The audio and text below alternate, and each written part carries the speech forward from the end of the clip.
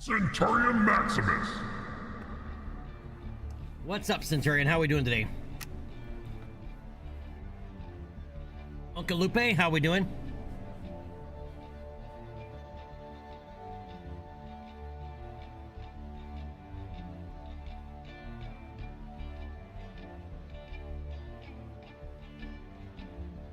Slow start to today.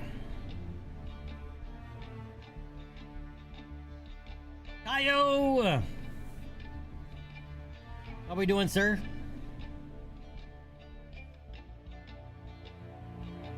Yeah, but it's Monday. No, wait, today's Tuesday. Well, shit. Well, you're still climbing the hill for the week. Right? You reach the hump of the hill tomorrow, and then, you know, the rest of the week is downhill, hopefully.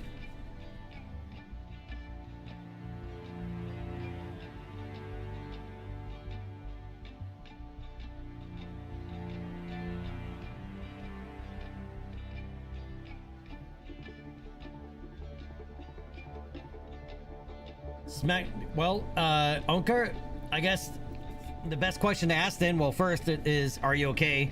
Second, did it make you smarter or dumber?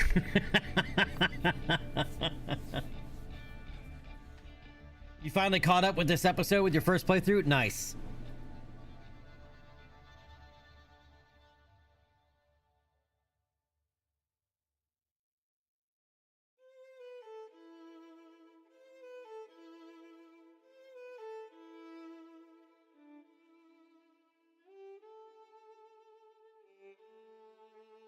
Oof, damn.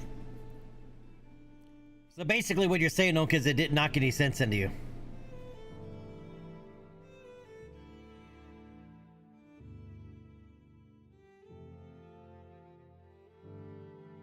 Centurion, I'm impressed that you actually took the time to actually type out pharmaceuticals.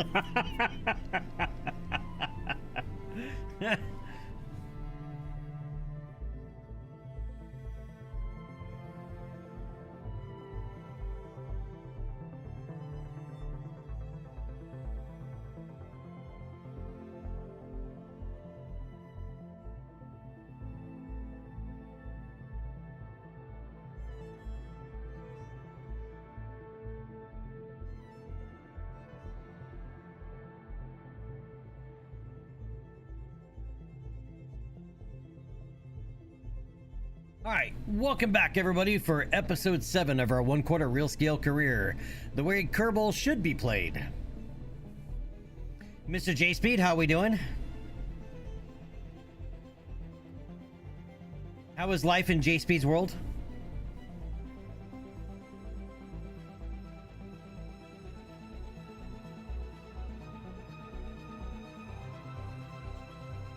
It's okay.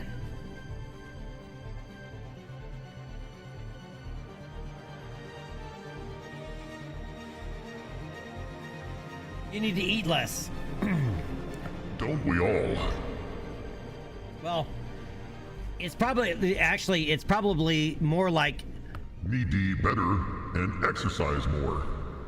Is probably what you really mean to say. Hey, Kerbal finally decided to launch. I launched Kerbal when I launched the stream, and it's finally just now starting to load. J Speed, because that's where I'm at. Alright, I'm gonna turn the music down here slightly. Let me know if it is too low.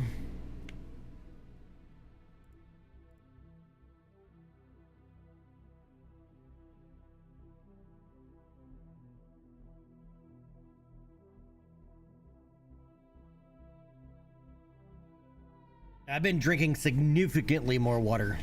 Like just water.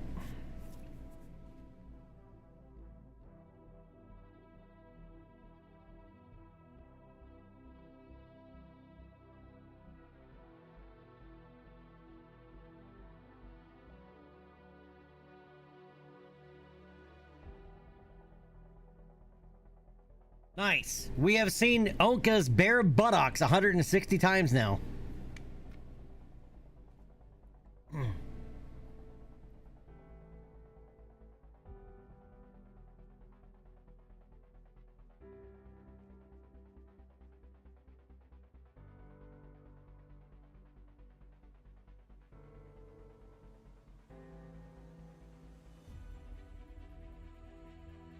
And that's someone like a 260? Wow.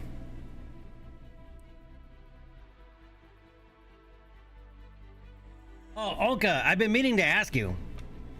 What's with the red lips tattoo on your left ass cheek?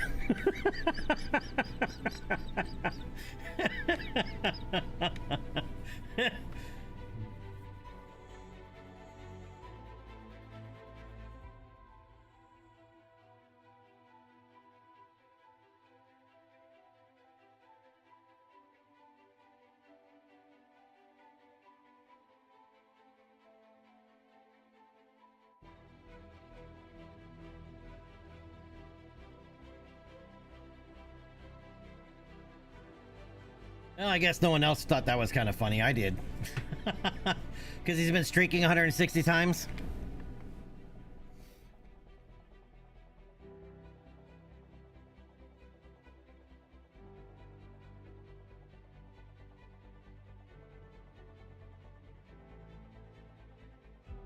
Oh, Nat S'more, that's funny. Yeah, there's always something like that around a military base. Or on a military base around like the barracks or something else. Some weird thing that you have to know about.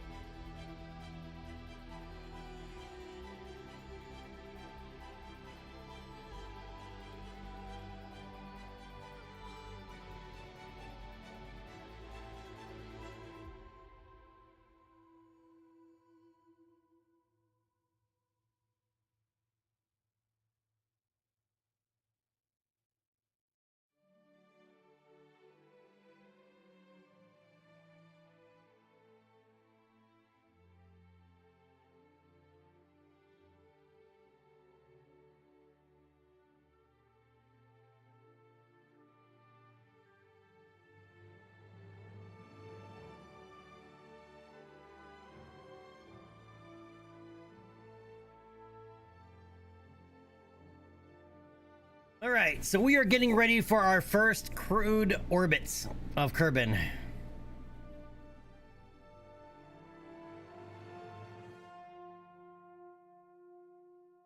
Kayo on YouTube, what's up, my friend?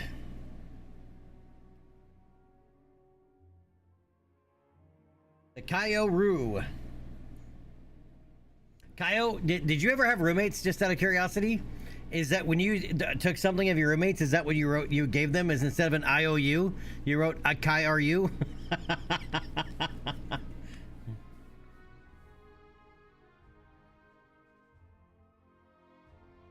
No, J-Speed, I went to just starting to load.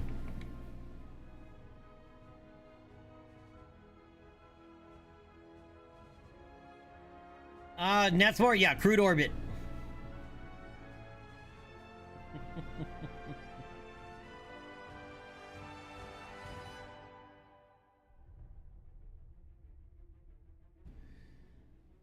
J-Speed, yes indeed. All about the dad jokes.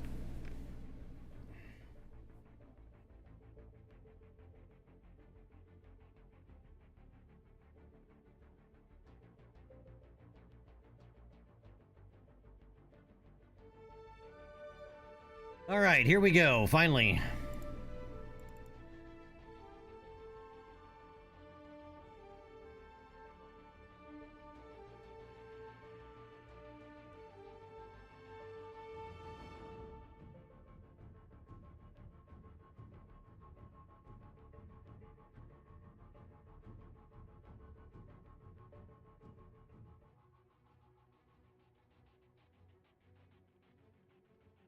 So, did anybody go see the Odyssey this weekend?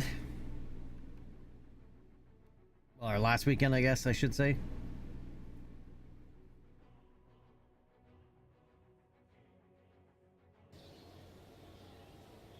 Nope.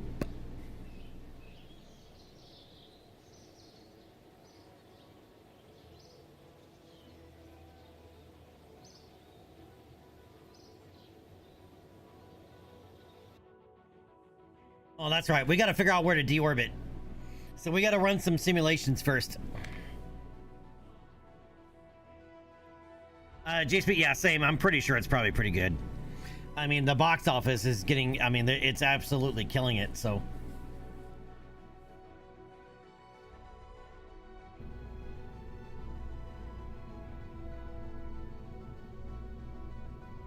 Yeah, but that's why sometimes it's not like it go like all the time.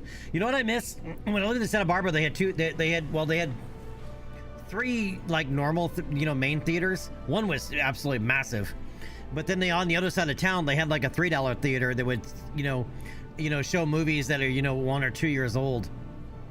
So you could still get the movie theater experience, from an older movie. I miss that. We don't have anything like that here.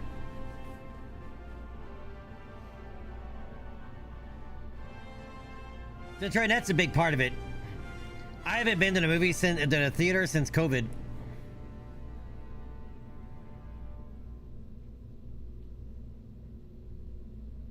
Okay, so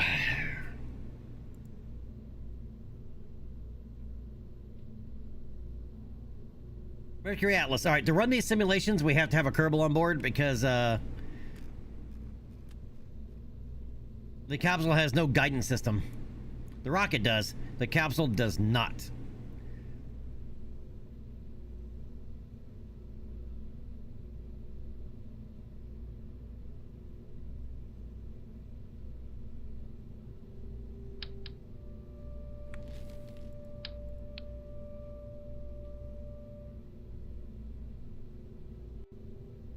All right, so we're going to have Jeb on board for the simulations. This is not a real flight.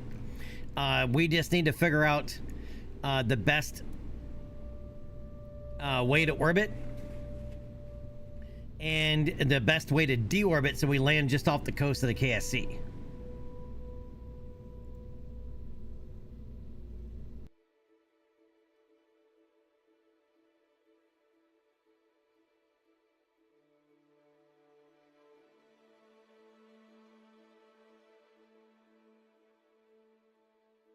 J-Speed, yeah, that's part of, yeah.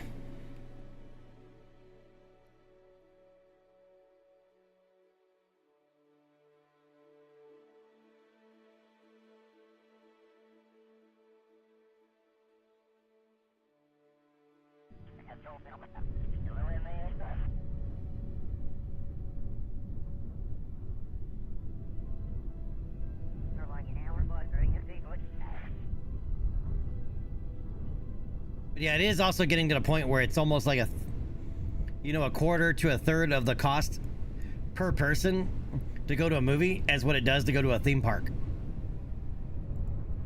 Right, a theme park, you're gonna spend all day there.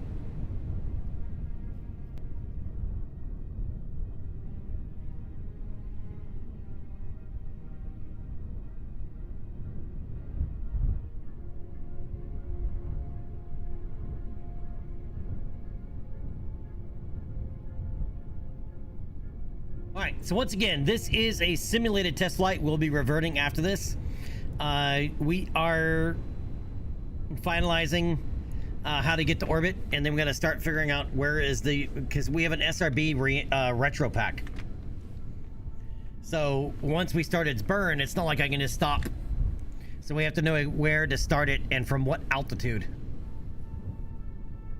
Right, and that's going to be determined by us getting to orbit. I want it to be at least 150 kilometers.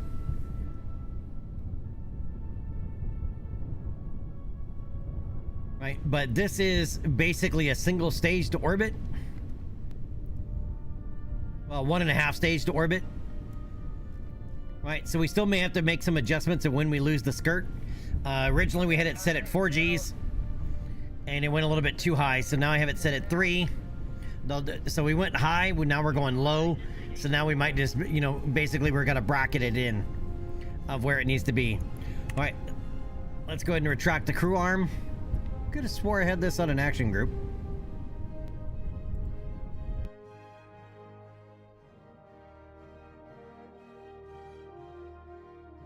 Oh, I do. Okay.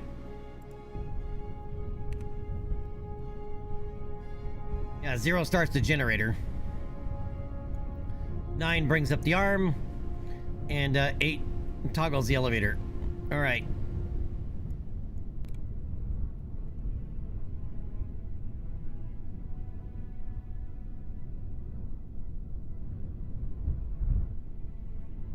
All right, simulated Jeb is go. Mercury is go. Atlas is go. Guidance is go. We need a go, no go from chat.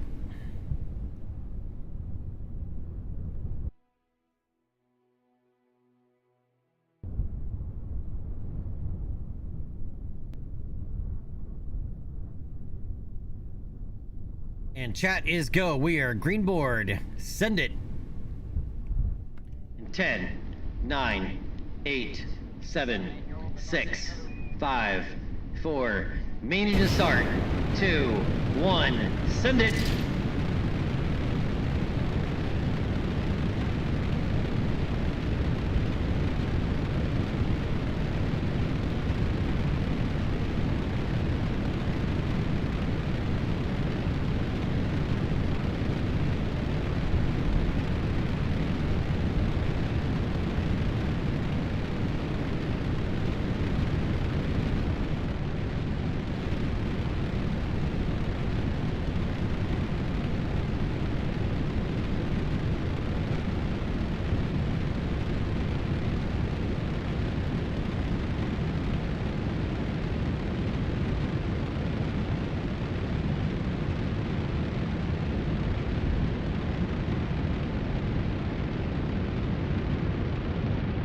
Mach 1, vehicle supersonic. At 3 Gs, we'll lose the skirt.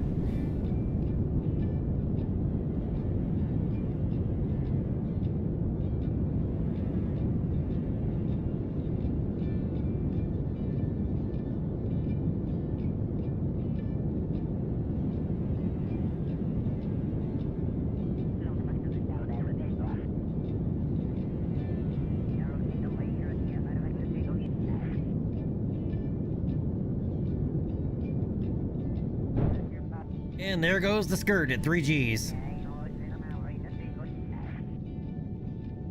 That's right, I need to set that to an action group, I think, instead of automatic. Because it doesn't shut down the engines first.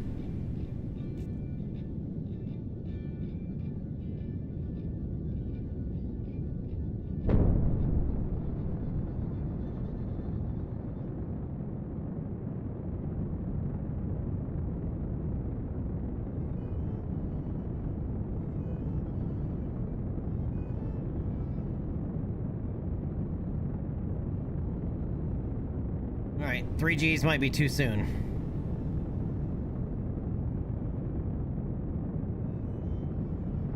But that's what we gotta find out.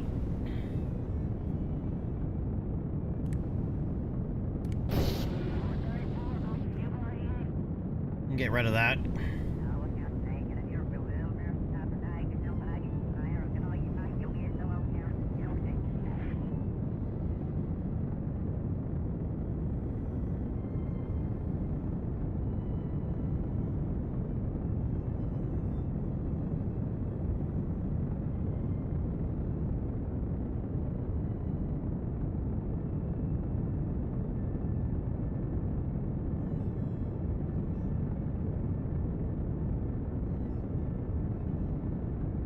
Now let's see if this gets to orbit at least.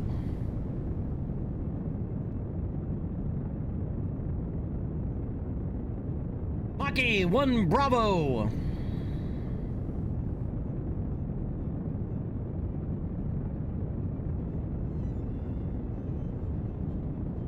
Oh, and that's where I can land a pod on the runway.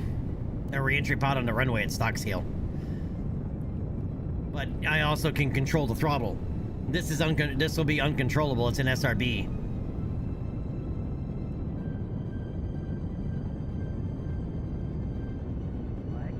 We've done it before, and it's I don't remember the exact numbers.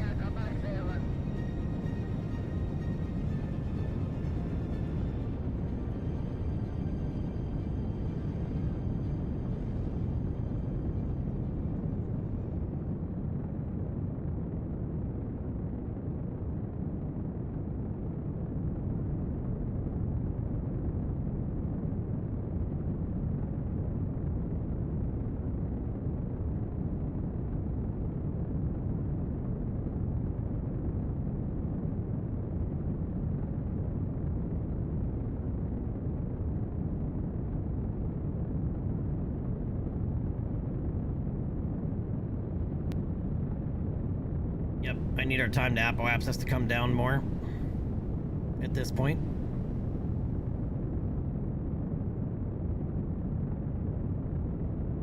Lucas, what's up, my friend? How you doing today? Your launch went swimmingly? Nice. Where'd you launch to?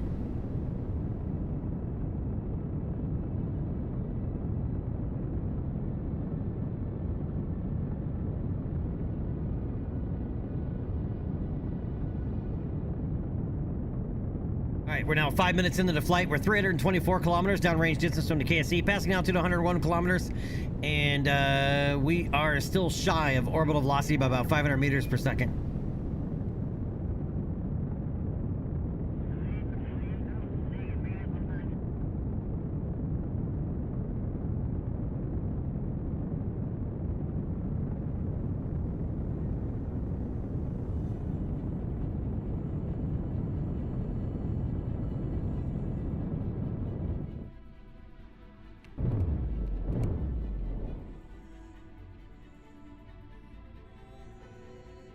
Alright, we're gonna have to take it. It's 154 over 102. But yeah, I think we're gonna raise the skirt to 3.5 Gs.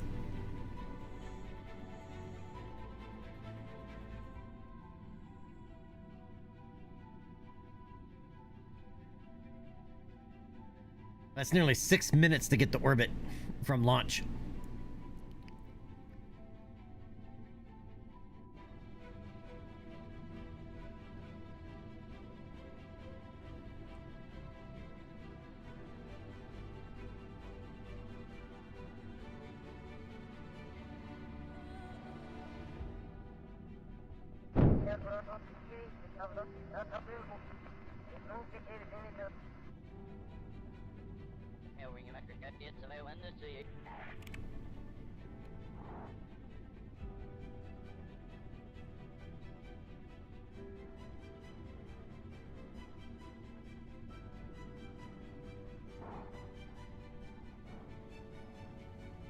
Yeah, trying to do a single burn to orbit and have it circular is a challenge.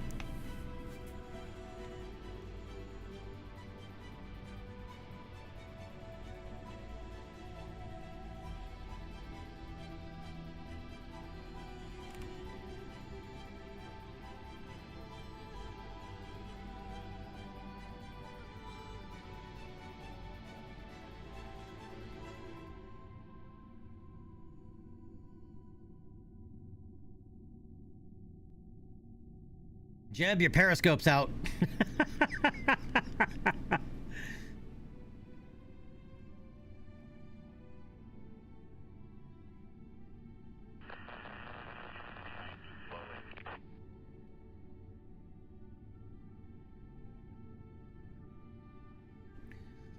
All right, let's look at where we're at here. Our periapsis just happens to be not too far.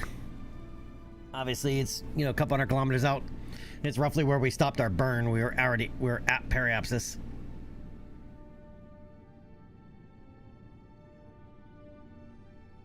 All right, we're at 156 over 102.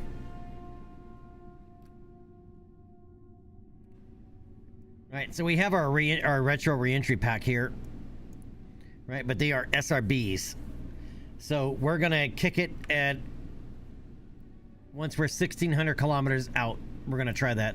For whatever reason, that 1,600 number is popping into my head from when we had to figure this out before.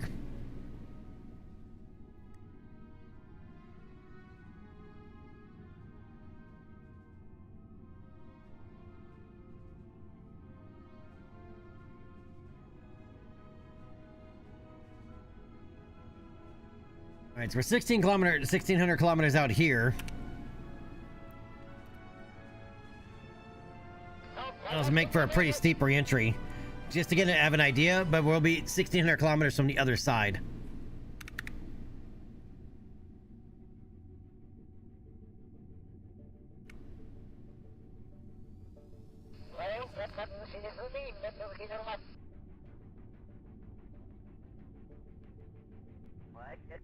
Plus, we'll see roughly how far we get away from the KSC here.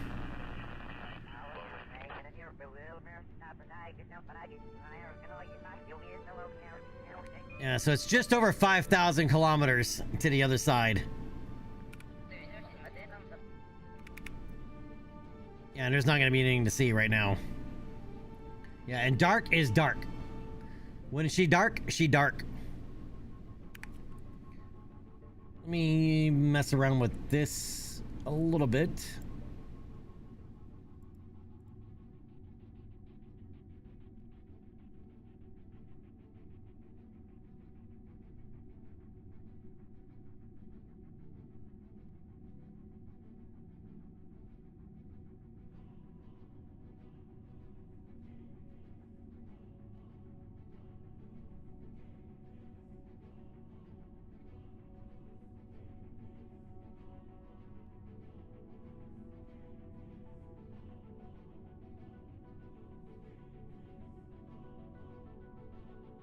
Alright, and I need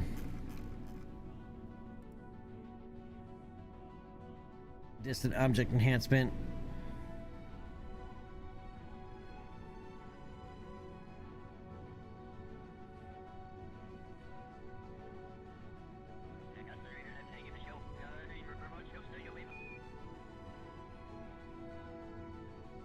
At least this way the skybox will be really bright.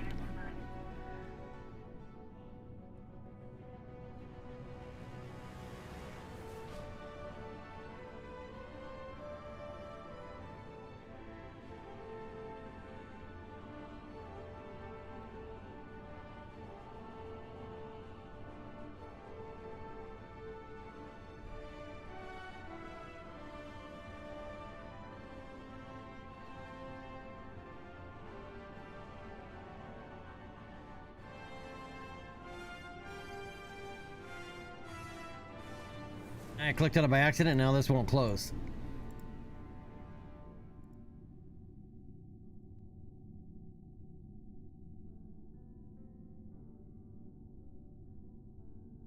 Oh, because I have that, I clicked on that by accident.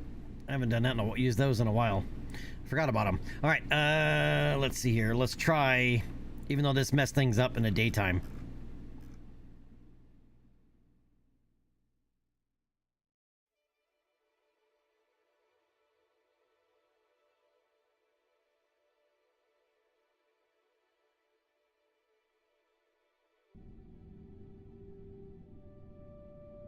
Well, I can barely make it out. Skybox looks way better this way, though. And here comes Moon.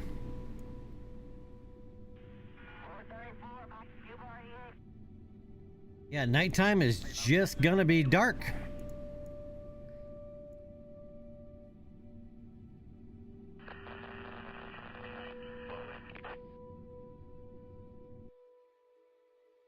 Start with my second one first. You mean the ambient light boost for the map?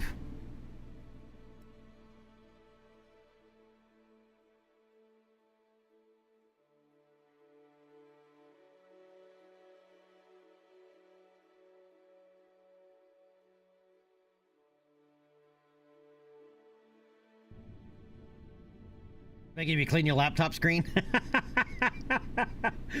Yeah, I do that too sometimes when there's like black. It's like, hey, wait, what the hell is that?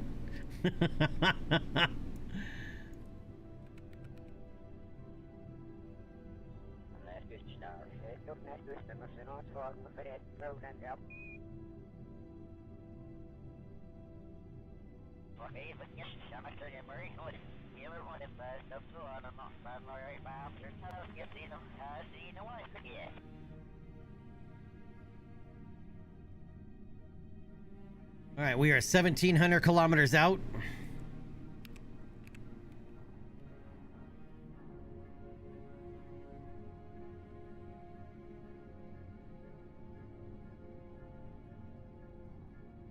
Stand by for burn.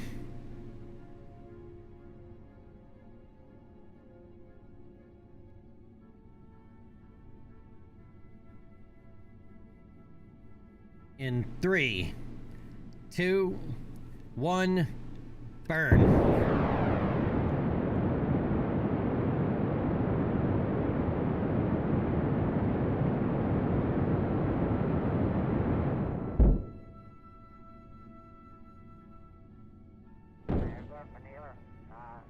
Don't need that anymore.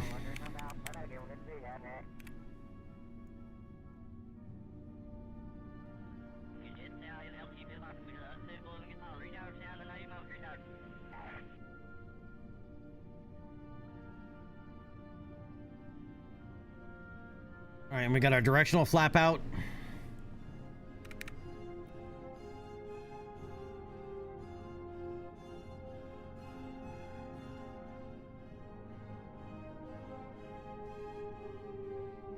All right, 1,100 kilometers out. 900 kilometers out. 800 kilometers out. 700 kilometers out. Atmospheric interface.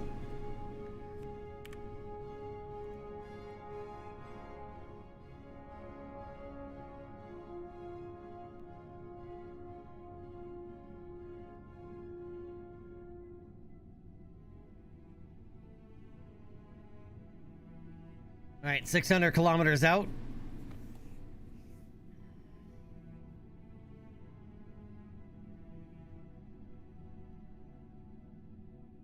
And Jeb, I doubt you need 50 snacks on board. Just saying.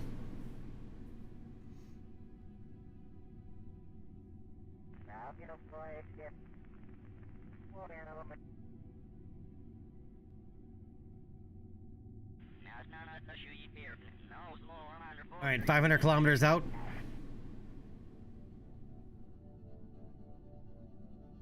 Traveling a Mach 12.17. Descending through 75 kilometers altitude.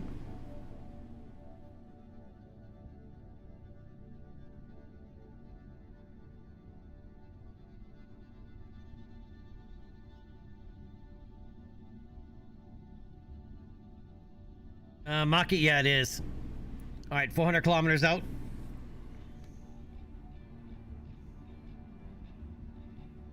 I said the goal is to land within 150 kilometers off the coast of the KSC.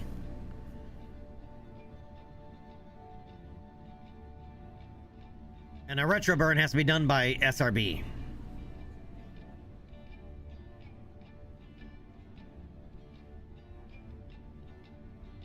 All right, descending through 68 kilometers. Now down to Mach 12.14. Less than 300 kilometers out.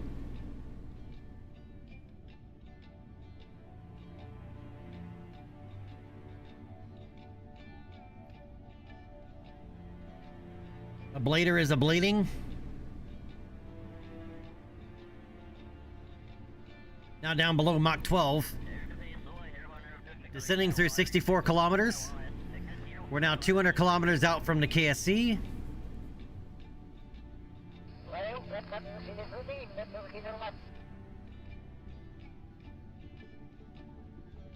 The goal here is to overshoot, and in the next simulation we can make notes and see how far we need it, where we need to adjust a little bit. All right, descending through 60 kilometers altitude, 120 kilometers from the KSC. We're back up above Mach 12 now as we descend through the atmosphere. All right, 90 kilometers out. Should be land distance, right?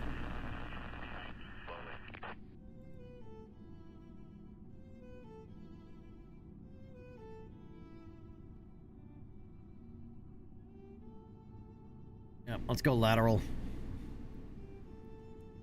All right, passing over the top of the KSC now. Descending through 52 kilometers altitude. We're still at Mach 11.2. All right, so 1,600 kilometers is too close.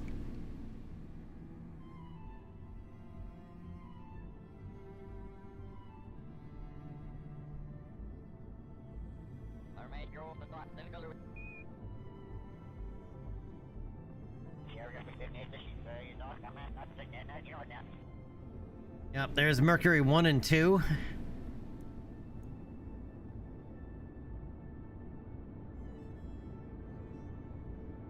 Mercury 1 and 2 basically mark the outer side of where we want to be able to land in the water, because they were like 160 kilometers out.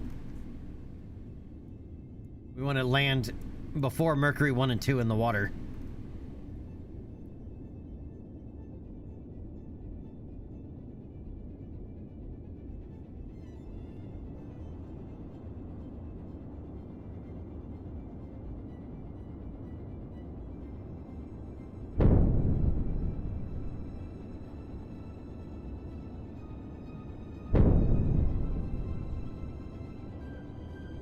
At this point, we should have started our re-entry burn at basically 2,000 kilometers out.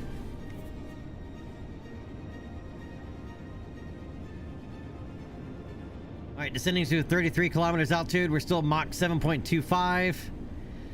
And finally, here comes the G's. We're at 3.5 Gs re-entry.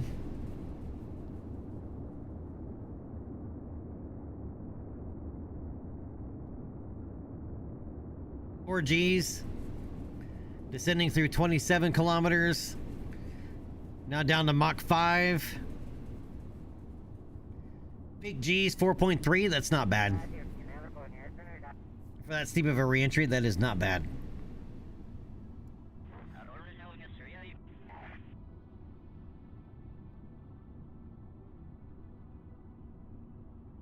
We only went through a third of our ablator. And that's with the re-entry heating at 120%.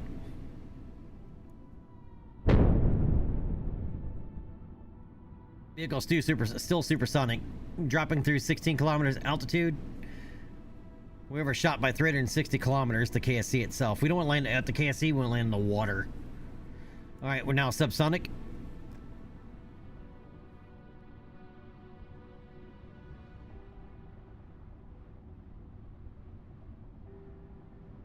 So basically, we're looking like we want to start that re-entry burn at 1,900 kilometers out. We were shot by 365 kilometers.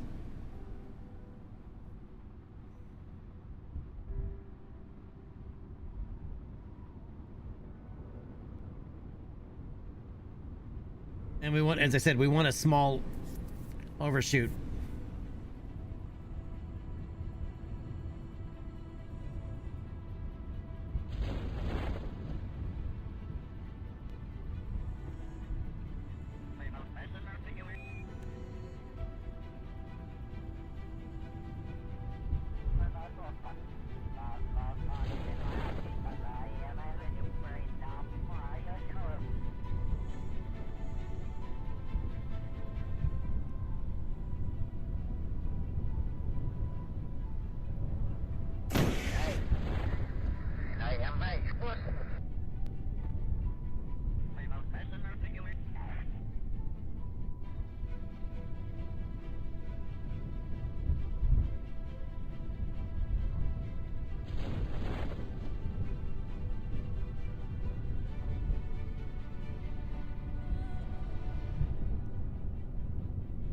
I think I'm gonna have that set so it pops out a little bit sooner.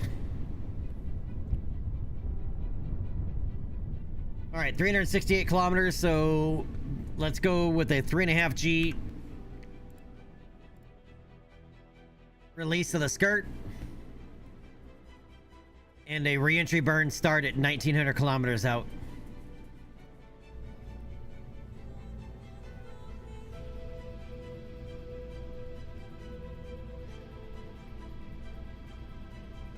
All right, but hold that thought. I gotta punch the bladder reset button, and I'll be right back.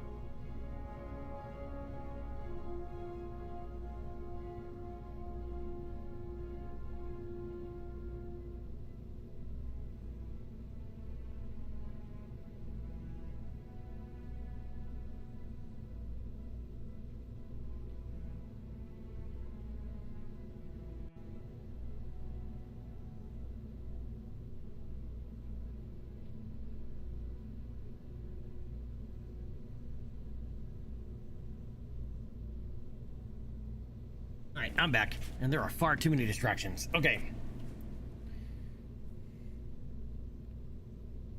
So we changed the G's on the skirt to 3.5. Double check the crew. All right. One more simulated flight.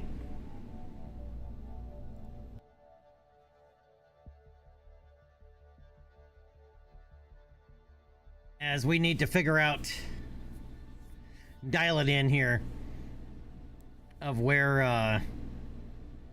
of getting to orbit and then where to deorbit from.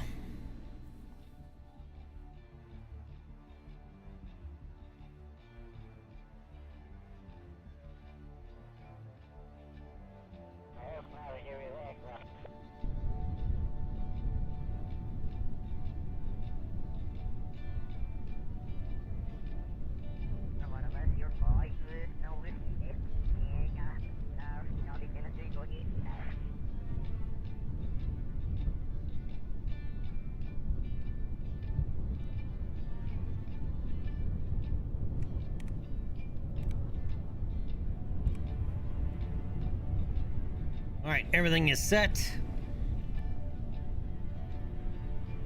All right, here we go in 5, 4, main engine start, 2, 1.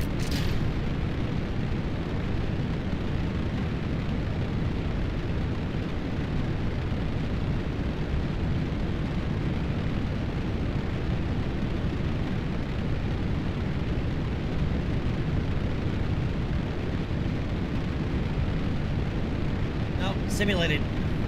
Otherwise, we'd have gone through the whole thing.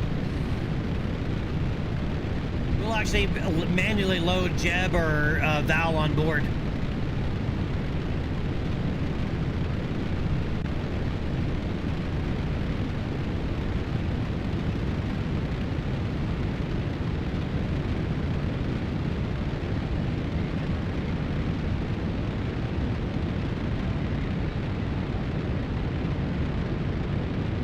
All right, vehicle supersonic. All right, coming up on max Q. All right, 1 minute into the flight. We're at 2.3 Gs. There's 2.5 Gs.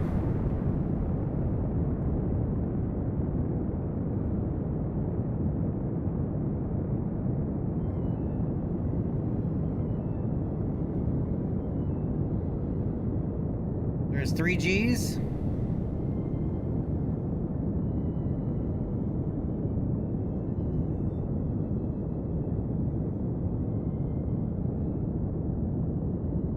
There's 3.5, and there goes the skirt.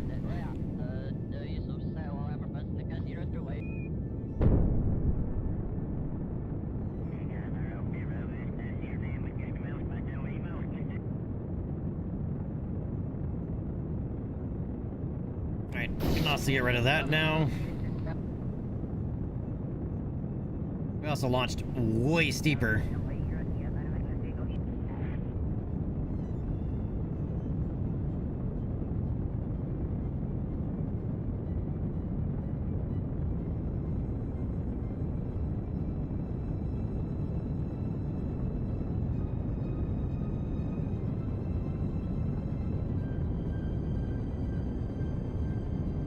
It's real if you believe in it enough. Yeah, that is true.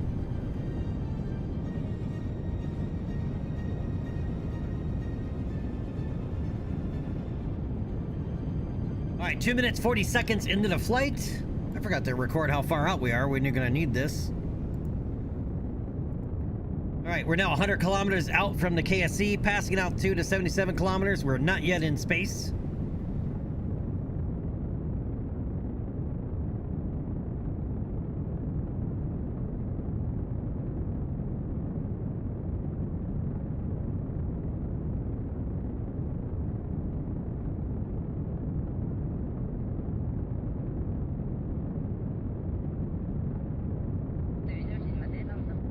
All right, we're in space. We've passed the carbon line.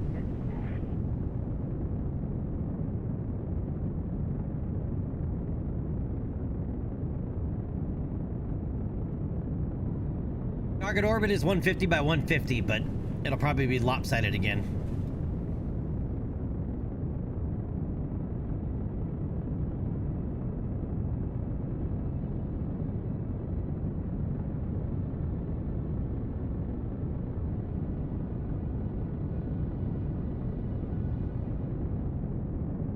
Yeah, 3.5 is much better than 3. 4 is too much.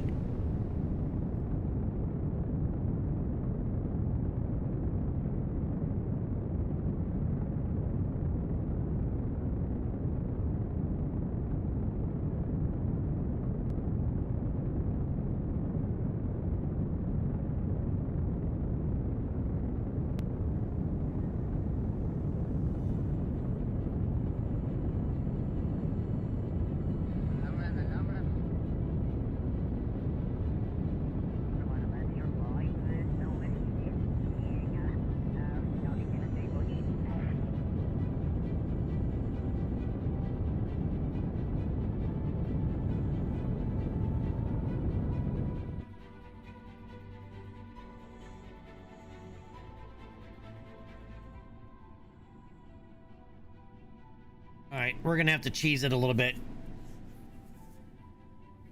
We're at 151 over 62.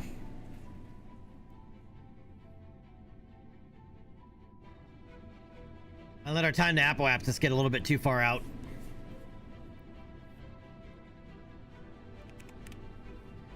So we're gonna have to coast and do a periapsis race maneuver with whatever little bit of fuel we have remaining. Which is not really supposed to be a thing. This is supposed to be a single burn to orbit. Well, yeah, a single burn to orbit, 1.5 stage to orbit.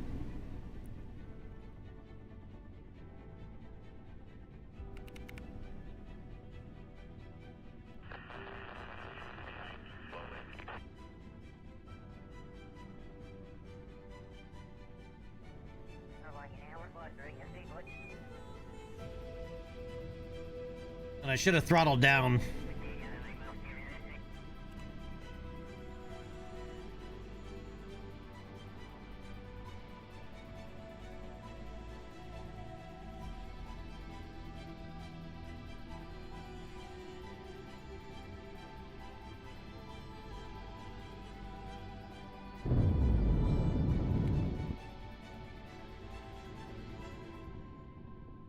All right, 152 over 150. We'll take it.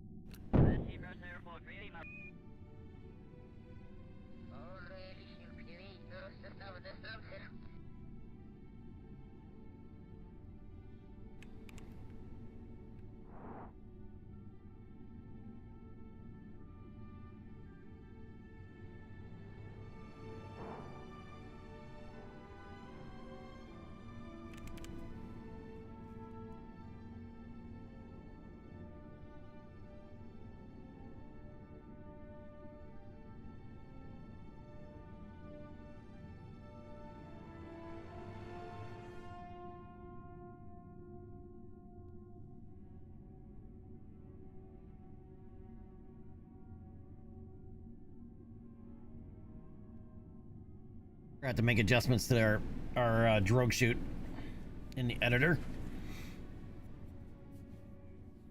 No, it's a simulation anyway.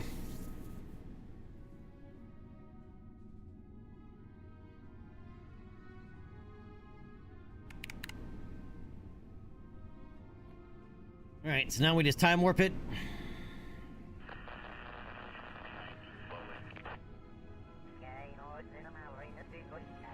All right, there's 5,000 kilometers, and we're getting closer to the KSC. 1,900 kilometers is where we want to start this re-entry burn. Now, the thing is we are slightly higher in altitude than we were previously, so that will make a difference.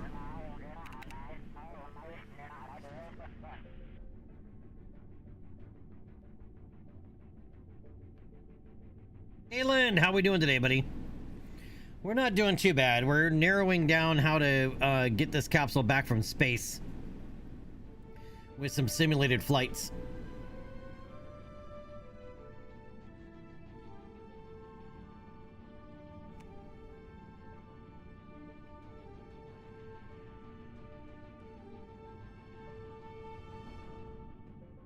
All right, 1950 at 1900 kilometers. We're gonna do the retro burn and see how close we get.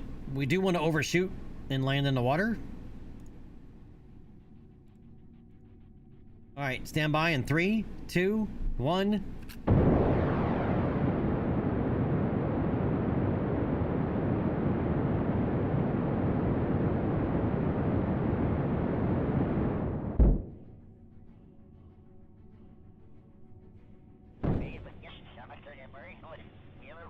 All right, booster pack ejection.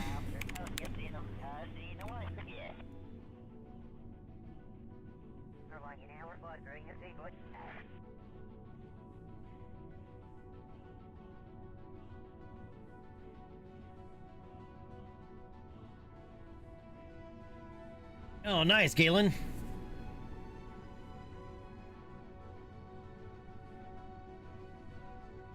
Oh, it got nice on a new TV, but I mean, hopefully this one works better than the other one.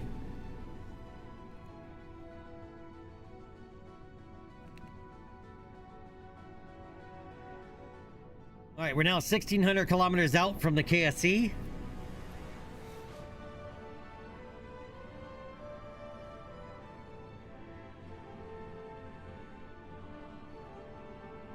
All right, 1,200 kilometers out. Still 140 kilometers in altitude. Because we're at a higher altitude when we did the reentry burn, we may have to rethink this a little bit again. Make some further adjustments.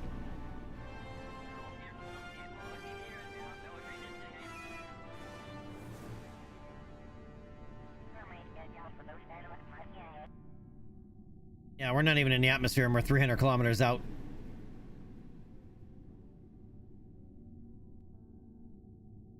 Yep, there goes the KSC right underneath us, and we have atmospheric interface right ahead over the top of the KSC.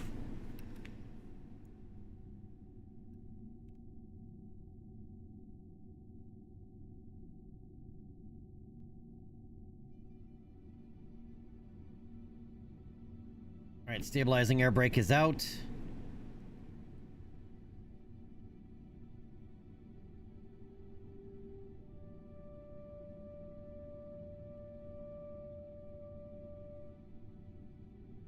Yeah, we are gonna even overshoot even further this time. The altitude plays a big role.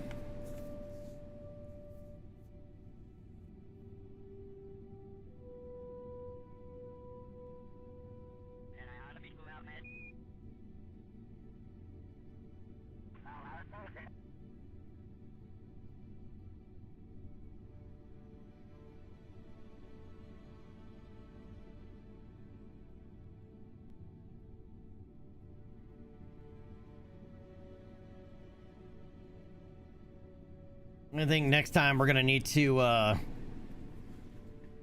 just try making a maneuver node to get a better idea of where we should do this, because our altitude may not always be the exact same. All right, I'm gonna fizz warp this some. Yeah, we are way further out than what we were last flight. Even though we started our reentry burn 300 kilometers sooner, we were 50 kilometers higher in altitude.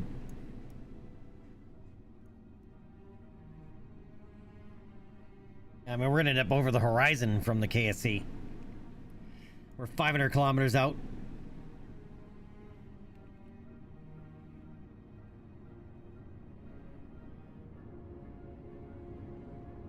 .600 kilometers out. We're still at Mach 10.5.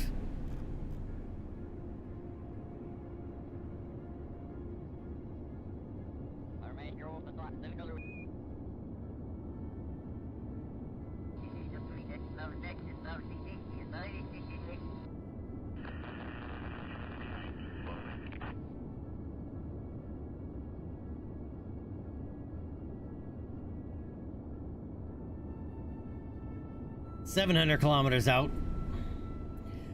The reason we need to be close enough is we're doing manual recovery, so flying this far to pick up a Kerbal is a long way to go.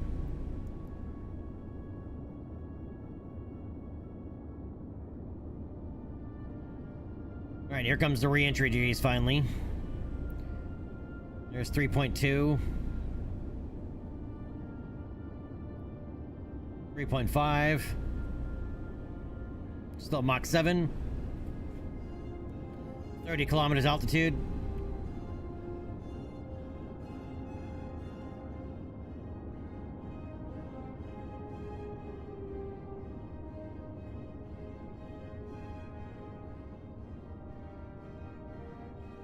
And we peaked at just under 4.4 Gs. Mach 4.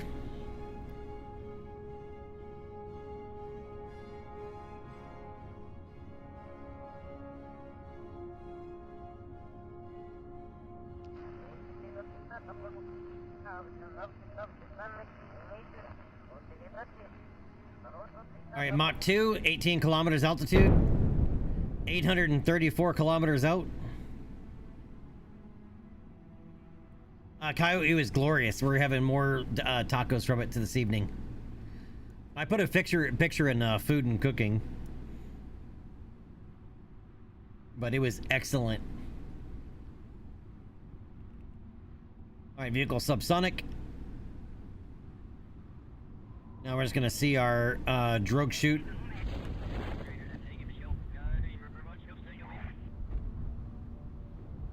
Performance.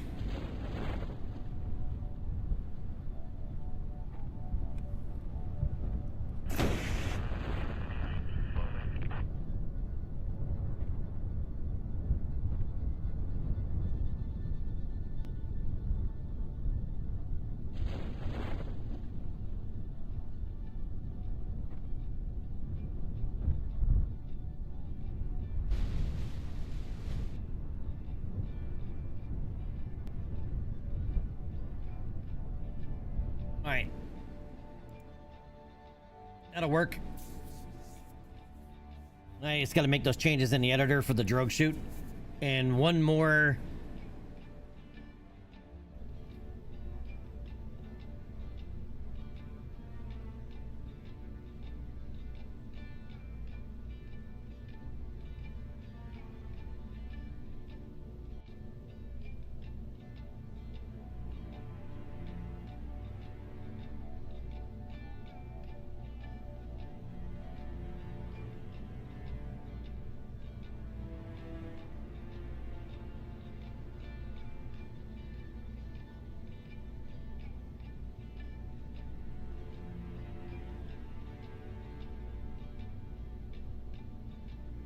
All right, one more simulated launch and then we do it for real.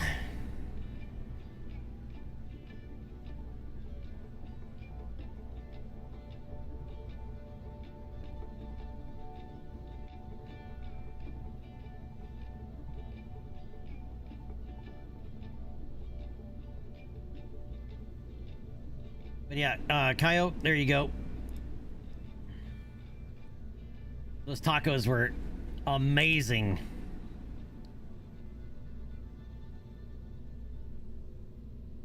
That beef shredded so nice.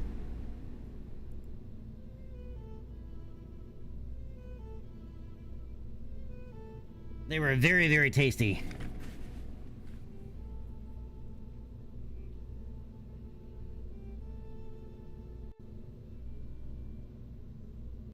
All right, so this time we'll actually use the maneuver node to kind of, well, we may not use the maneuver node, but we're going to use it as a measuring tool. Not use the node itself, but we use the creation mechanism as a tool to measure a better re-entry.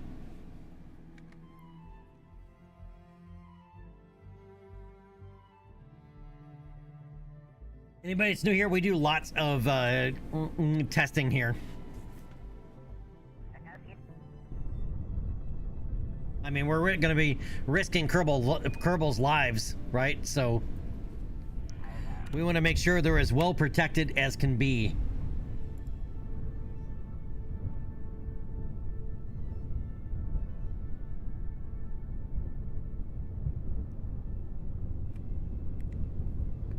All right, let's raise that.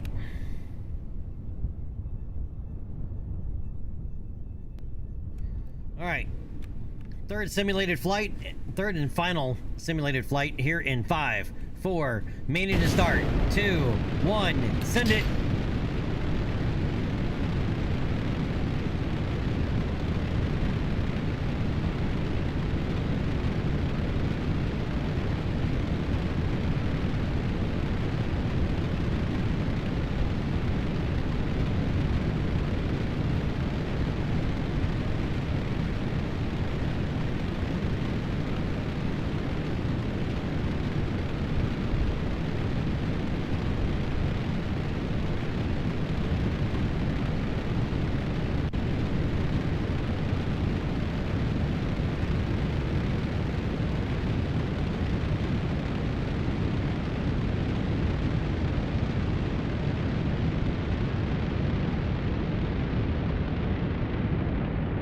Mach 1, vehicle supersonic.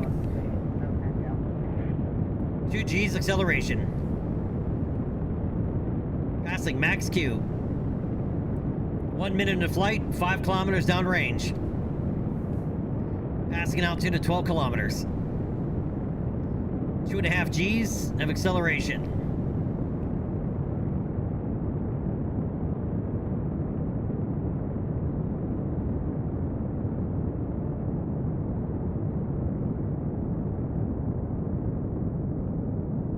All right, 3 G's, there goes the skirt. Why didn't the skirt let go?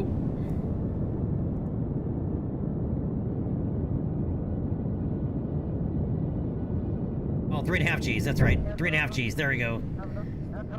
Lost the skirt.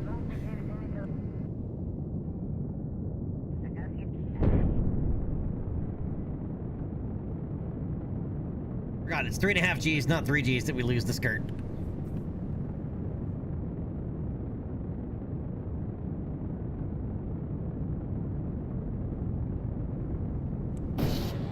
Alright, and get rid of the, jettison the escape tower.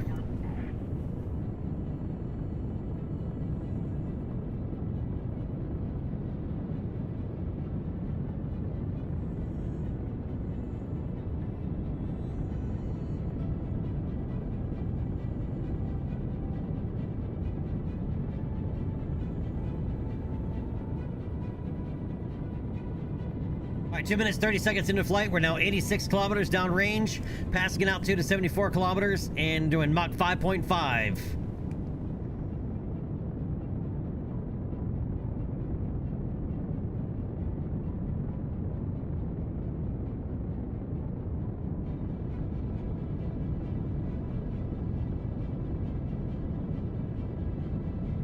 All right, we're in space. We've passed the Kármán line. 3 minutes into the flight, we're 135 kilometers downrange distance from the KSC, passing an altitude of 92 kilometers.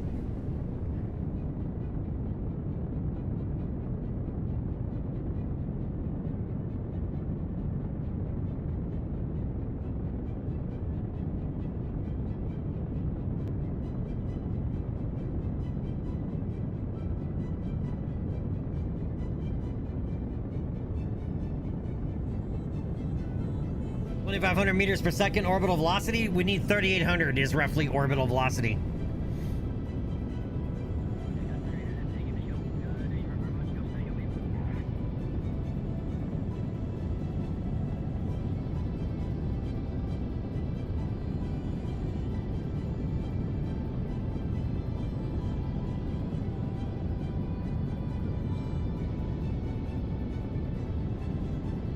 All right, 4 minutes into flight, we're 255 kilometers downrange distance from the KSC, passing an altitude of 117 kilometers, and we're coming up on 3,200 meters per second velocity.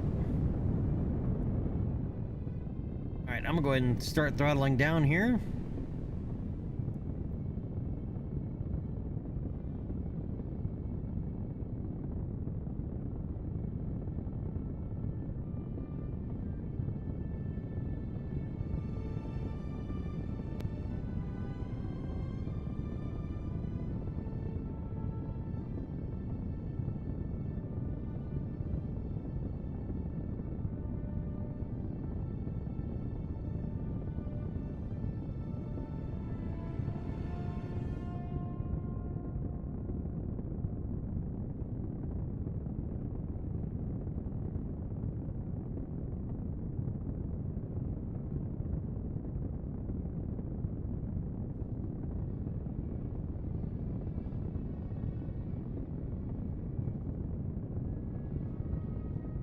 All right, 3,600 meters per second.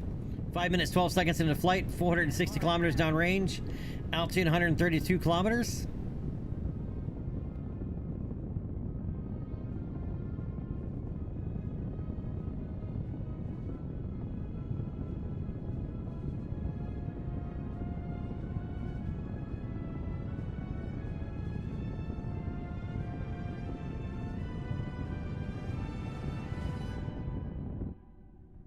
All right, and shut down. 178 over 121.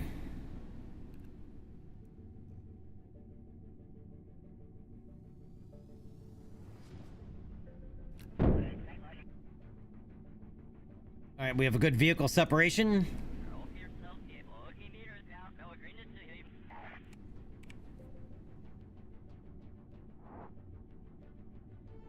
Go ahead and flip the capsule over.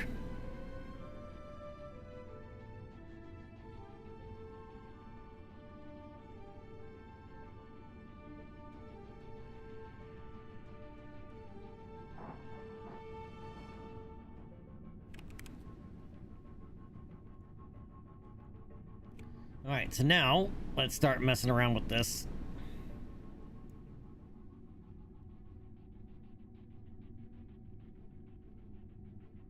Now, typically speaking, you would set it at your reentry burn at your apoapsis. But our periapsis is not... Ideally, we would have it where our periapsis is over the top of the KSC. But you want to do it opposite of the KSC. Typically, if you're doing a controlled burn. But that's where we're going to start. Alright, so we're going to add a maneuver.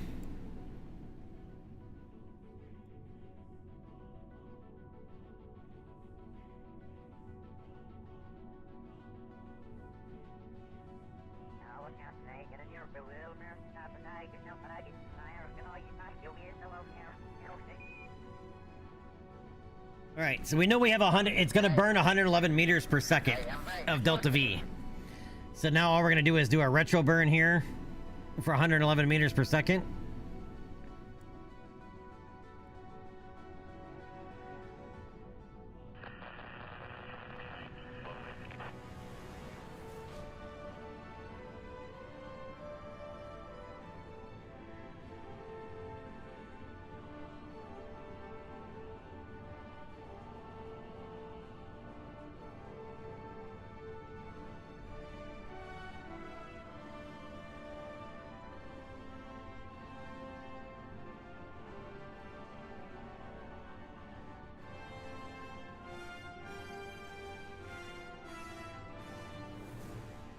All right, and as you can see, that is going to put us into the ground long before we get to the KSC.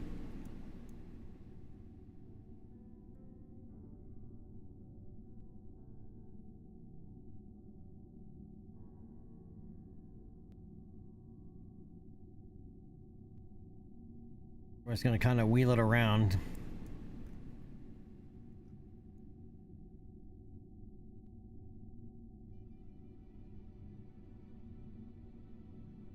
There used to be a mod where you could just hover over and it would tell you what altitude it was at, but I don't remember what the name of the mod is, and I have no idea if it's updated or not. It was a long time ago.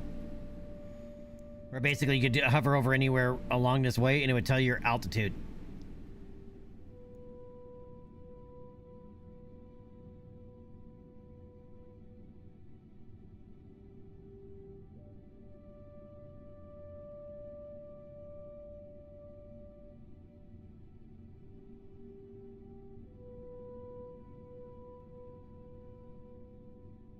All right, it's a little bit past our apoapsis. We're going to go ahead and warp to apoapsis.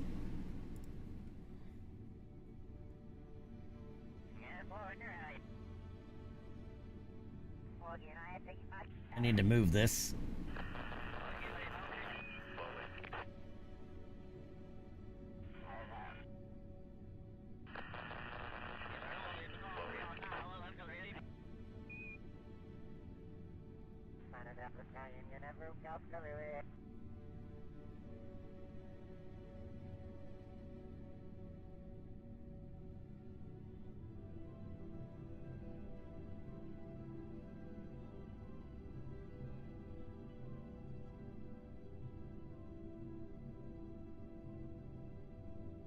Alright, I have a feeling we need to move it a little bit further.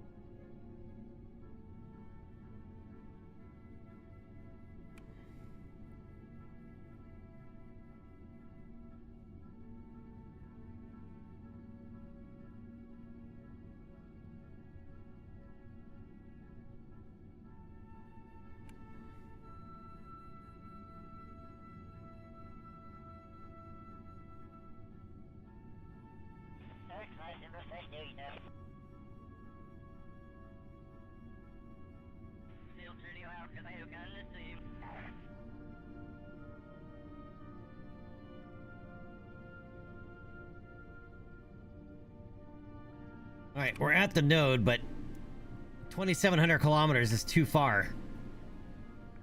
That I am certain of. What's our current altitude?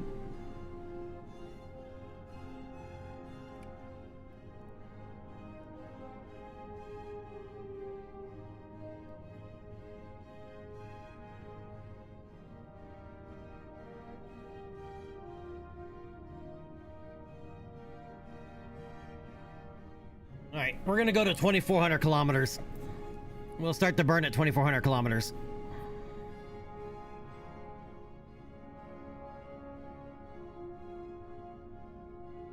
No, it's not trajectories. It's something else that allowed you to just to hover over it and you would see your altitude at that specific spot in your orbit.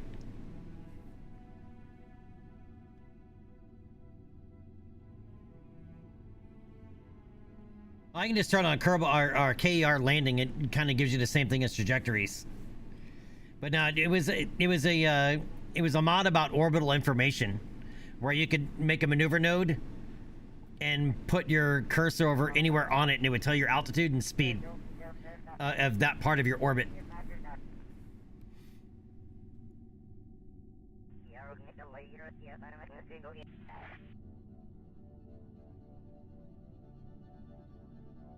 I didn't give you any markers anywhere. It just gave you information. It'd bring up a little window when you hovered over your lines, and would give you your altitude, as I said, altitude and speed from that point.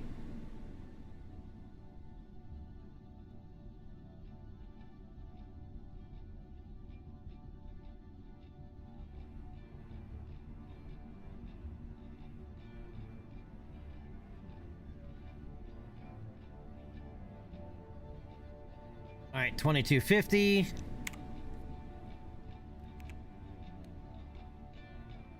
All right, stand by for re-entry burn. In 3, 2, 1, burn it.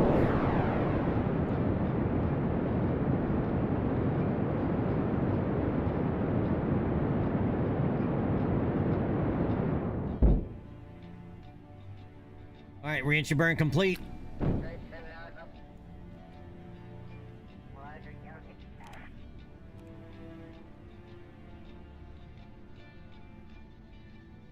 We started that one at 2,200 kilometers out.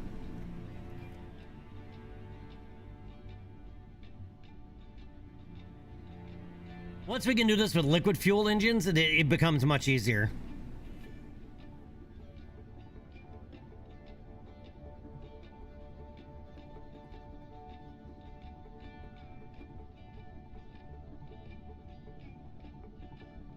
All right, 1,500 kilometers out.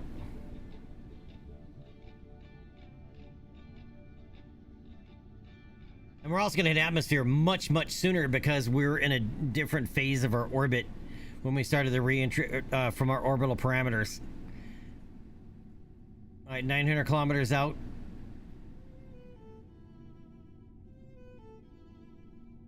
All right, atmospheric interface. Mach 12.22.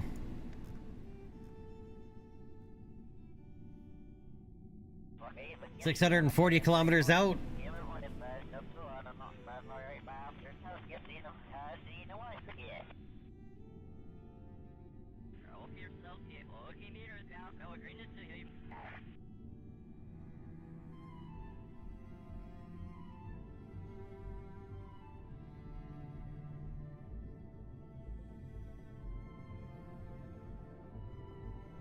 Gemini is much easier to deorbit accurately than Mercury.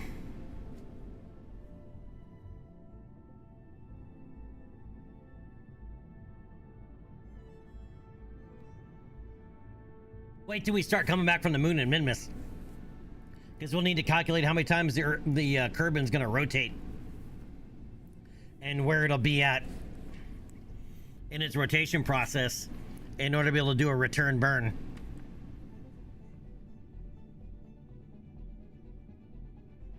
Galen, liquid fuel.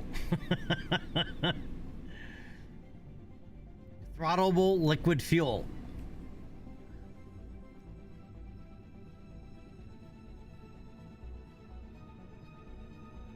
This is an SRB deorbit.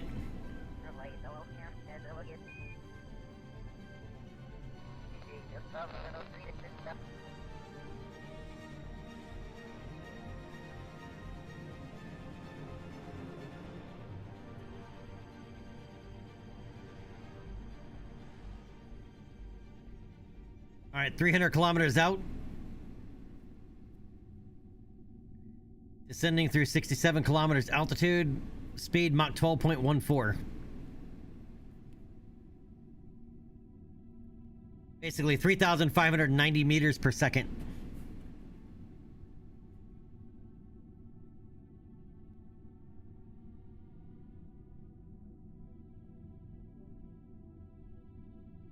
All right, 200 kilometers out from the KSC. Descending through 62 kilometers altitude. Speed still above Mach 12.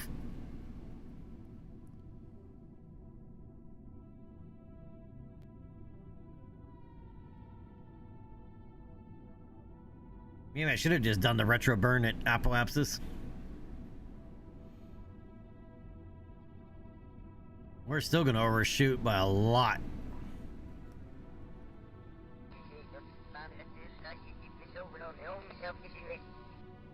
All right, descending through 57 kilometers, 70 kilometers out from the KSC. Still at Mach 12.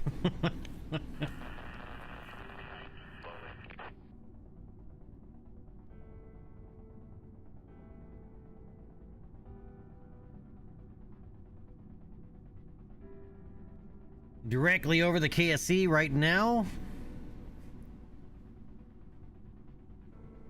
All right, descending through 53 kilometers, speed Mach 11.45. Galen, yes, we are.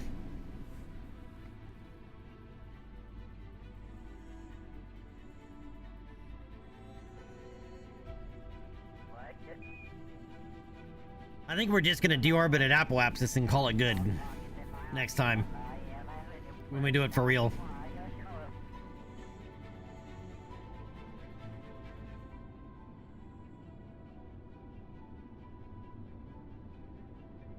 This is a simulation. What we're doing now is simulation.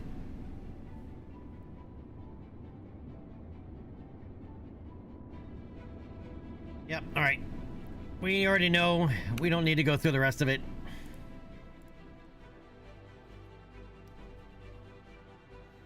Galen, that's a screenshot from Star Citizen.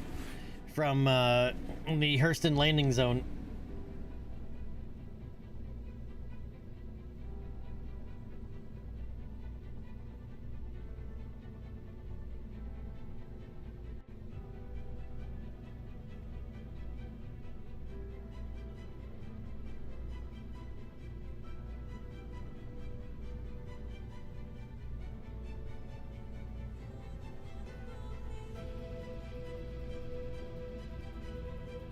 Alright, time to do this shit for real.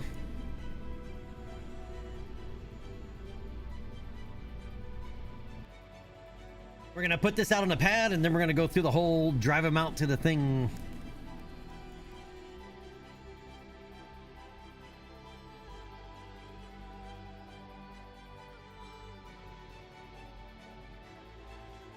Galen, yep, it's the same thing if you like donate to a political party. It's like, that's why I don't, because it's like, it's just non-stop.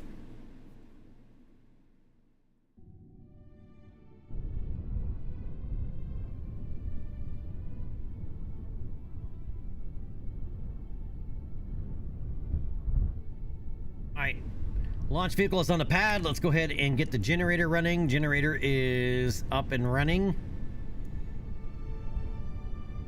All right, so back to the Space Center. All right, Valentina was the first Kerbal in space, so Jeb will be the first Kerbal in orbit. Galen, no, now we're doing it for real.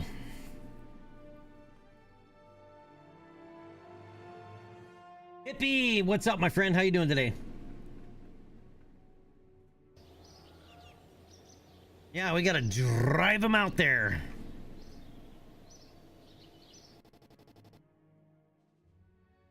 Yeah, it has been a minute.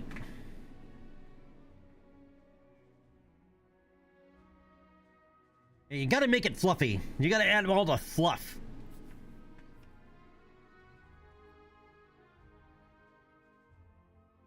Plus, dude, allows you to get all the screenshots, and you get to see how big your rocket is compared to the Kerbal. It gives you scale.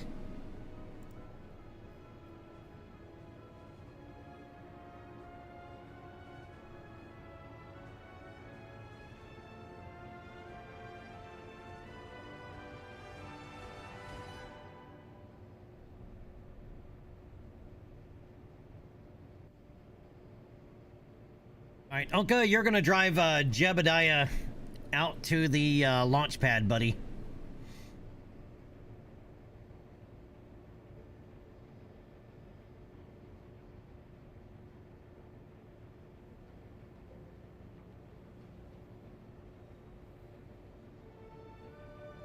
All right, KSC rover spawn.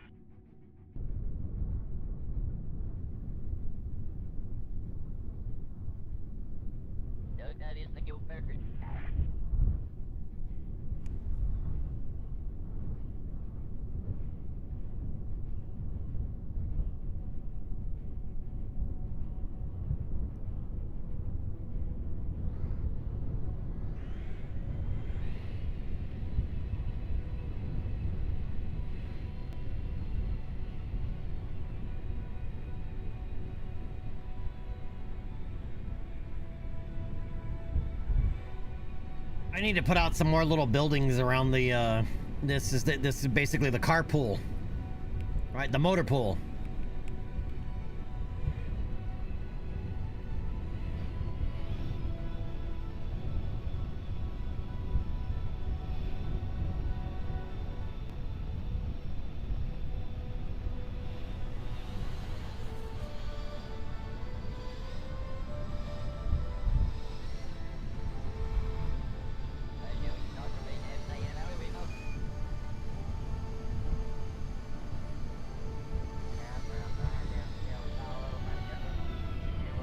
It makes it harder to drive this way, but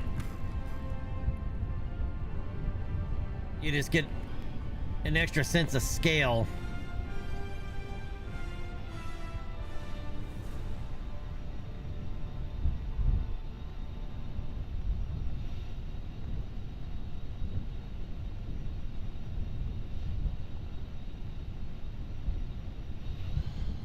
Well, I have a mod installed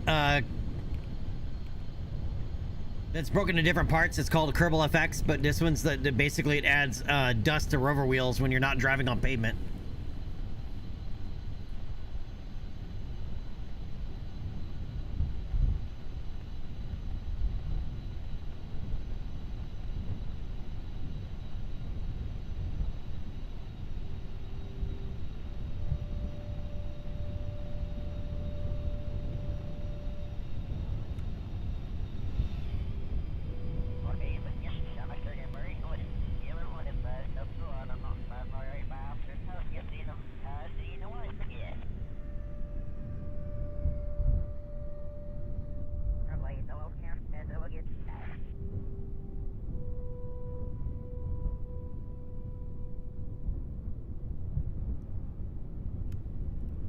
Let's say you get a sense of scale of just how big.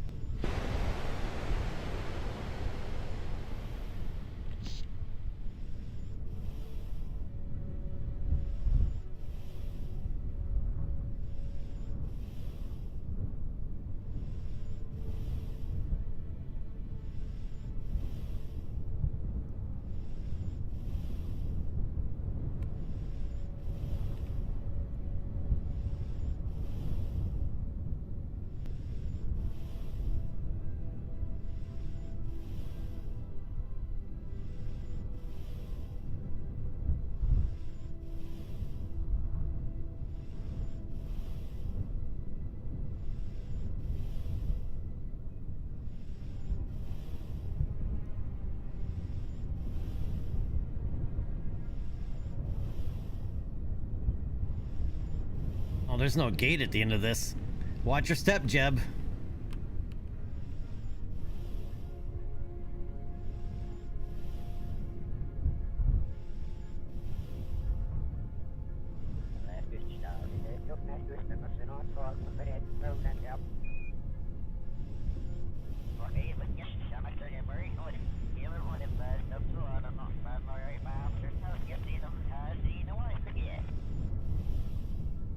But see what I mean by the sense of scale?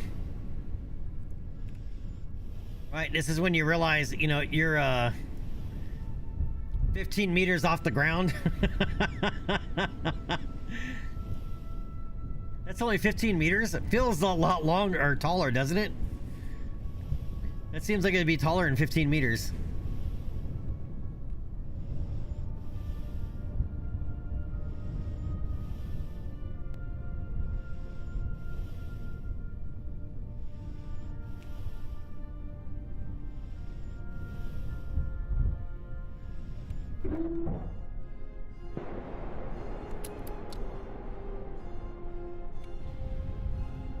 All right, Jeb is on board. We can go ahead and retract the crew arm at this time and send the elevator down.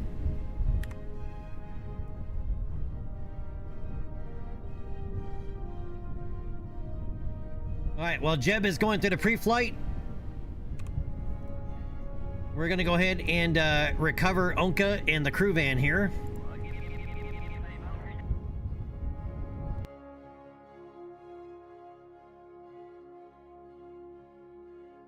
Galen, yeah, this is a new one. It also is the one that adds vapor effects, some of the vapor effects to aircraft when you're flying them, if the conditions are right for it to happen.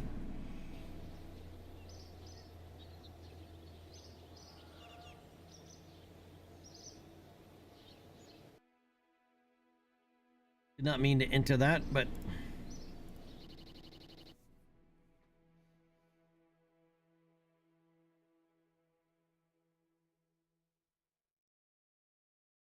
Nope, Onka did not die.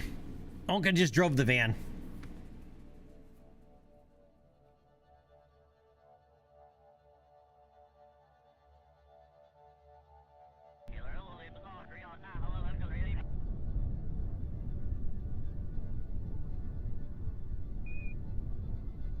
That is true.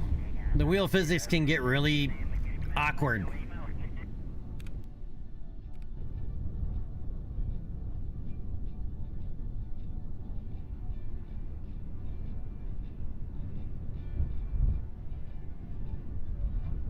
What is BDB alternate?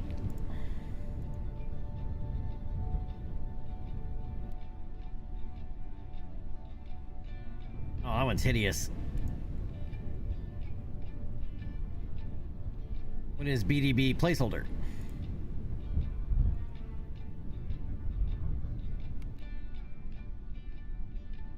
All black. Into the void. Literally.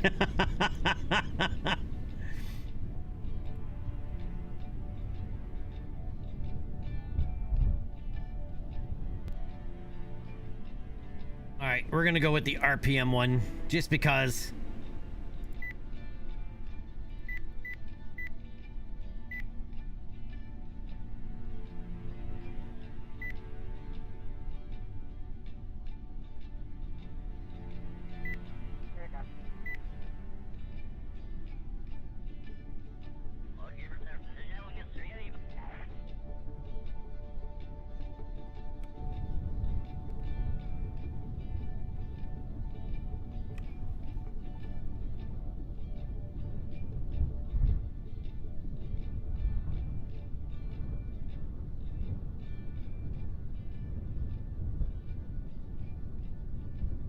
Titan says go, Jebediah Kerbin is go, Mercury is go, Atlas is go. We need a go, no go from chat.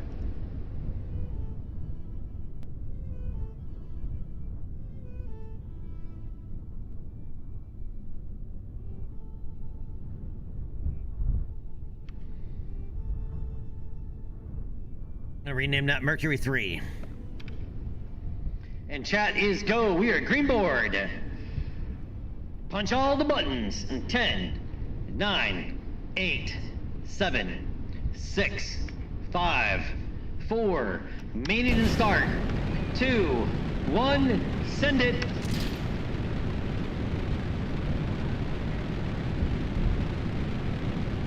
We have cleared the tower, we are go for pitch and roll maneuver.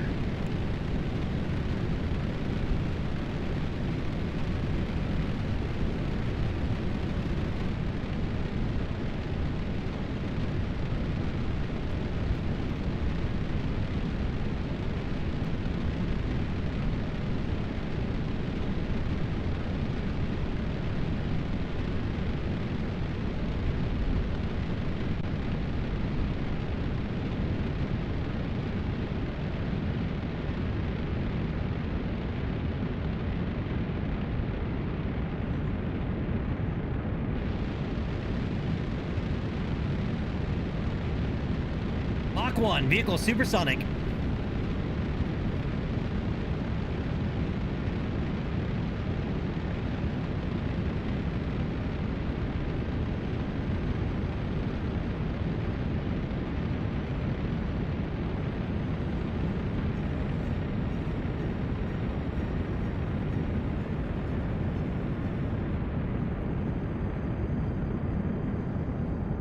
Passing an altitude of 18 kilometers. We're 10 kilometers downrange distance from the KSC. Coming up on 2.9 G's acceleration.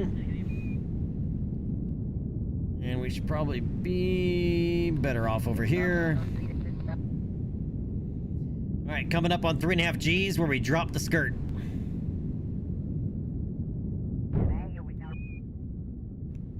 And we drop the skirt. We're gonna go ahead and get rid of that as well at this point in time.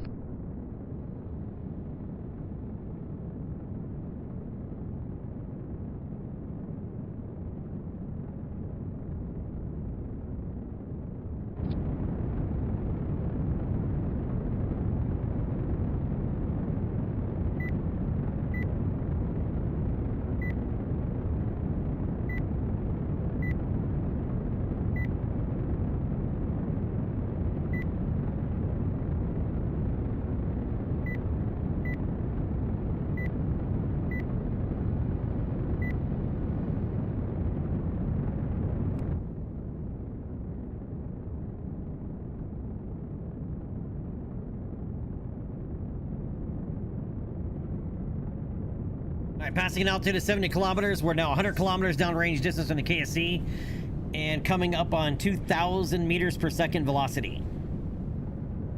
We have just over half our orbital velocity now.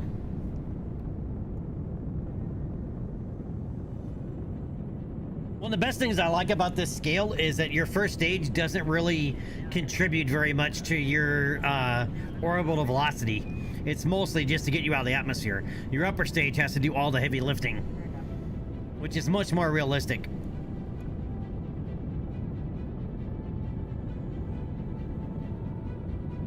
All right, we've passed the Kármán line. We're now in space.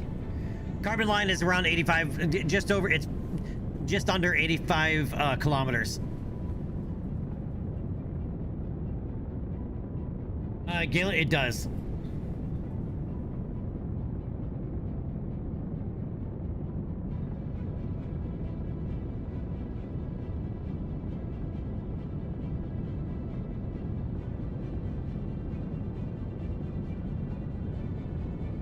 Passing 2,900 meters per second of velocity,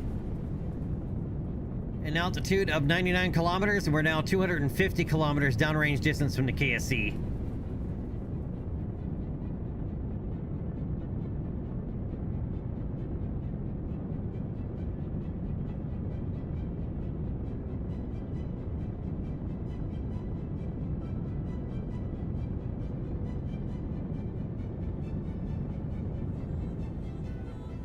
I'm gonna go ahead and start throttling down. Reduce our time to apoapsis.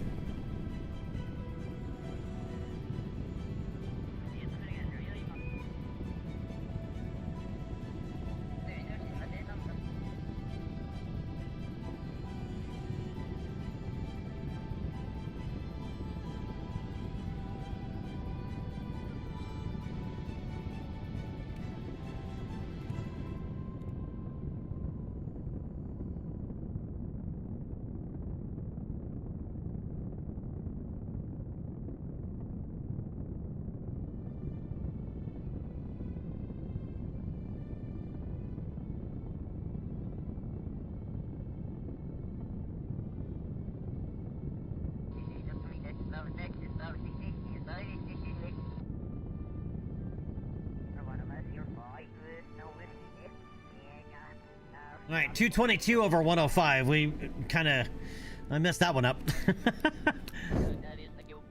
Hey, but it is what it is. All right, we have good separation.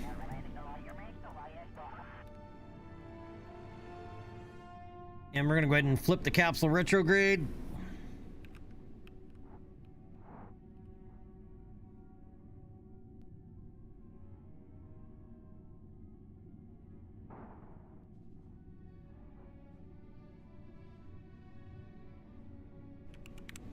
And Jebediah Kerbin is the first Kerbal in orbit.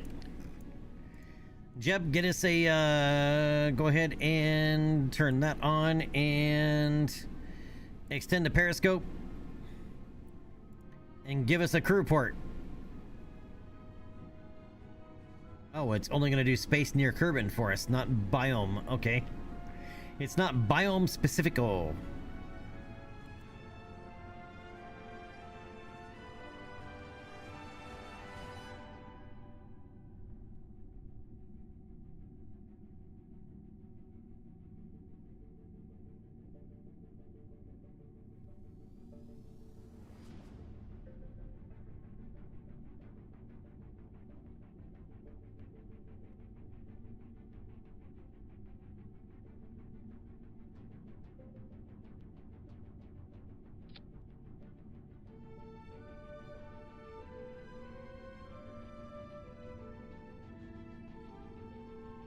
$3,900 meters per second velocity.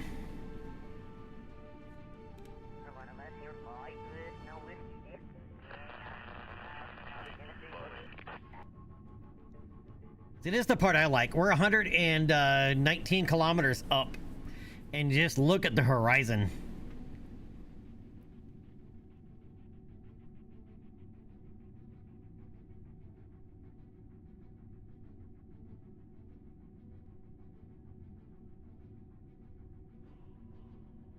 Alpha, how we doing today?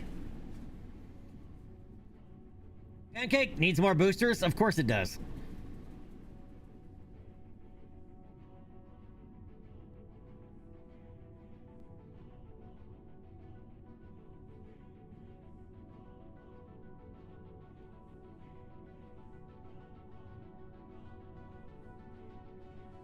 All right, but we're gonna let Jeb stay up here for a complete orbit plus.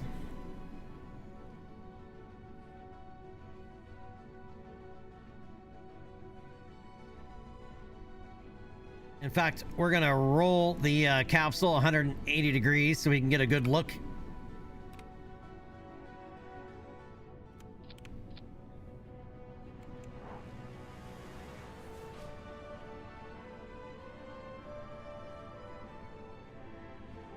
At Kerbin here during his orbit.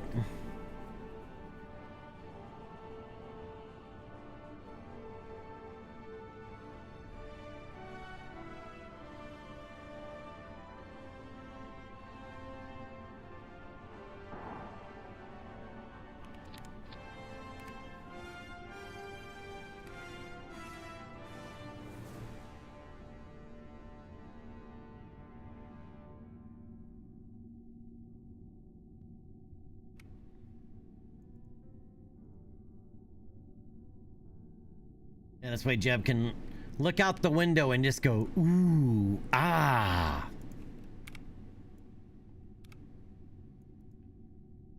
Sound effects mandatory.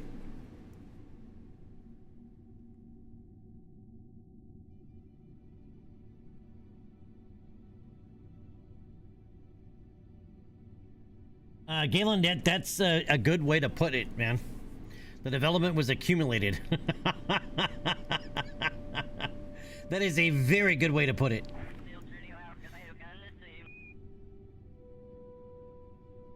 Yeah, Kerbal was very much Kerbal together.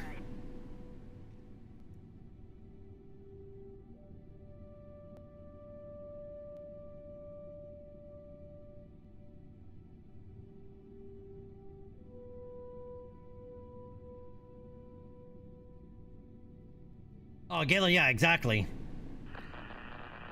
And I still don't think Squad realized what they actually had.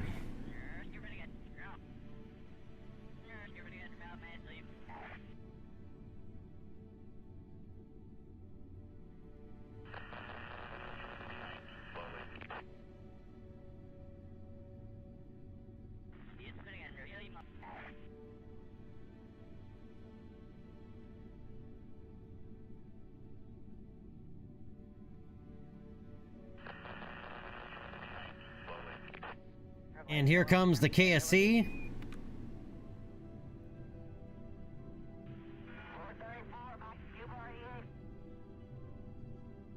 Jebediah Kerbin has now completed one complete orbit. All right, and we'll go ahead and do his orbital burn on this one.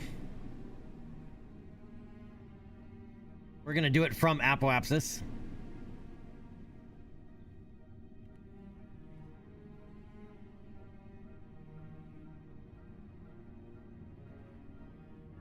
No, we can't. If we burn from Apoapsis,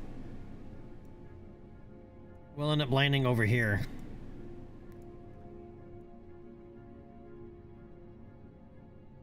We're still going to burn from opposite the KSC.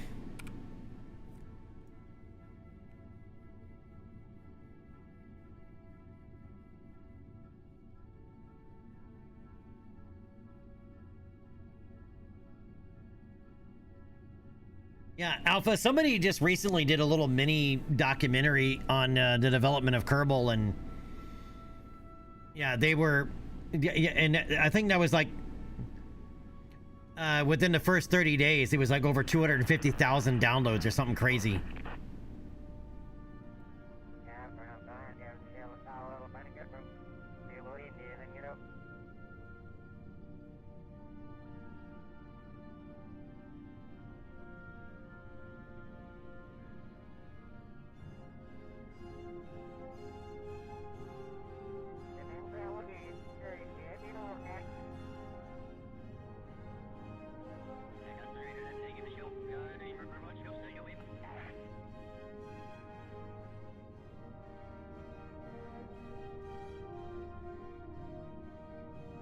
It's always so nice passing the day-night Terminator.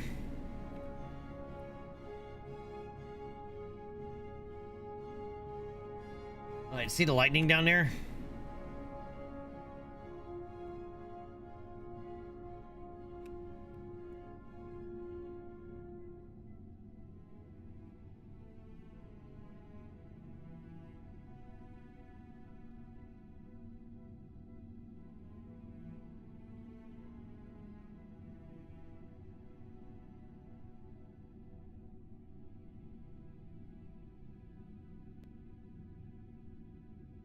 All right, we're at Apoapsis, but it's too far offset. Because if we do the retro burn here, our periapsis goes into the ground, basically, right? So we'll end up landing way over here somewhere.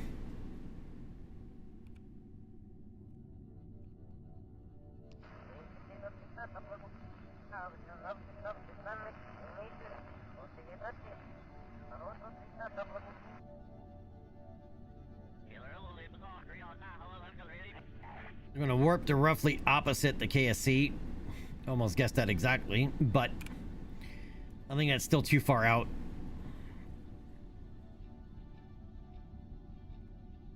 As this is 5,000 kilometers out. And we're on the descending side of the orbit.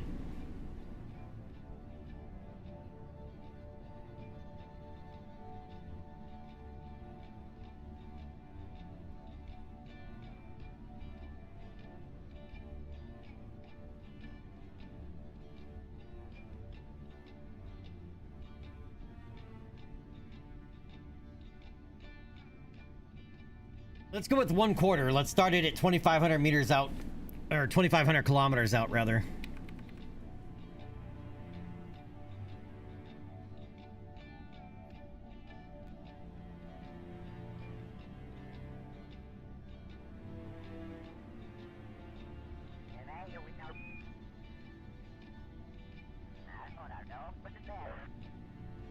But see, now we're on the descending side of the orbit.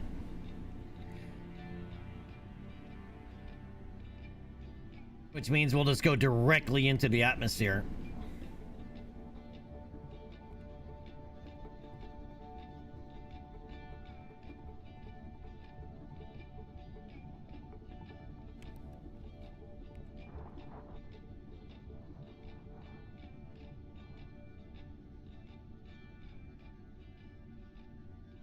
All right, we're gonna go with 2,400 kilometers. All right, stand by for burn. In 3, 2, 1, burn.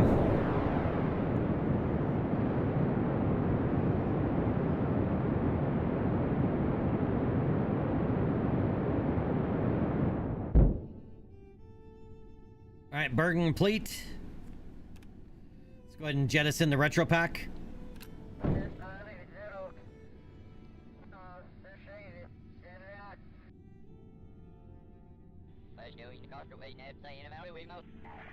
All right, go ahead and open the stabilizing blade brake.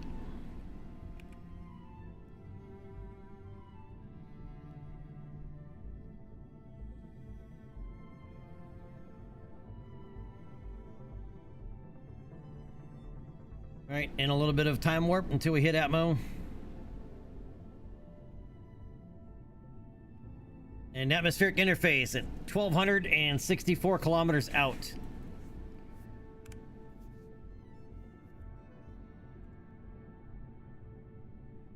All right, all guidance disabled. It is just physics.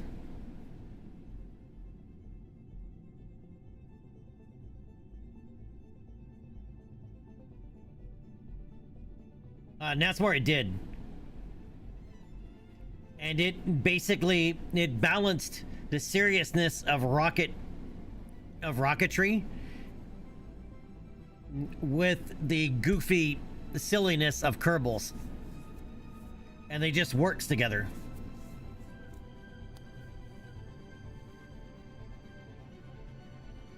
And Galen, yeah, dude. Blackrock is the man, dude.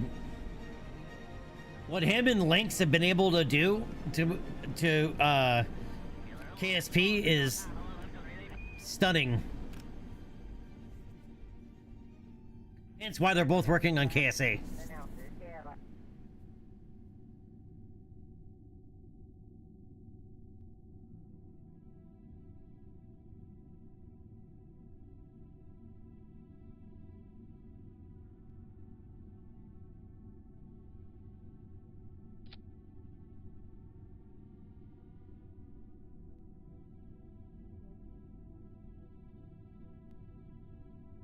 All right, descending through an altitude of 75 kilometers or 940 kilometers out from the KSC. Mach 12.26.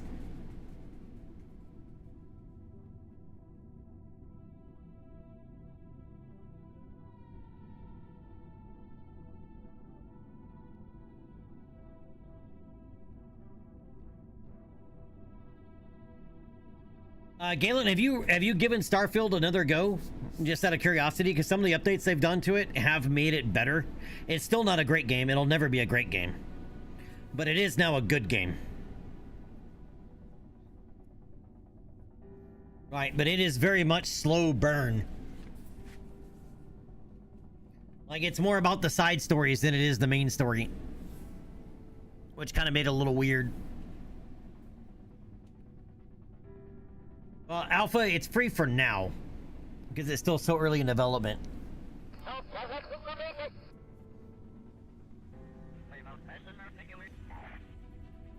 Now, the game I got burned on was KSP 2.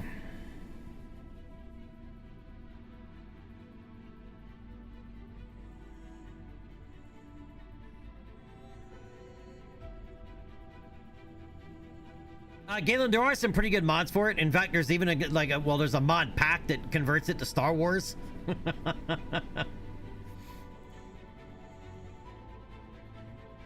Blinkster, what's up, man?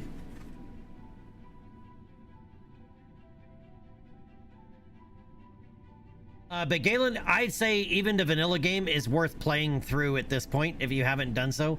I mean, there's now maps, there's ground vehicles.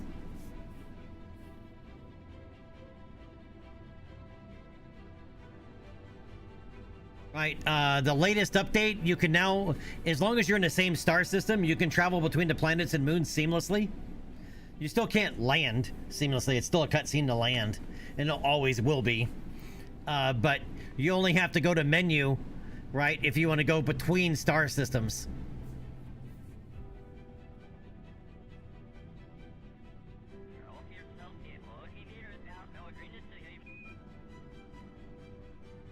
All right, sitting through an altitude of 60 kilometers. We're now 440 kilometers out from the KSC. Still traveling over Mach 6, or Mach 12 rather. Blinkster, no, we're talking about Starfield. No, Star Citizen, you can fly between planets, moons, star systems, and from orbit to land all seamlessly. The only loading screen you have with Star Citizen is when you start the game. Right, I mean, you know, like load in originally. But after that, there's no more loading screens.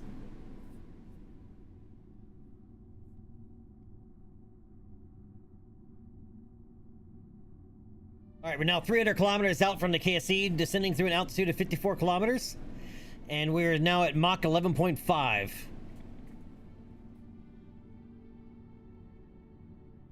Yep, blinks are too many stars. Indeed.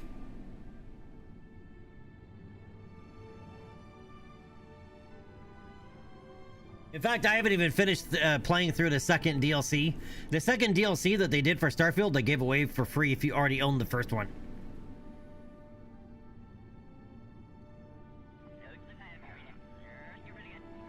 All right, now descending through 50 kilometers altitude. We're 175 kilometers out from the KSC. Speed is now Mach 10.6.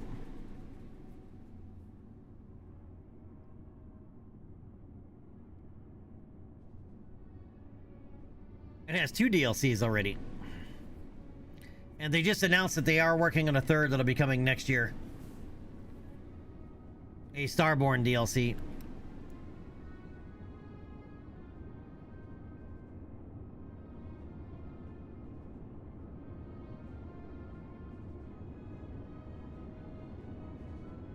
No, but No Man's Sky is an outlier. It's an anomaly.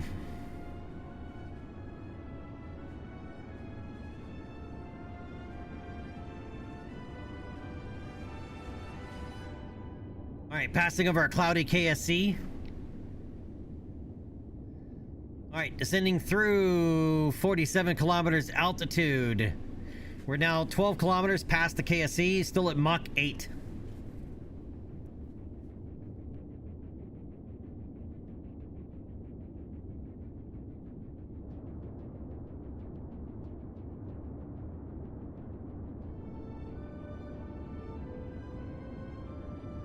All right, descending through 33 kilometers. Here comes the re-entry G's. Now 3 G's re-entry of deceleration. There's the on the runway.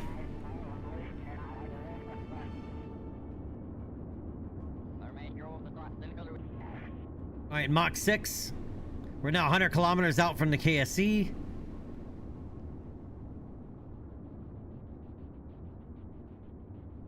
All right, 4.2 G's of deceleration, and we're peaking.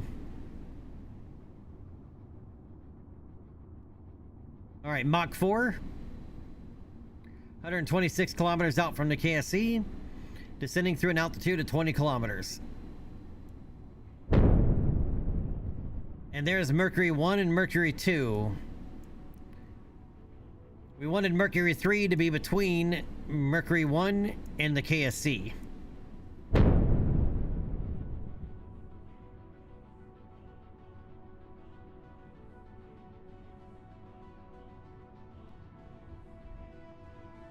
All right, we're now subsonic.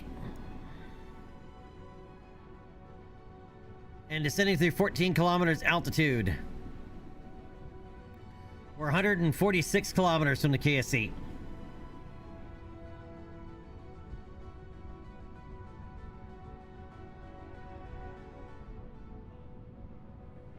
Galen, he's done it before. He flew on Mercury 2. Right, there's Mercury 1, there's Mercury 2, and now he's Mercury 1 was flown by Valentina. Mercury 2 was flown by Jeb. But those were suborbital flights. Those were Redstone Mercury. Or Mercury Redstone. And this is Mercury Atlas.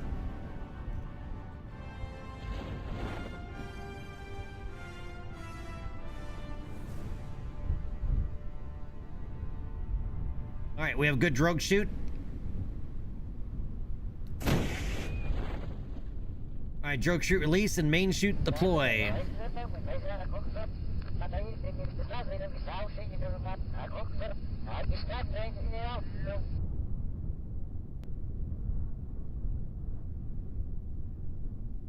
Galen, I've hired one myself.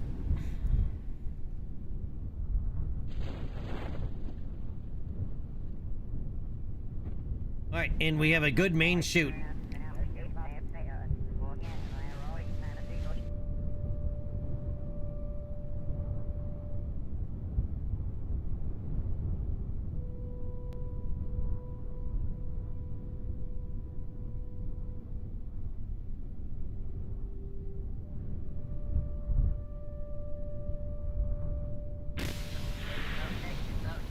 And splashdown.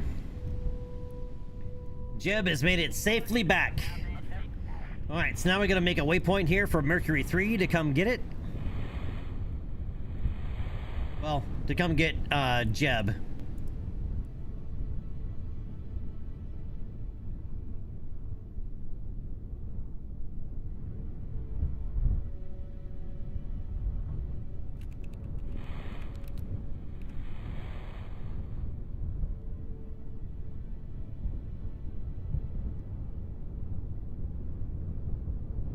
All right, back to the Space Center. Now we gotta go get a recovery plane. Now, we did upgrade the recovery plane. It has newer turboprop engines, so it flies more than roughly twice as fast as it did with the previous engines.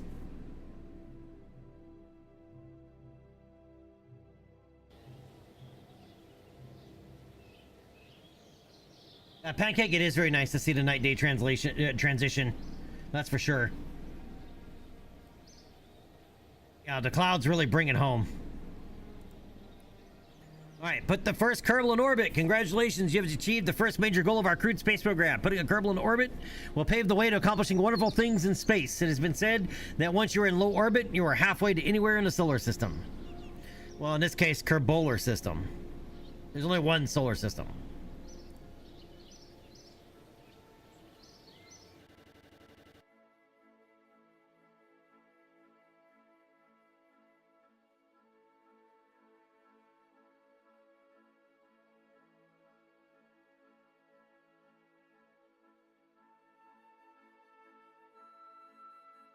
Yep, there can be only one.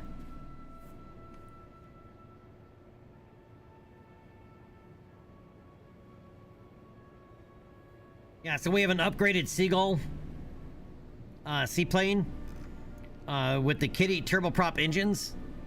So it flies, as I said, about twice as fast as it did with the previous engines.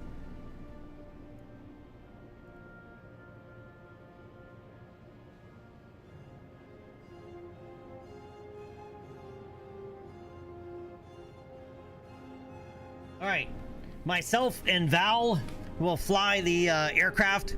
Onka, you are going to put on your scuba suit, and you're going to go scuba diving.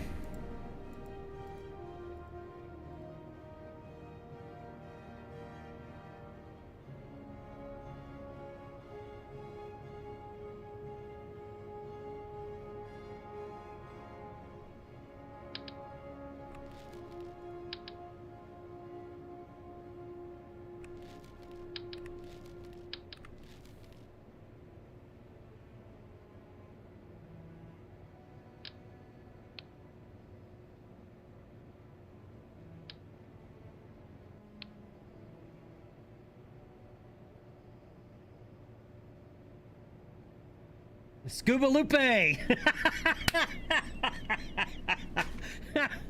Onka, I have a feeling that, or Maki, I have a feeling Onka's gonna ban you now.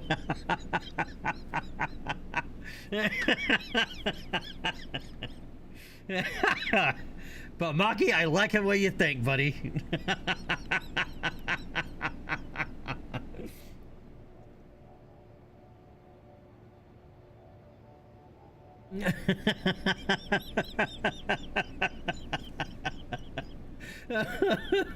Oh, Scuba Lupe.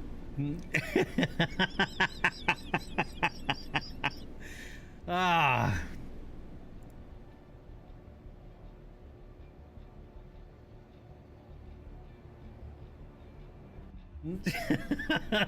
Bananaed.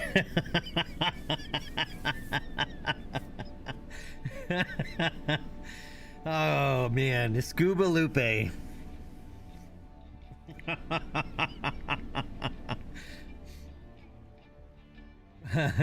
Orca Lupe.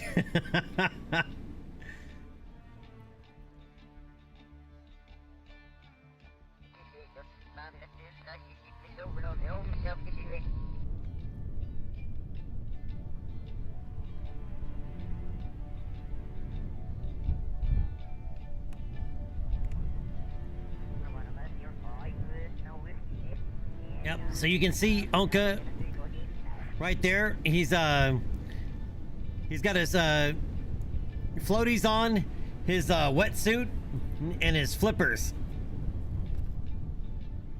He is ready to go.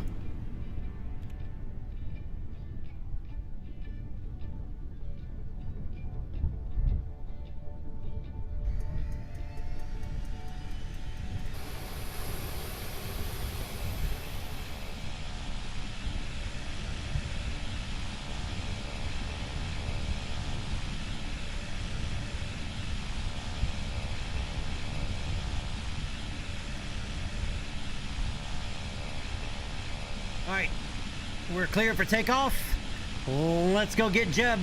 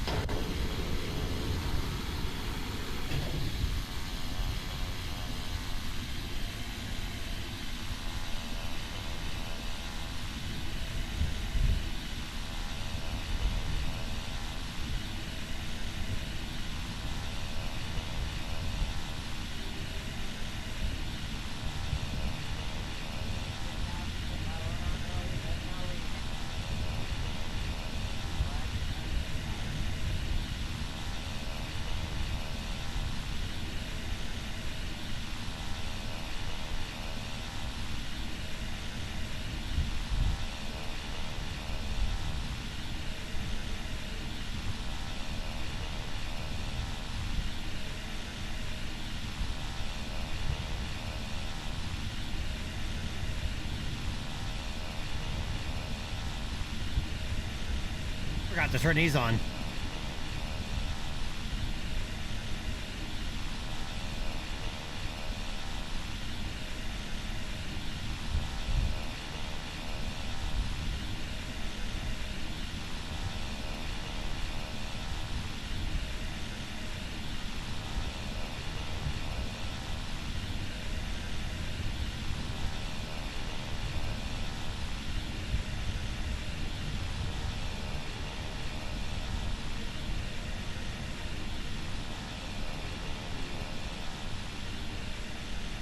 You do a joke timeout, but it clears that chat history.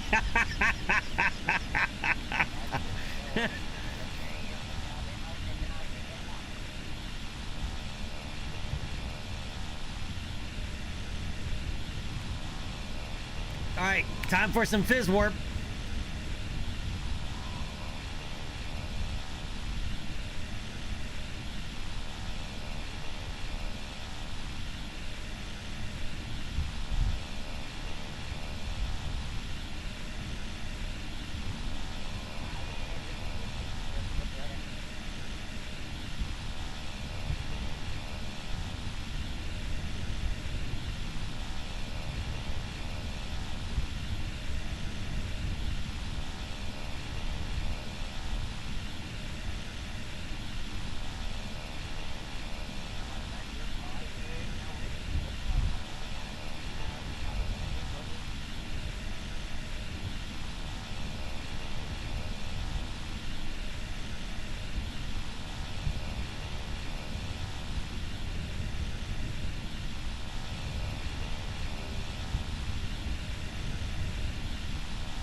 See, not such a far flight.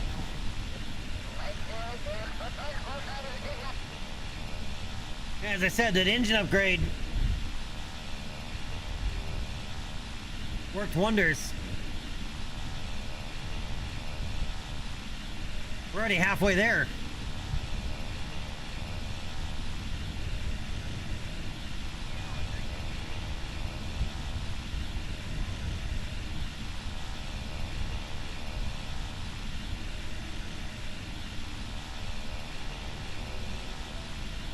This thing seems to be a little noisy, though.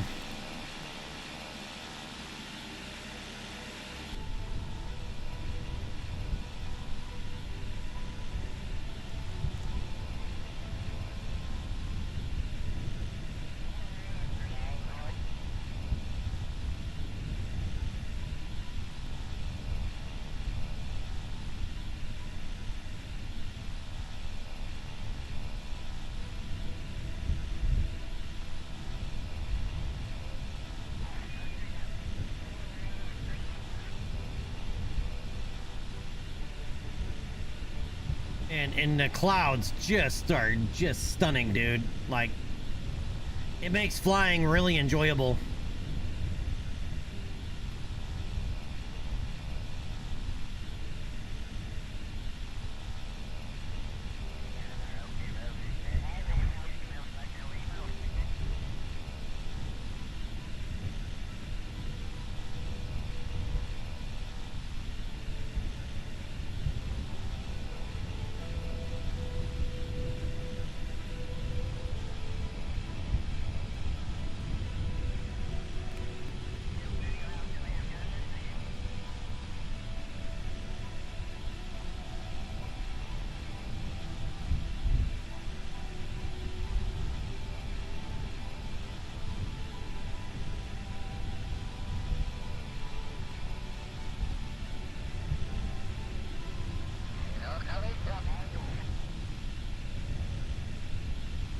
All right, 10 kilometers out, coming out of Fizz Warp. All right, time to slow us down.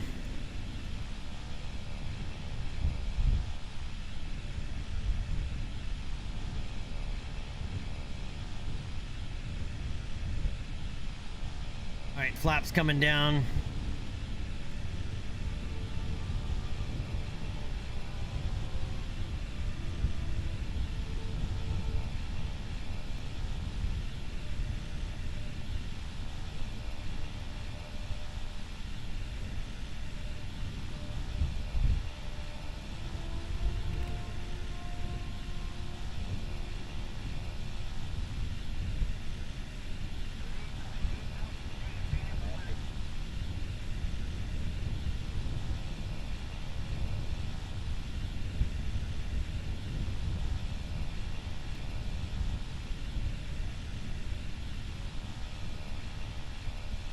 Go ahead and descend a little bit closer to the water.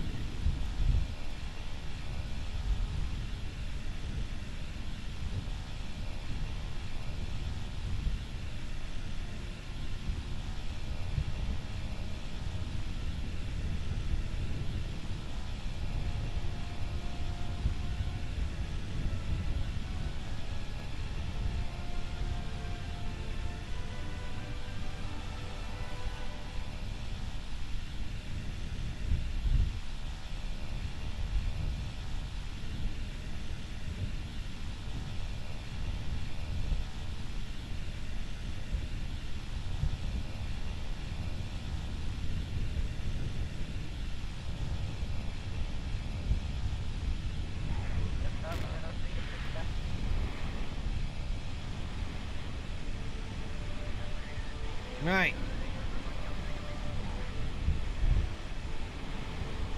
We are in the water.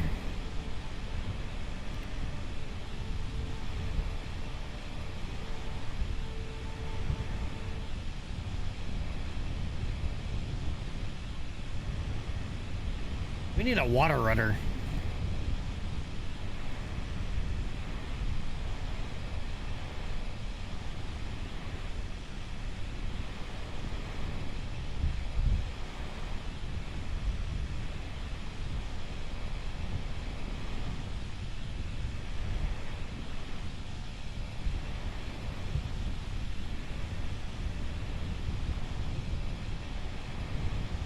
Now we just got a water taxi closer in.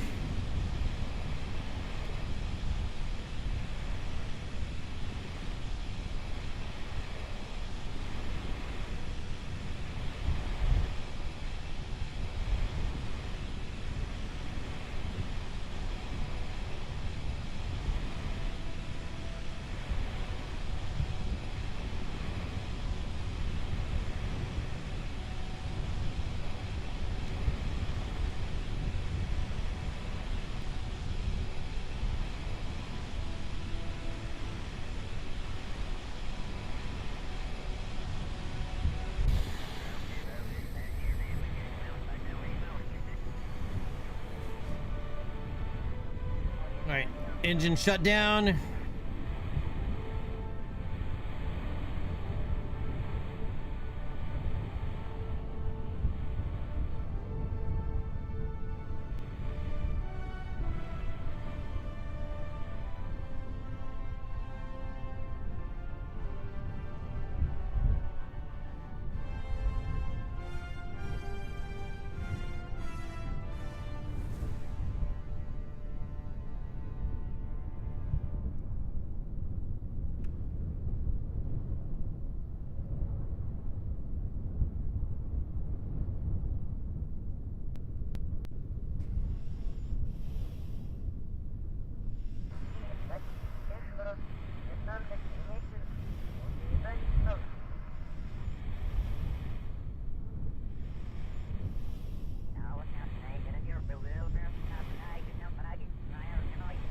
Yep, Uncle with his little swim gear, dude.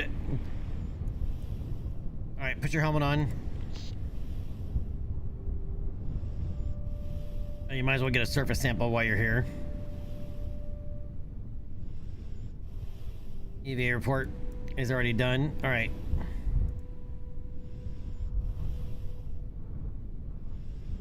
Sink, Unka, sink.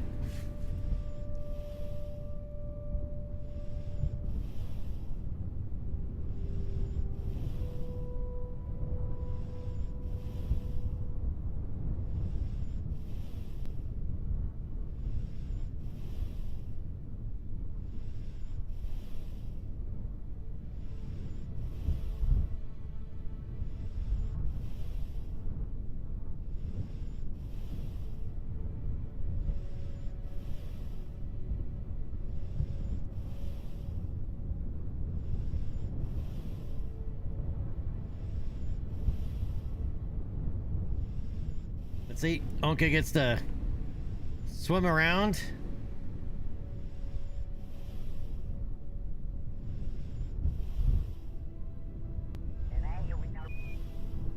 Scuba Lupe!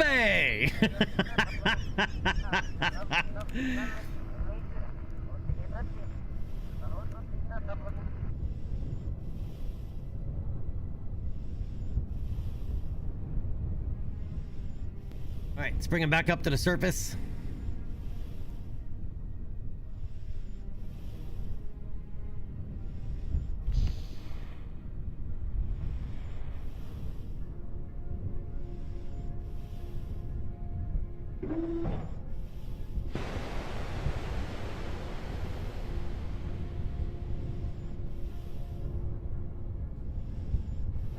All right, Jebediah Kerbin.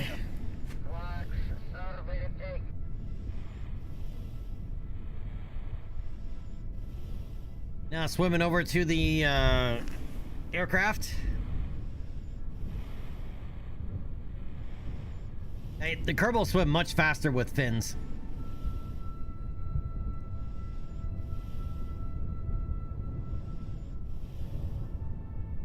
You know, the first time I ever swam with swim fins on, man, I did not realize how much faster you can swim. And with so much less effort.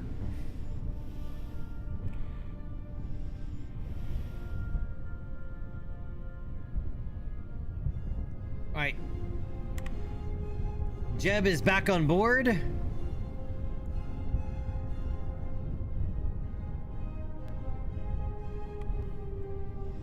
All right, Scuba Lupe is now swimming back to the aircraft, and the capsules will stay out here until we have the technology available to recover them.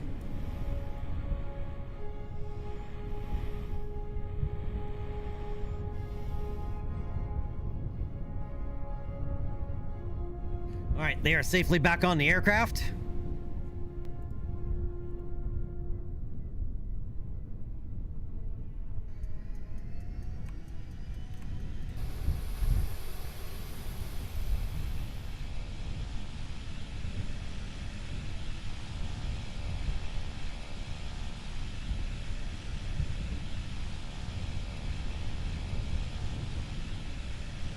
All right, back to the KSC.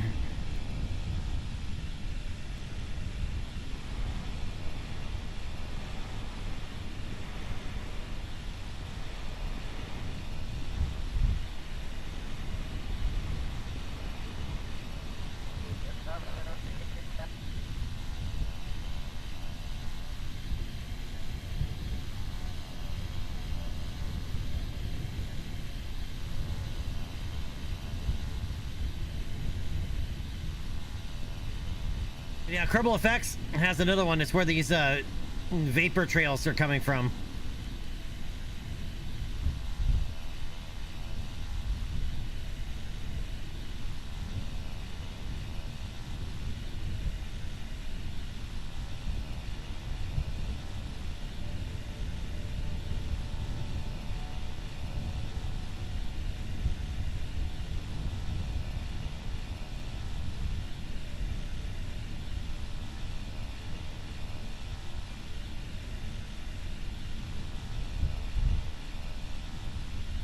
And we did land where I wanted to land. I wanted to be able to land between Mercury 1 and the KSC, and we didn't land there. Not by much, though.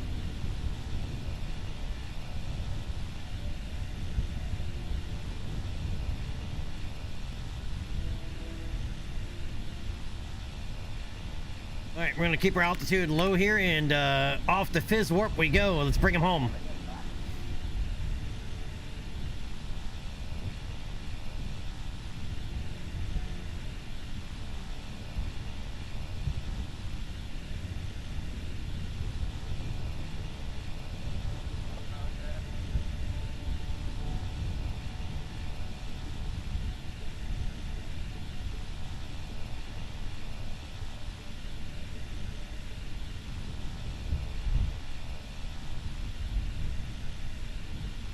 And yeah, Maki, dude, this thing flies so much faster this way.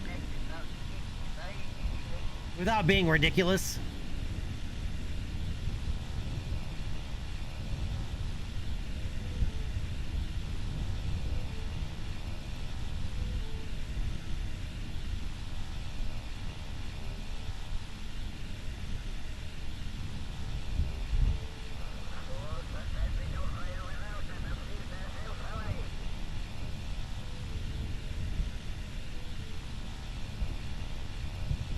And if everybody is new that's never seen this before, this is how we're going to do all of our missions, is full manual recovery unless there are certain things about what we're doing that just won't allow that to be viable.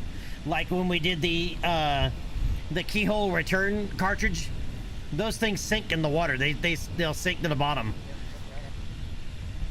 Right, so those have to be recovered, and I got to be like Johnny on the spot pressing the recover button as soon as it splashes down, because they will sink to the, as I said, they'll sink to the bottom of the ocean. So those we can't just go physically get because they won't be there.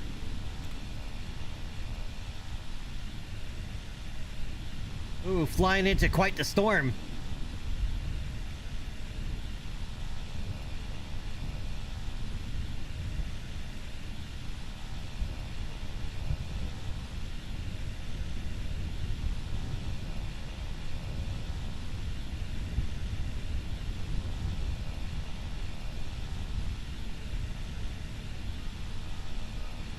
Had to fly a little bit of a squall there.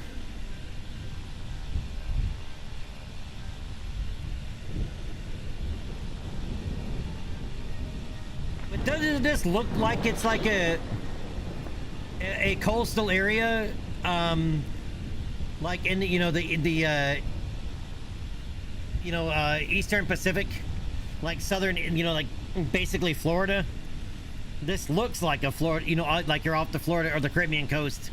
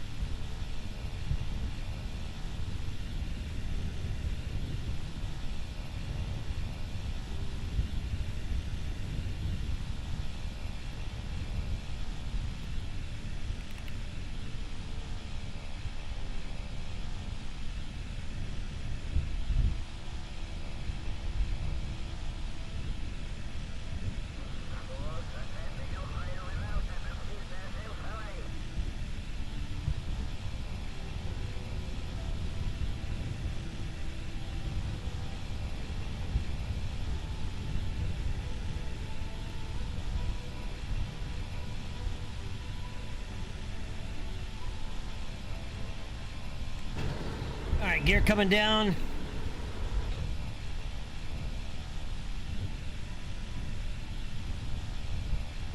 All right, flaps coming down.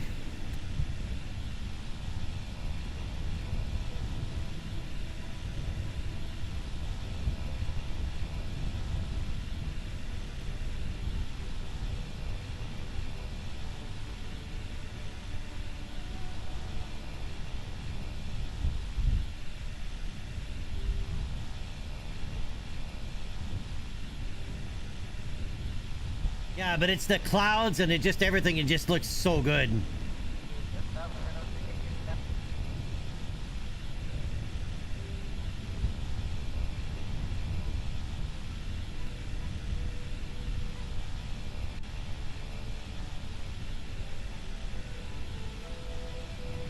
Yeah, I modified Black Rack's Tough X profile a little bit to add a little bit more contrast.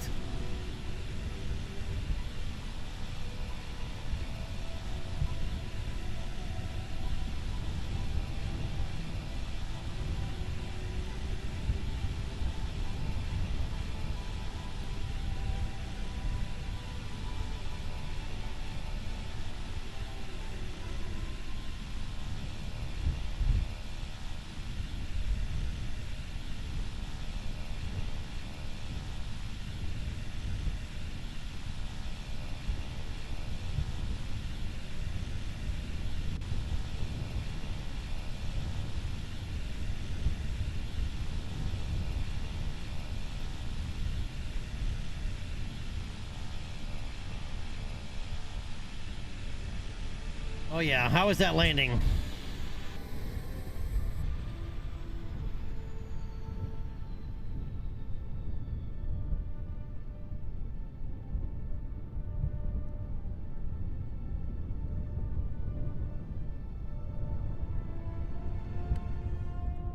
That landing was on the money. All right, let's go ahead and recover that. Yeah, buttery smooth. The passenger's still waiting to land.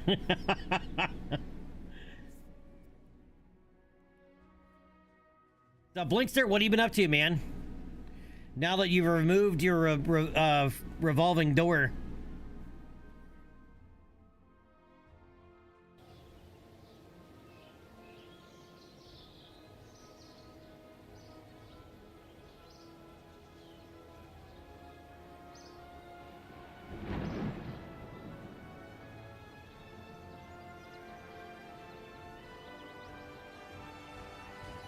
All right, Jeb has advanced to level 1.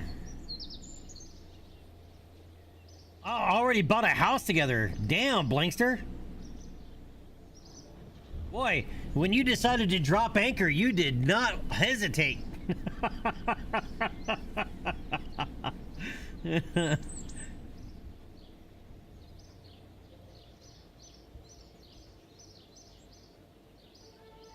But yeah, congratulations. All right, so we have multiple contracts ribbon for Jeb, Mach 3 ribbon, and Corbin, Dallas. First Kerbin orbit ribbon. All right, and Scuba Lupe, that's never not gonna be old, just letting you know. G-Force 3 ribbon, EVA and Kerbin Waters ribbon, Kerbin Surface EVA ribbon, and a Splashdown ribbon.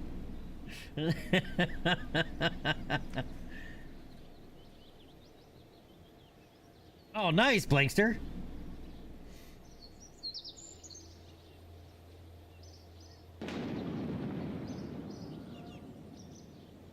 Fly an airplane to 20 kilometers. But we didn't. We didn't fly an airplane to 20 kilometers.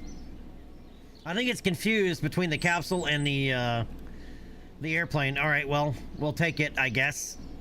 Weird.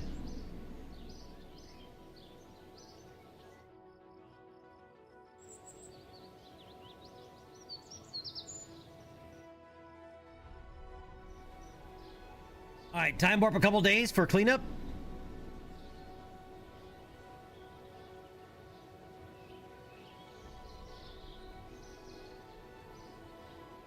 All right, Galen, yeah. I don't have much I certainly don't have any patience for any kind of like bullshittery anymore.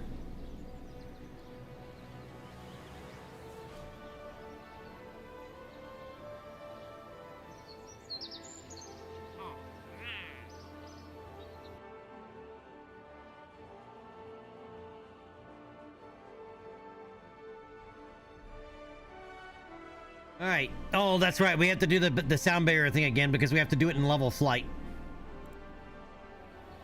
All right, let's knock that one out.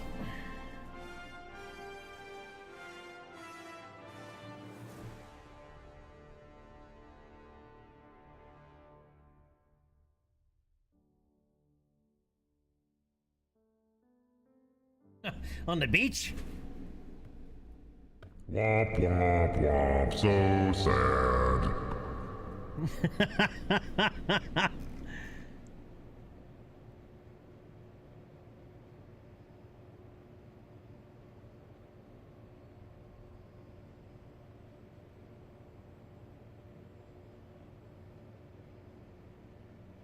What ocean?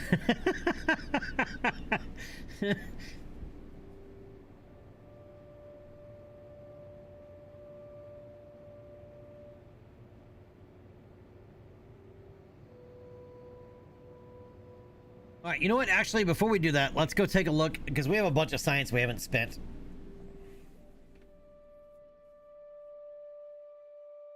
We're actually getting science faster than we can complete contracts for certain things. I won't dox myself. What ocean do you live near? I won't dox myself. Oh.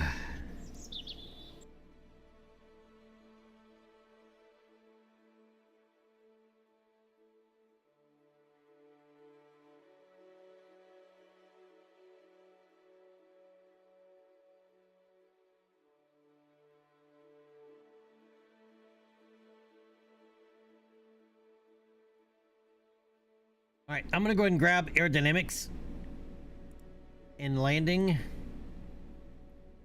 All right, landing I'll go ahead and unlock or pay for everything.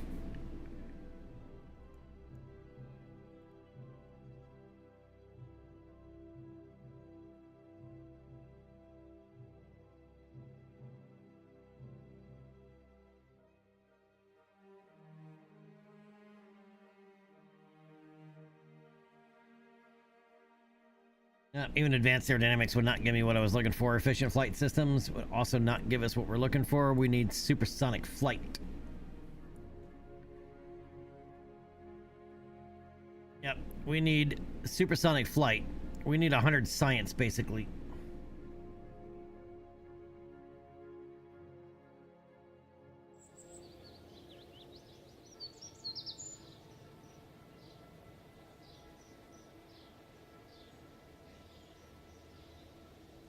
Oh, goodness. Did you ever hear the tragedy of Darth Pelagius the Wise? I thought not. It's not a story the Jedi would tell you. It's a Sith legend. Darth Pelagius was a Dark Lord of the Sith, so powerful and so wise, he could use the Force to influence the midichlorians to create life. He had such a knowledge of the dark side, he could even keep the ones he cared about from dying. Unlike you, after that long-ass message.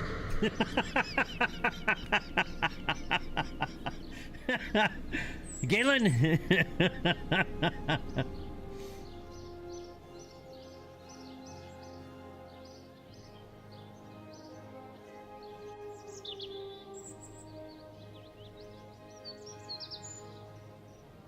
All right.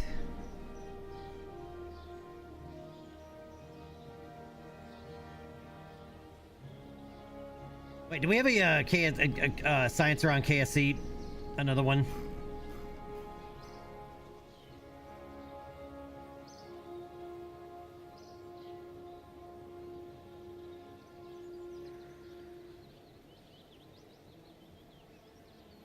No, let's go get one.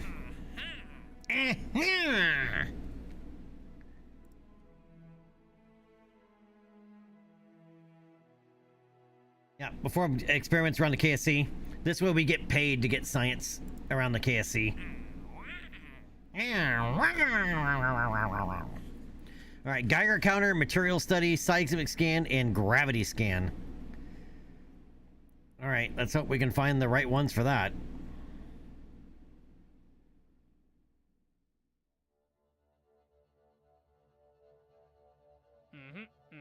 Oh, and we can build our first helicopter too.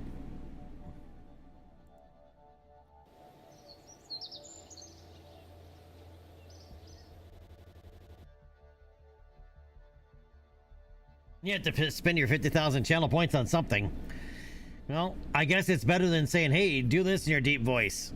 1, do this in your deep voice. 2, do this in your deep voice. 3, if anybody does that, I will straight up ban you.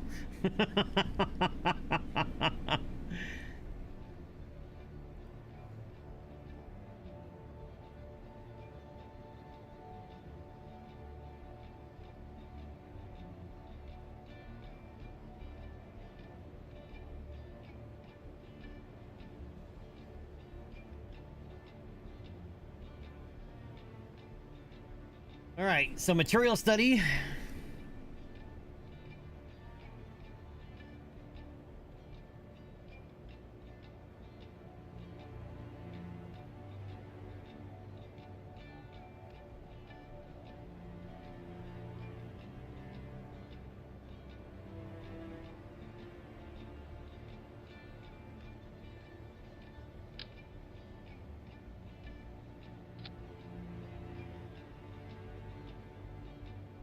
All right, I'm gonna scale that down just so it fits.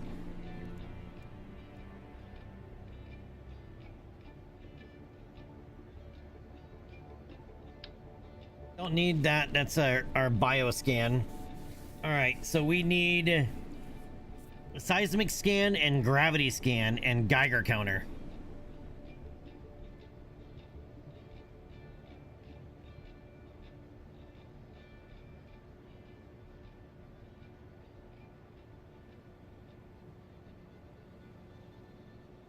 All right, log gravity data.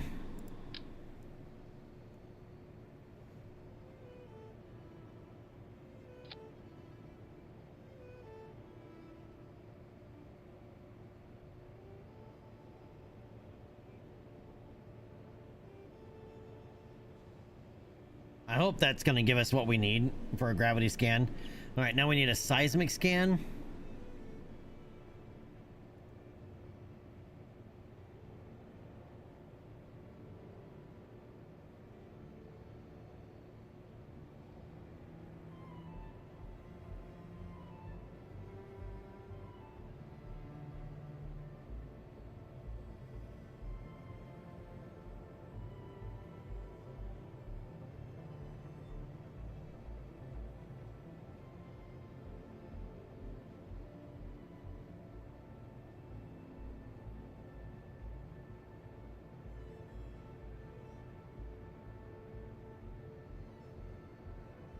And a Geiger counter.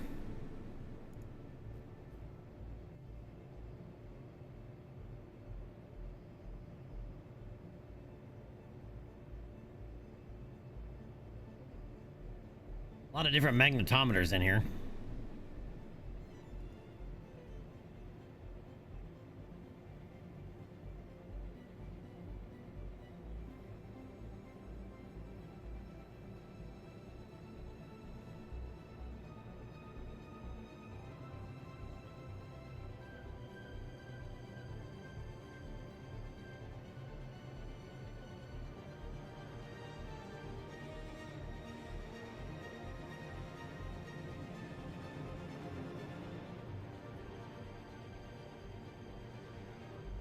Alright, that means the rest of them must be from a satellite. Alright, let's just do a search for Geiger, see if we get lucky. And Geiger, not Geico.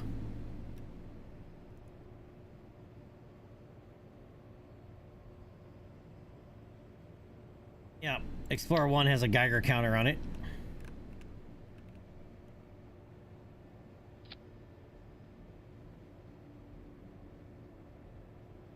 All right, seismic scan.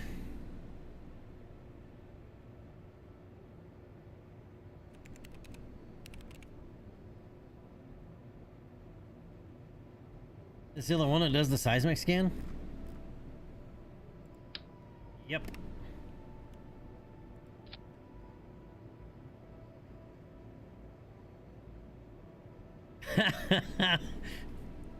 I'm really tempted to give this truck nuts. Truck nuts.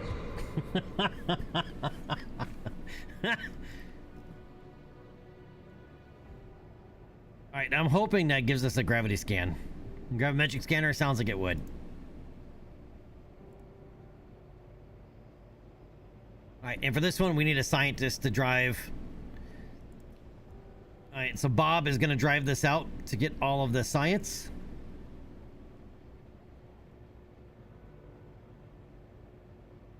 Alright, rover launch.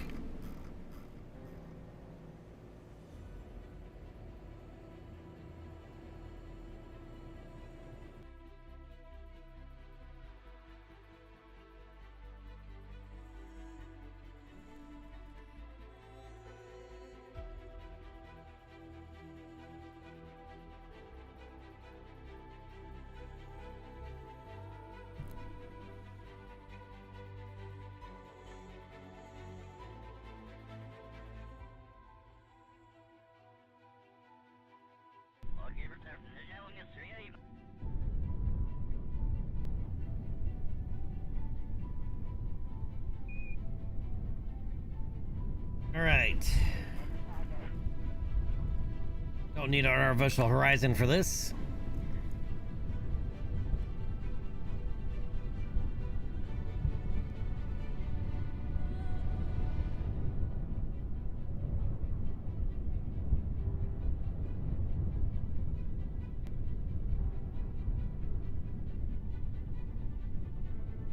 Yep, this is what I want. All right.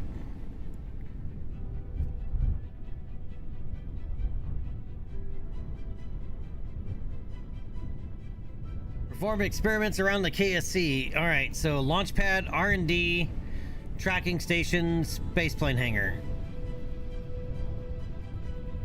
All right, spaceplane hangar is closest.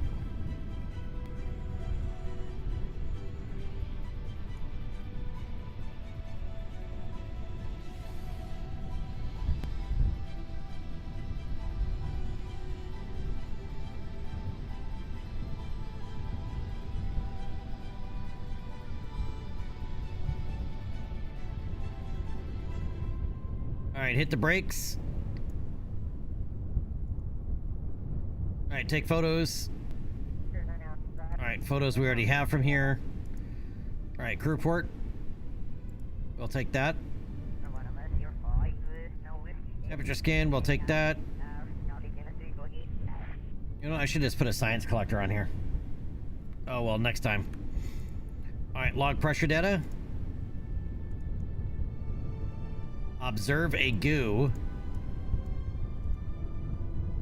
Observe the materials bay. Activate the Geiger counter, gives us nothing here.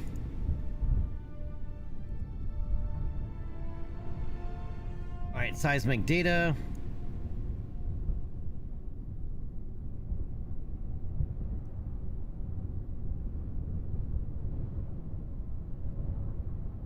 All right, log gravity data.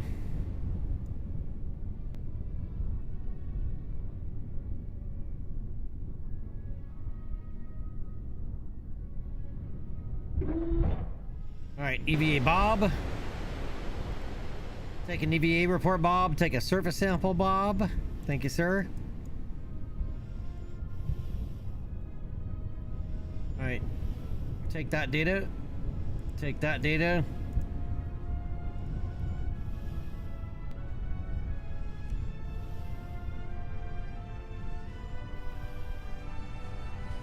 All right, take that data.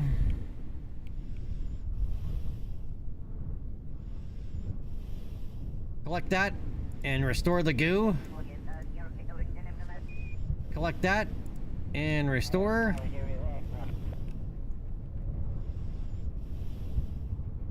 All right, take the seismic data.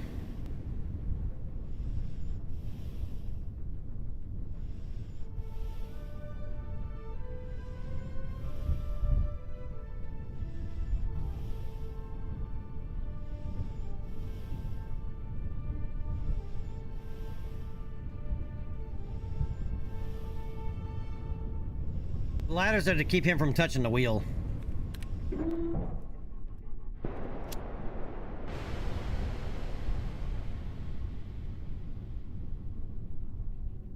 If he touches the wheel, we go oingo boingo.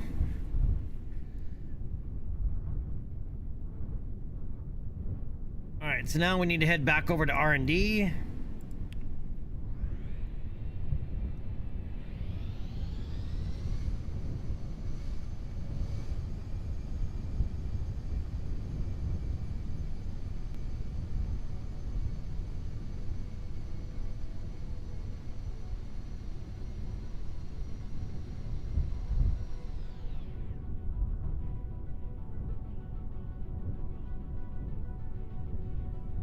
Alright, crew report. Oh, he never took the crew report out. Alright. Take data. Alright. Reset it all back up. Alright, don't need a crew report from here. Photos. Nope. Observe the goo, yes. Observe the materials bay. Activate the Geiger counter. Log seismic data. Log gravity data.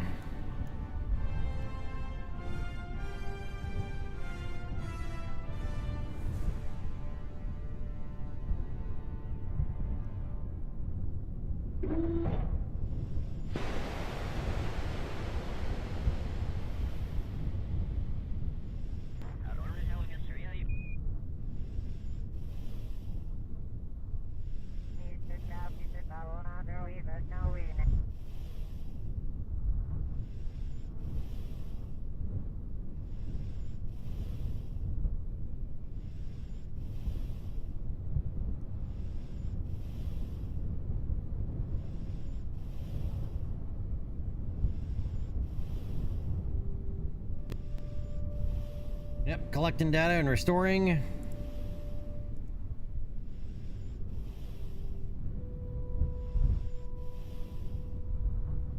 Base plant, of course, because you're a Kerbal.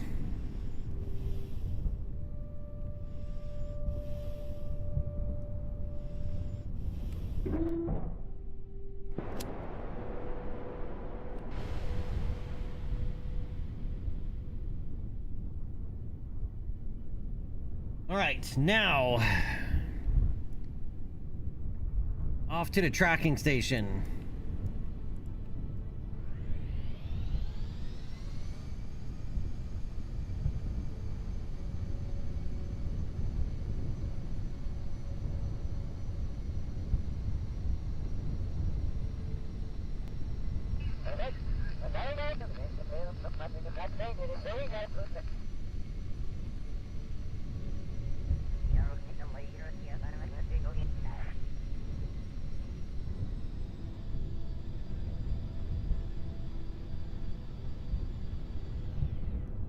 All right, repeat the process.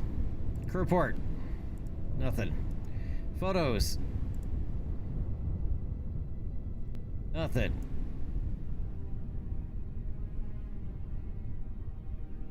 Observe a goo. We get a little bit. All right. Observe the materials bay.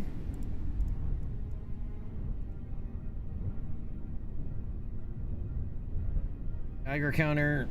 Seismic data. Gravity data.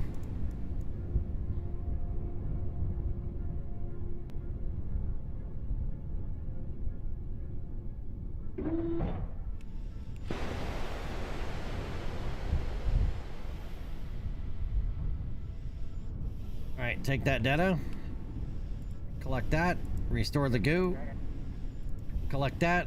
Restore the materials bay.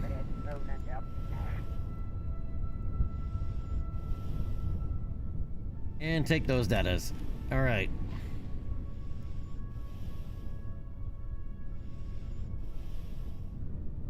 Now we gotta go over to the launch pad.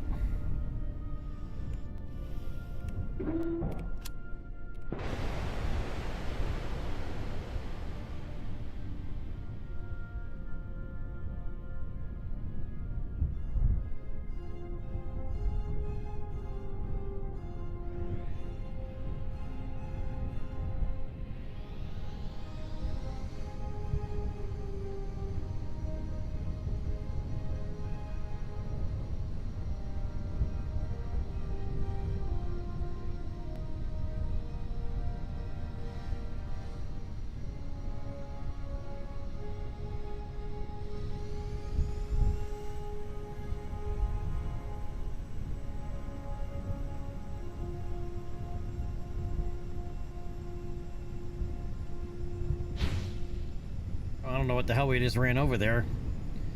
Somebody left a toolbox in the road. That's a terrain scene, but the other one, I don't know what that was.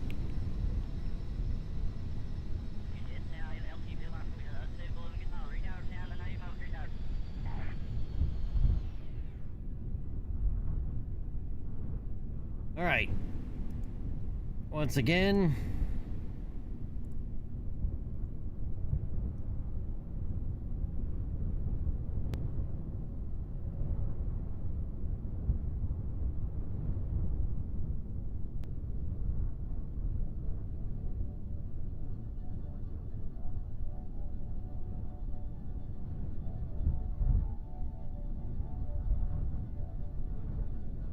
Except I just realized that we didn't get a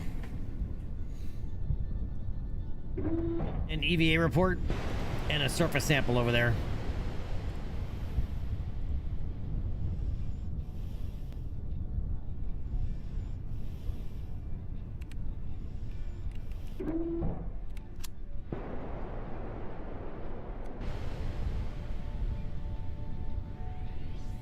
Alright, so we gotta drive back over to the tracking station real fast in R&D and get those. We want to maximize our science.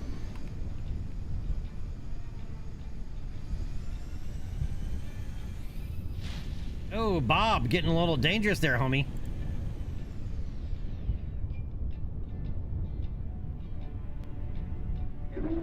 In fact, we might be able to get some from here, right?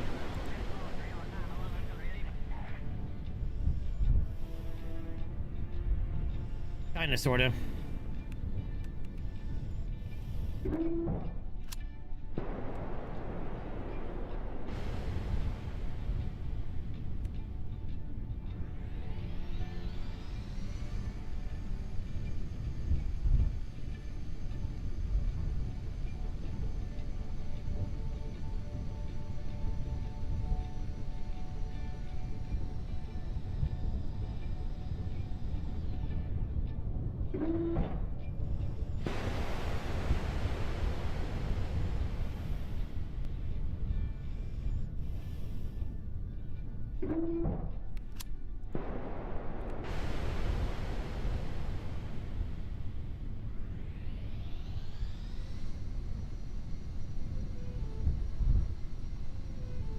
We're gonna stop right here and do it again. And then we'll recover.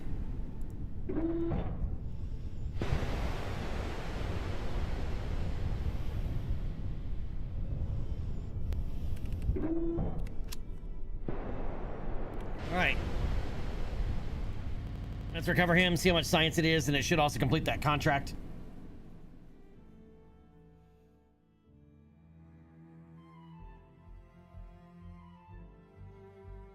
Trying to unlock supersonic flight.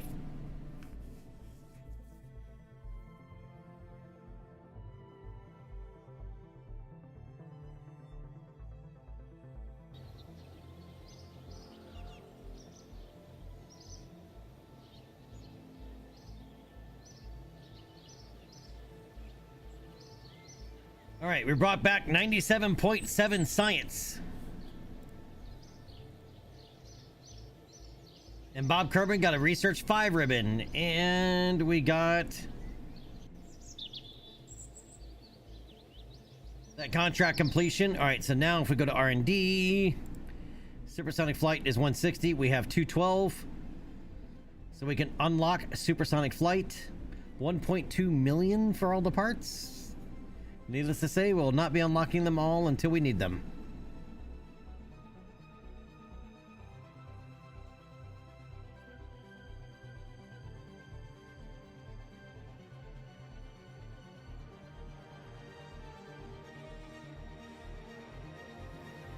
All right, so we have 2 new aircraft to build. One is a basic helicopter. We might just import the craft file from the previous save. And the other one is make our first afterburning turbojet rather, aircraft for supersonic flight.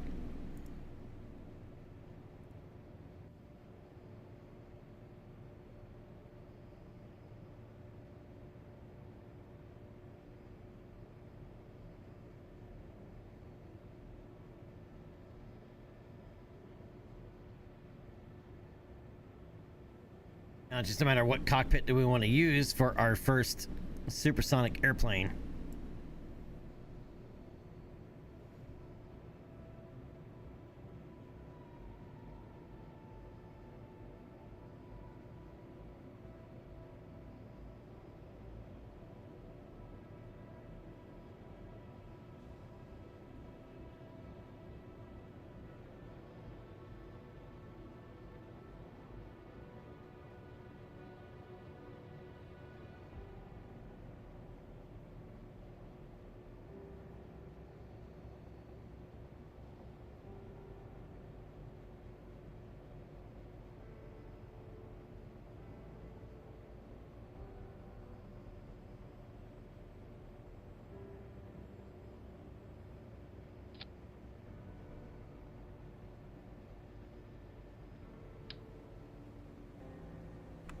Nah, we're gonna keep it old school.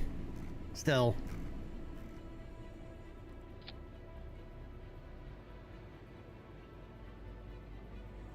Don't need any monoprop.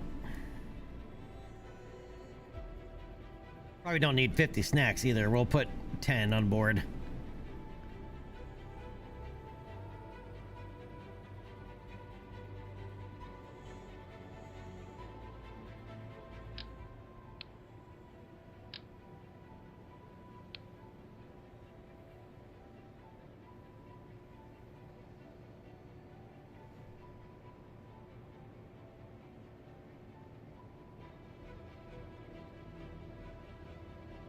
I want that air intake? Probably not. Where is the other one?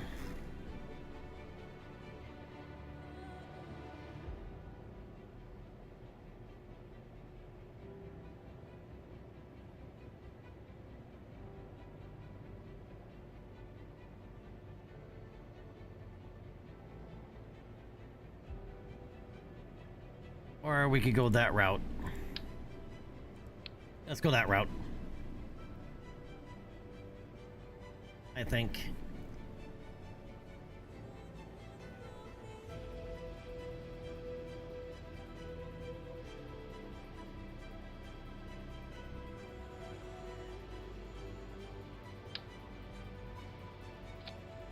I mean, I was kind of thinking something like that. Actually, you know what? I might still do that.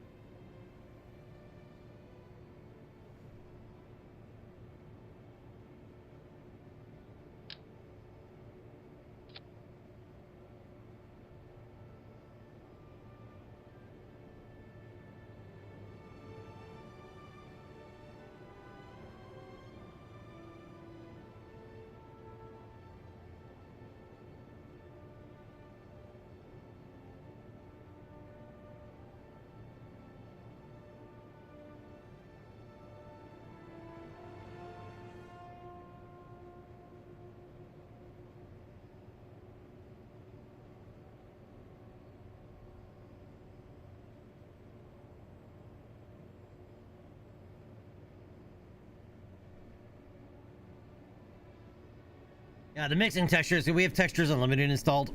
And the texture will reappear when we get out in the world.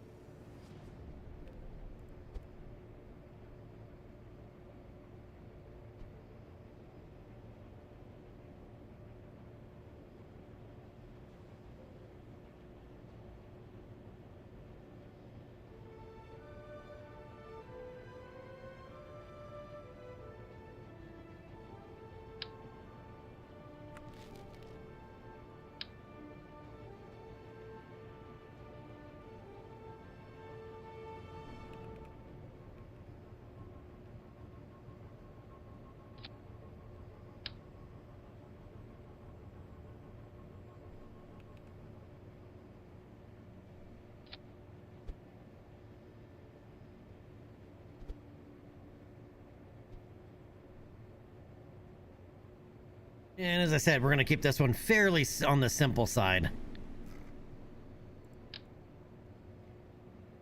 All right, we're not going to get dramatic yet.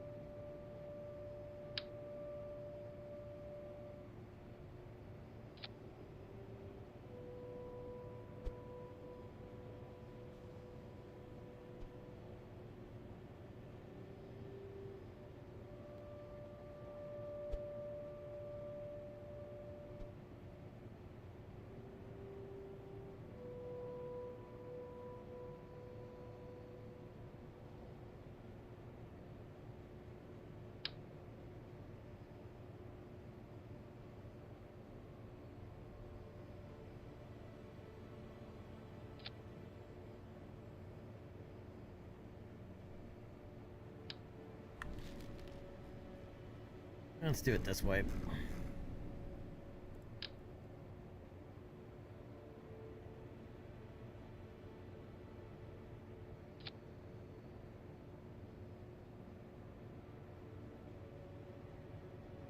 Just a big honking straight rudder.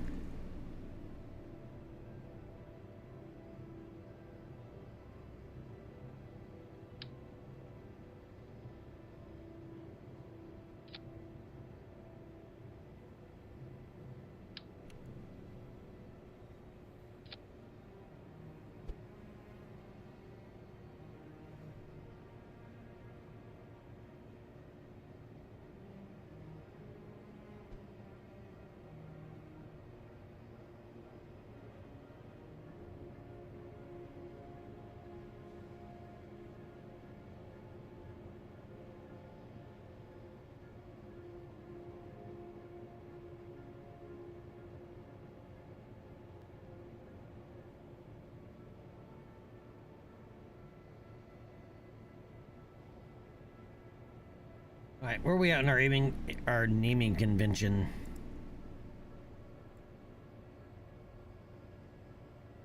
AP5.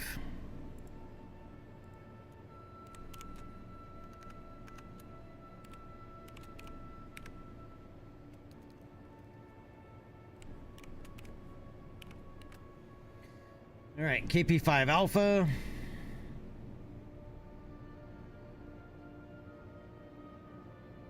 Oh, I need landing gear, and then I gotta adjust the wings.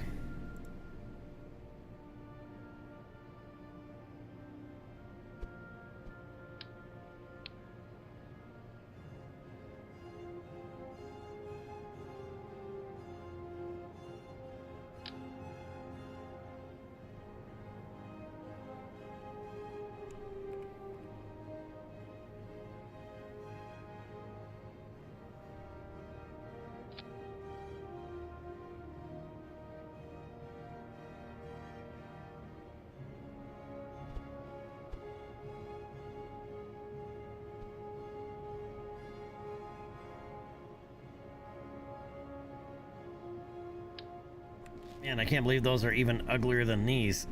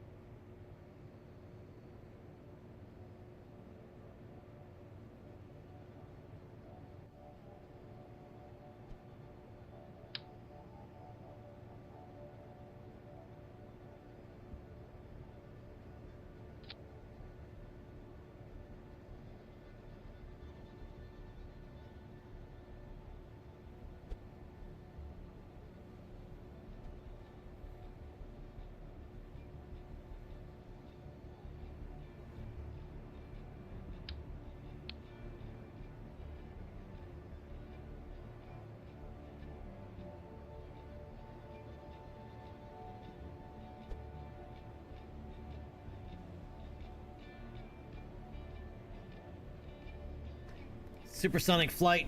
I don't really want a whole lot of angle of incidence on supersonic flight, at least not on the main wing.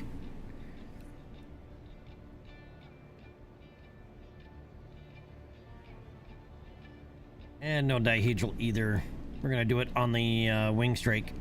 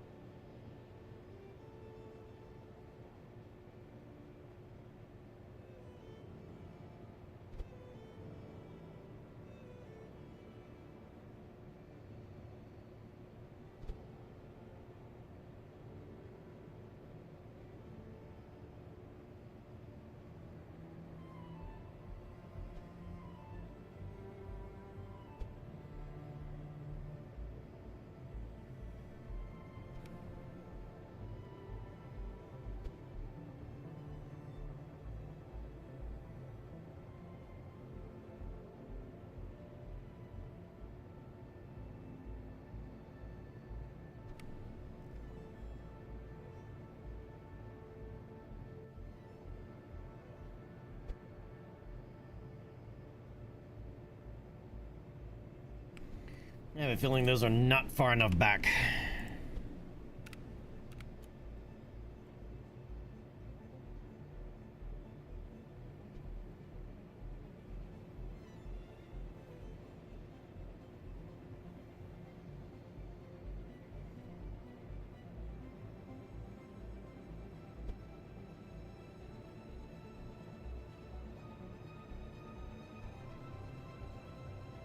The landing gear. There we go.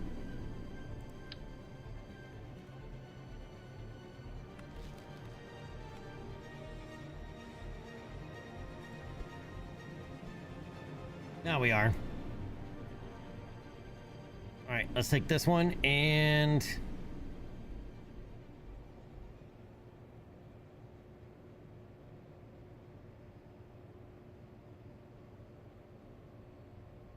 up at the 1.5. Make sure steering is off on these.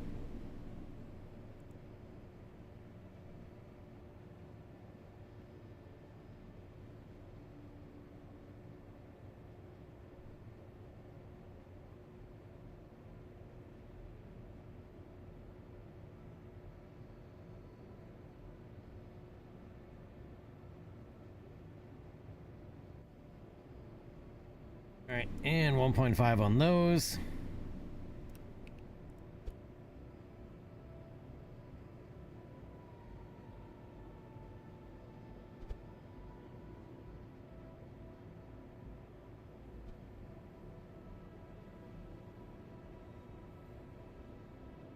All right, action groups.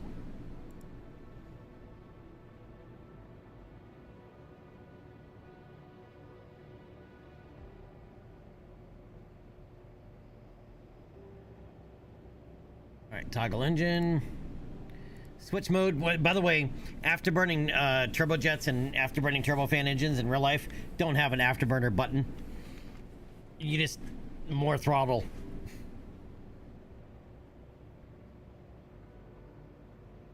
Some might have a detent that you'll feel when you go past it with the throttle. You'll feel the throttle go ding ding. All right, deploy flaps.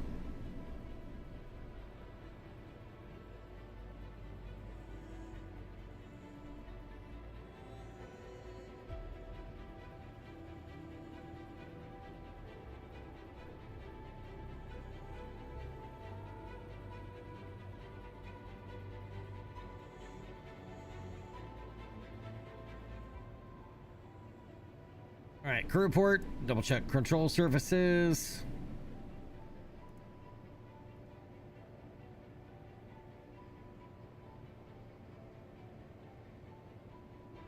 Yeah, make sure those are actually deploying in the right direction. All right. Test flight. Jebediah Kerbin, of course.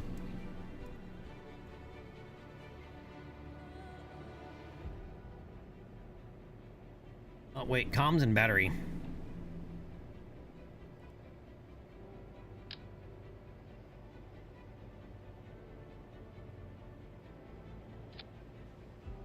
Comms, batteries.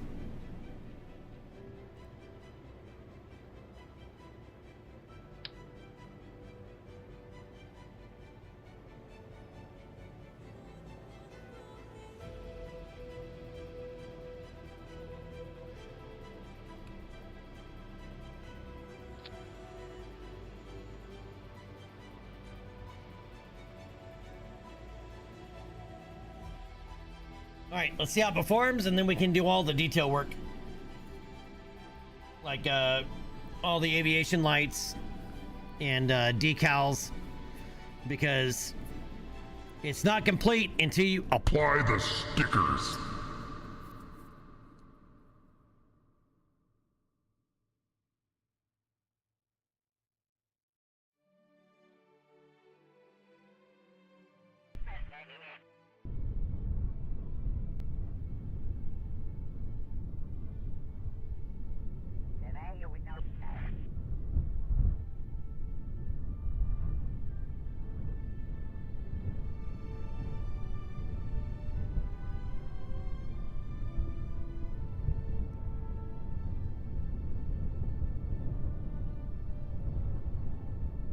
Alright, so we do have a contract to break the sound barrier in level flight between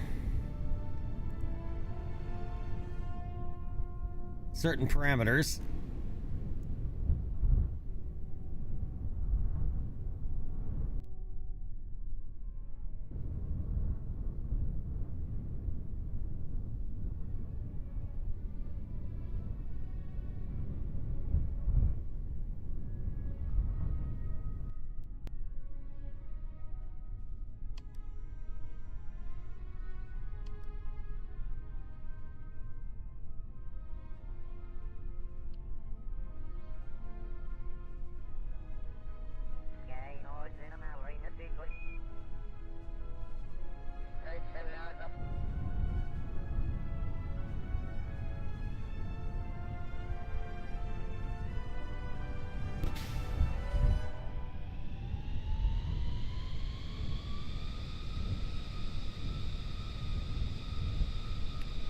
All right, releasing the brakes,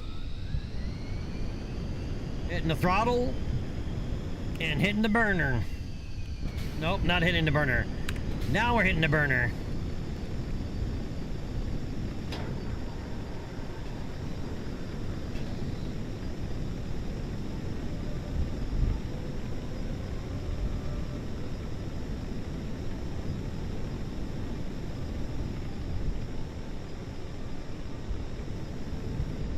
Oh yeah, Jebediah is happy.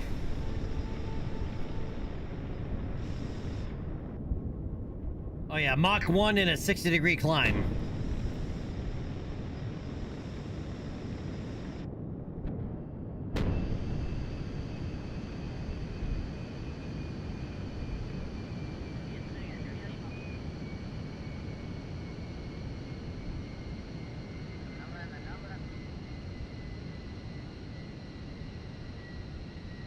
All right, we got to do it again in level flight.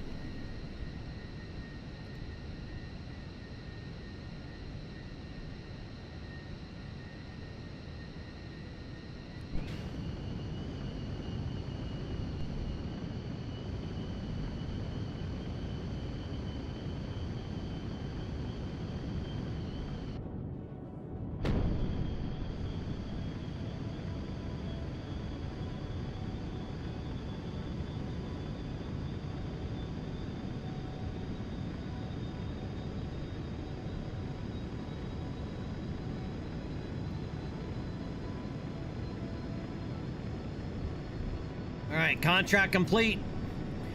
And there's Mach 1.6. And Jeb's gonna see what this baby can do. There's Mach 2.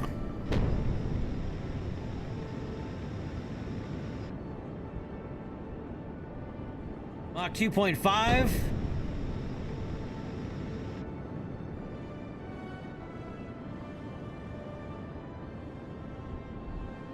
Mach 2.85. Yeah, so we're a little faster than I intended.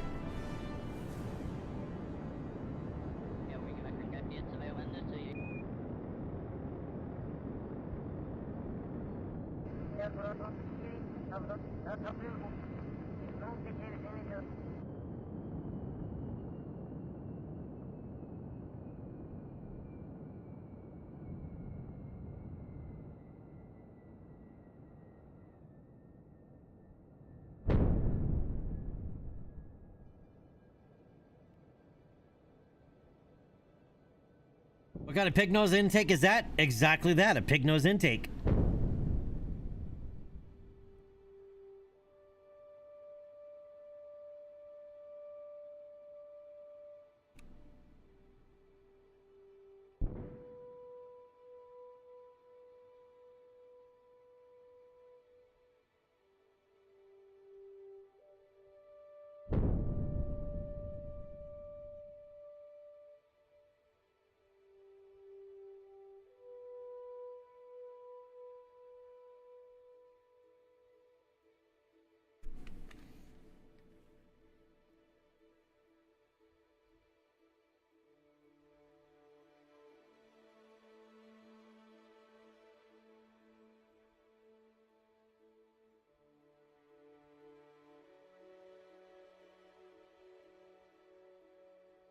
All right, Jeb took this thing up to 35 kilometers altitude. Or nearly.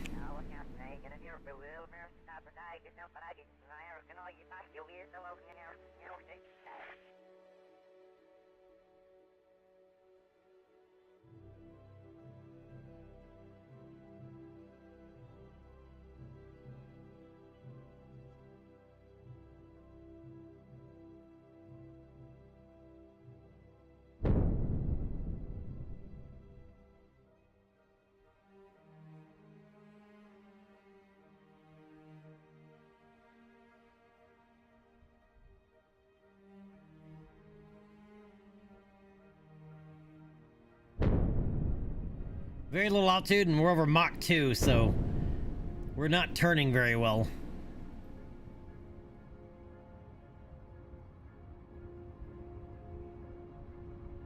Jeb pulling some G's.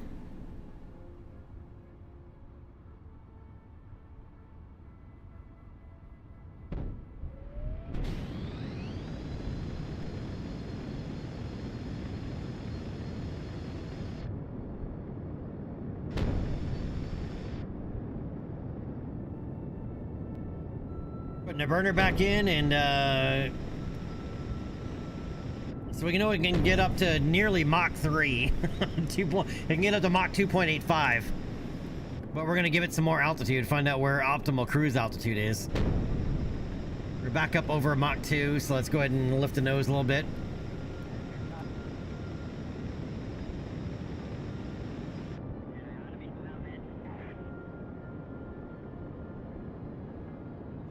Now there's Mach 2.75.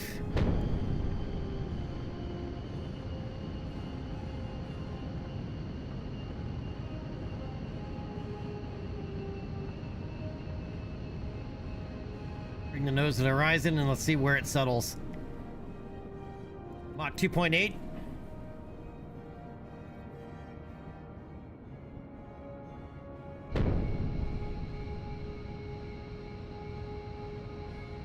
Mach 2.84. Yeah, I can still do it here.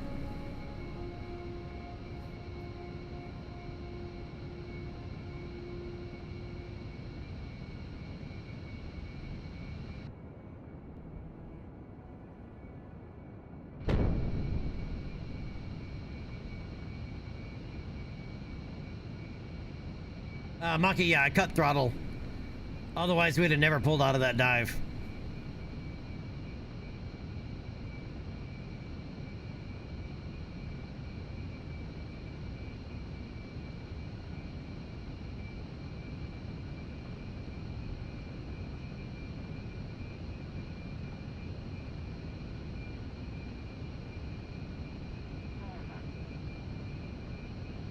Wait, don't we have another contract to go fly above a certain altitude?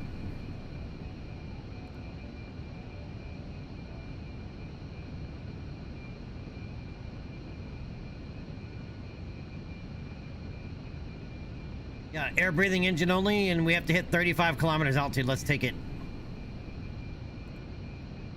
Let's see if we can do it.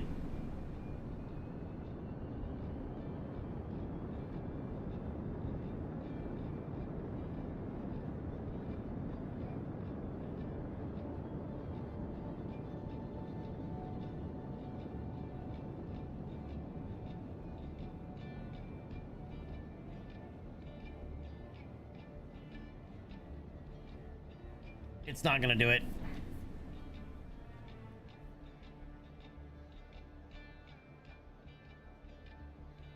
It's gonna be close, but it's not gonna make it.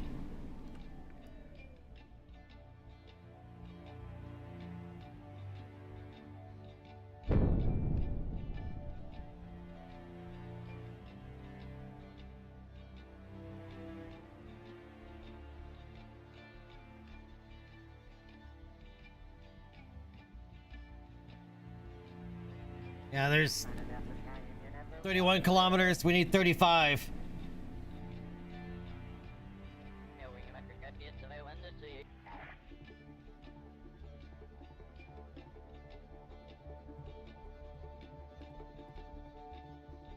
We made it to 32 just over 32 kilometers. Imp, what's going on, my friend? Yeah, it is. 35 kilometers, pretty high up, especially for an air-breathing engine, even in a zoom climb.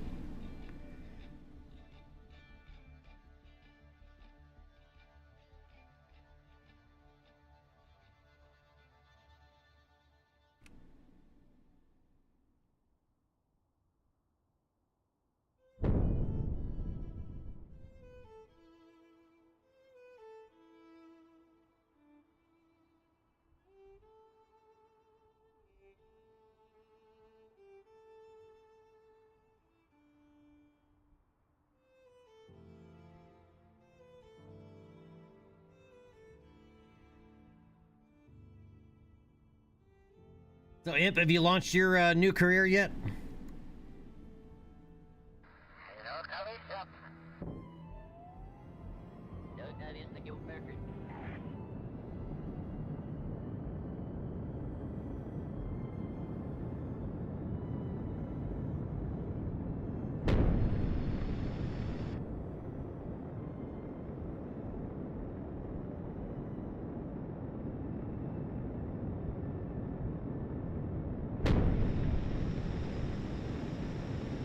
Getting familiar first? Wise man.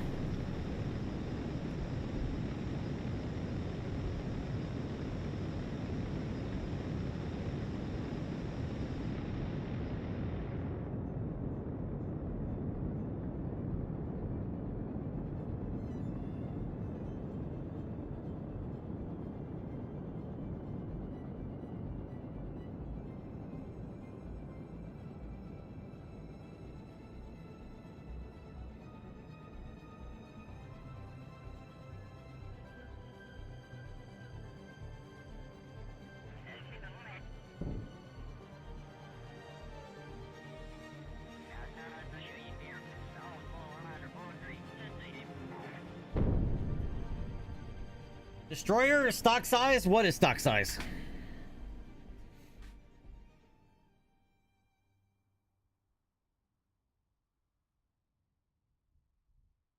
I mean, the planet? It is 1/4 real scale. It's 1/4 the size of the Earth. 2.7 times larger than stock. The system. Okay, so planet 1/4 real scale means, right, that the all the celestial bodies are 2.7 times larger than they are in stock. It makes Kerbin almost exactly 1/4 the size of the Earth. However, celestial distances between bodies is 5.4 times, because it makes the Kerbin moon distance 1/4 the Earth moon distance. I don't even know if the moon is up. It is. It's right there, but you're not going to really be able to. It's almost complete eclipse. So you're not really going to see it.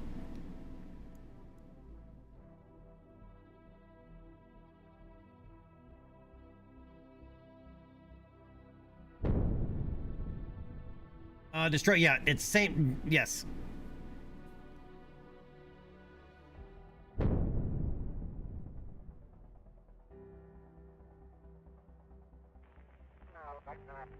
In fact, I used my rescale for reference for JNSQ.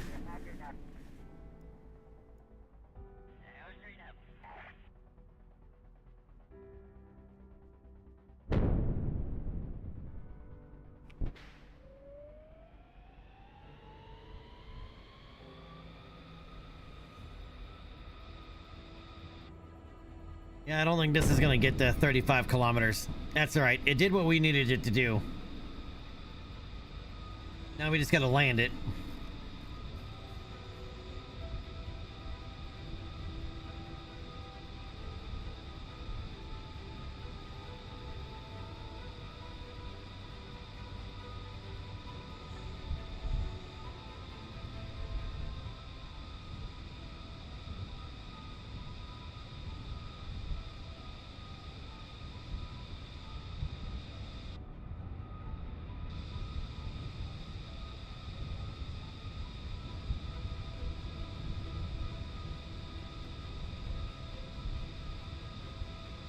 You're currently building an infrastructure for your moon base in JNSQ? Nice.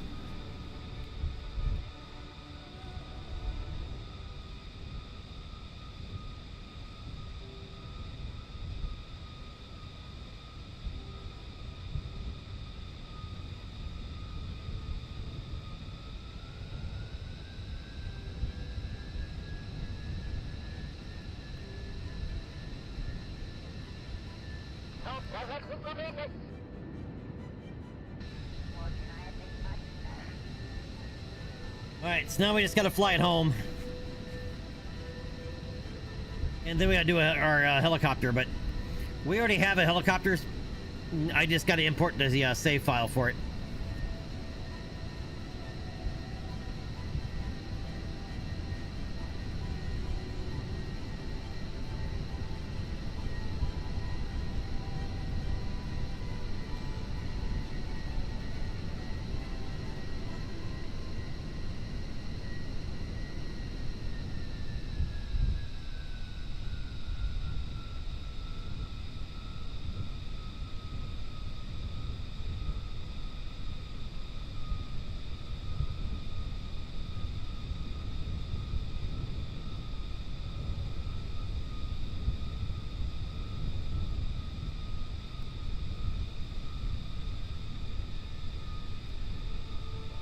Not for a minute yet, as we have to make a new payload and modify the Atlas.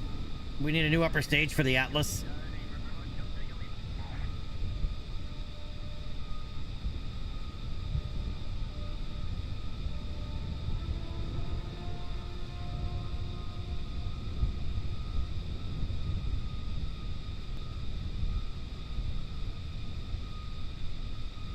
This thing does not really slow down.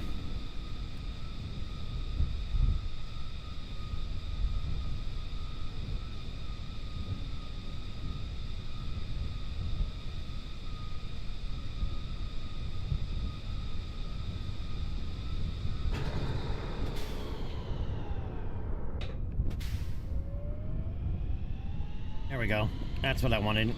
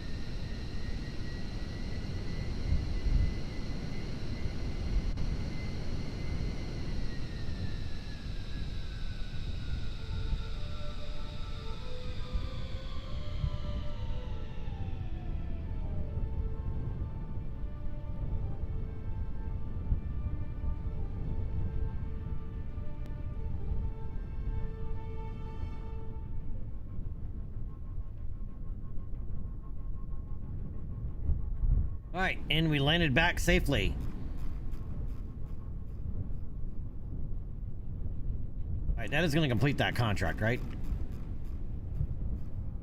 Yes. We're all green.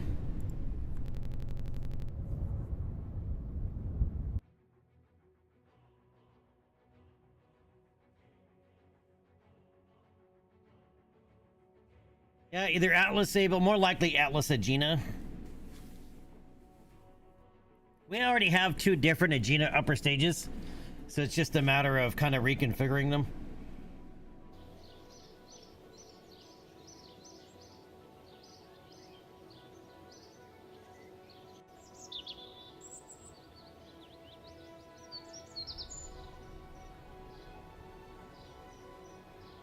All right, contract complete. I gotta go get that helicopter.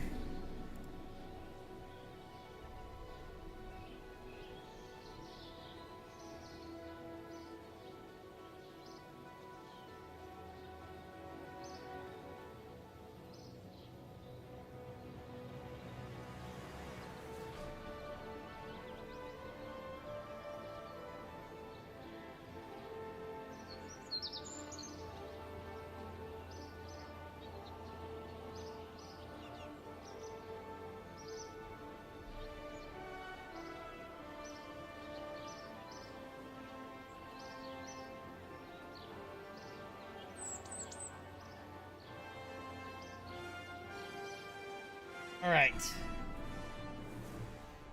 So what's going on today, Destroyer? How are you doing?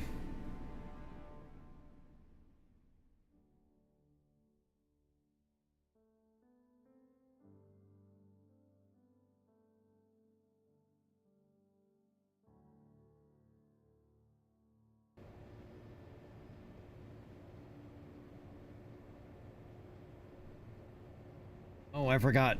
We modified this. We may not be able to fly this yet.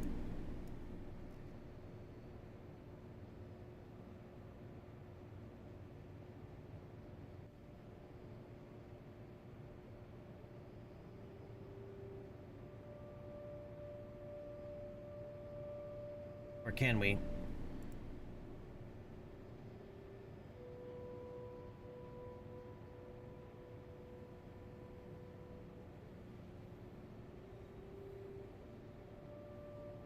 Let's find out.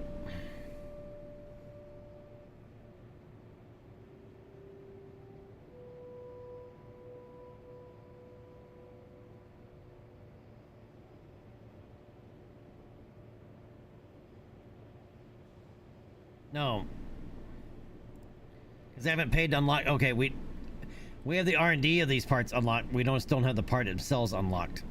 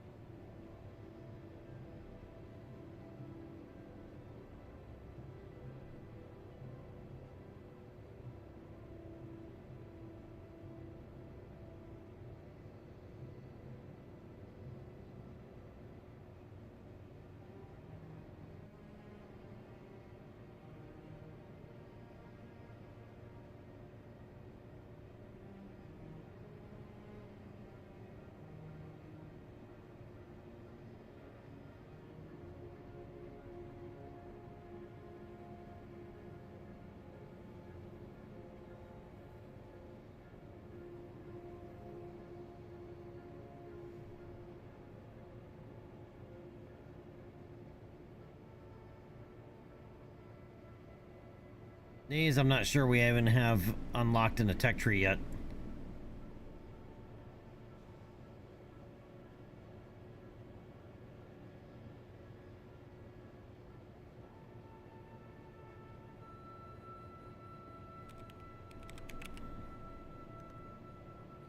We don't.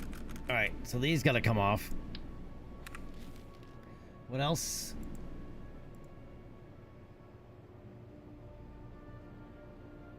Control rotor and the reaction wheels. All right.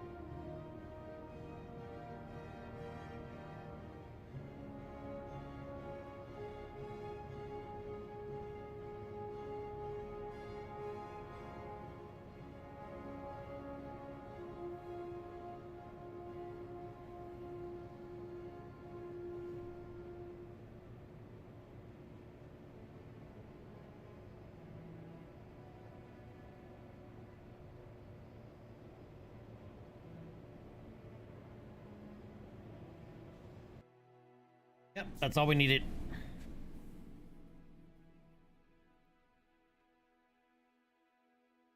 You wait until you get contracts from your friends? Do you do the goofball ones too, or the ones that are actually like quote unquote legitimate?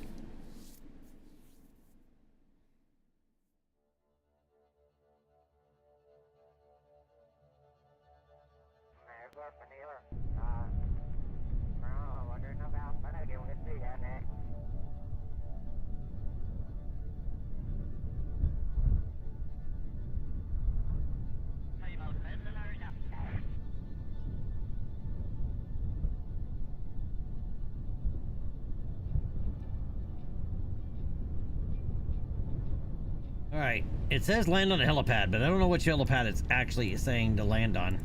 Because we have several. Land on a helipad. Okay, the vehicle assembly building or the admin building. Okay, that we can do.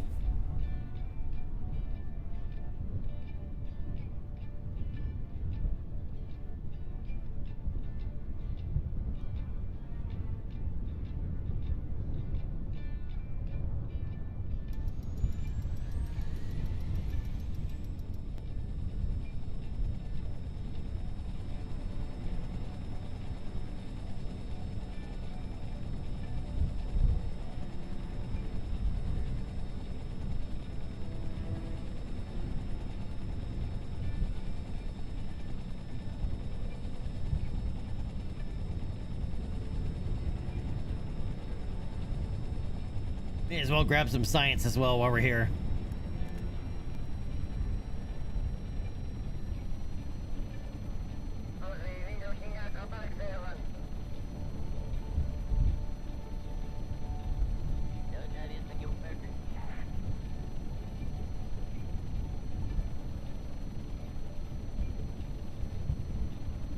Yep, don't wreck it yet. We just bought it.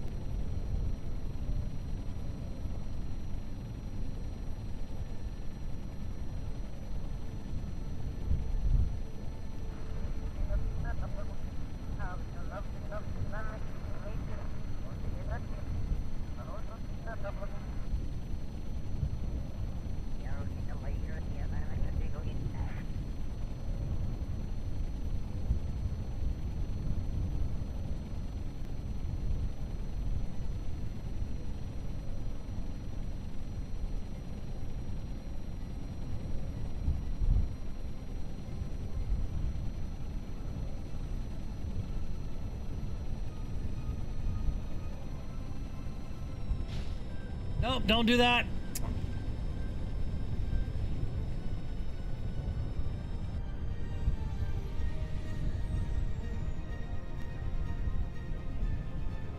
It takes some practice to fly, and I guess I'm out of practice from the other save. But hey, we landed on a helipad. We did it without killing anybody, so contract complete.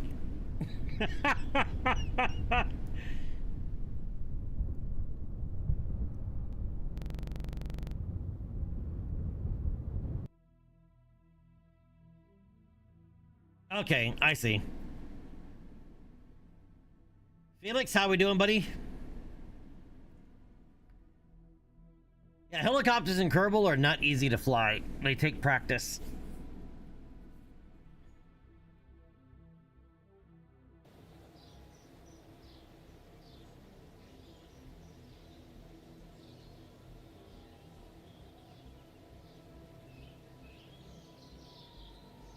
No new ribbons.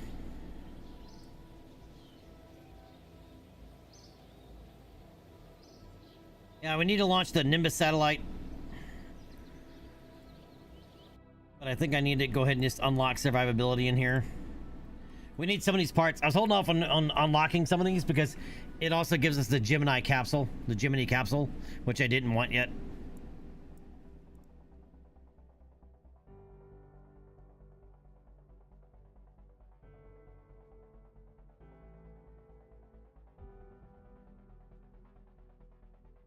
But we need it for a couple of the other satellites that we need to launch.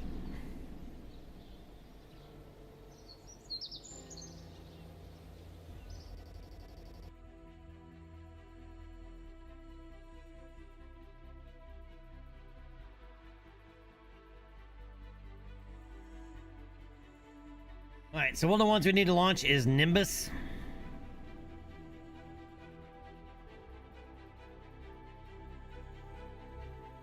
And then I'll also have to look up and see what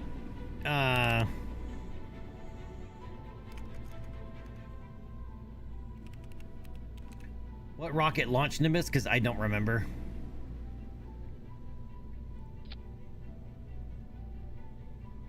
Wait, that's the second gen control core. What about the first gen?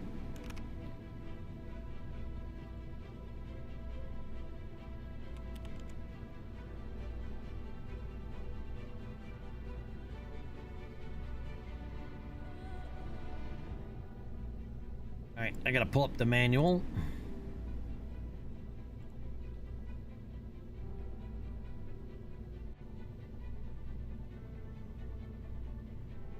Find Nimbus. All right.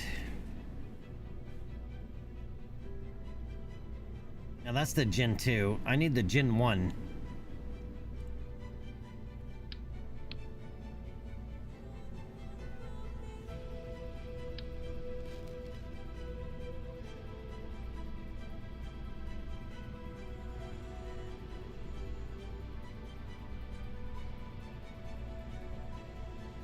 Yeah, we need to go ahead and just unlock all of these.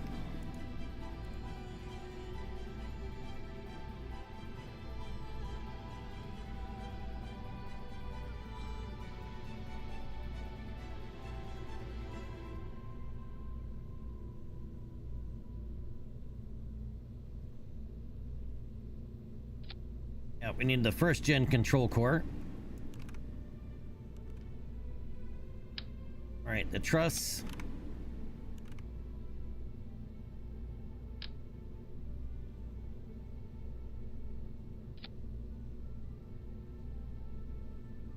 Whatever that is.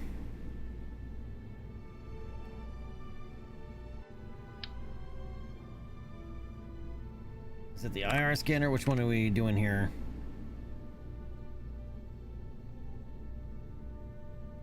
Yep, one IR scanner.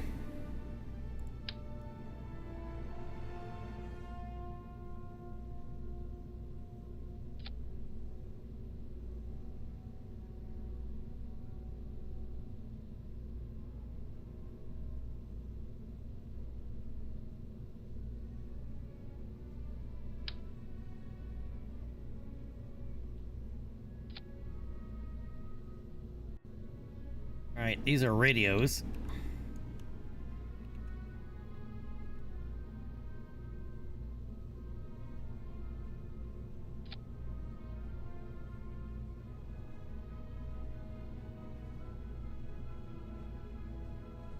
Does it need 2 IR scanners?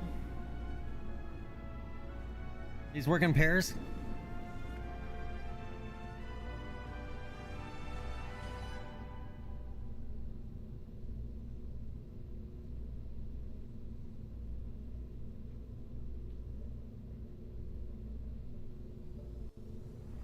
Yeah, it's okay. It's mounted in pairs. All right. Interesting.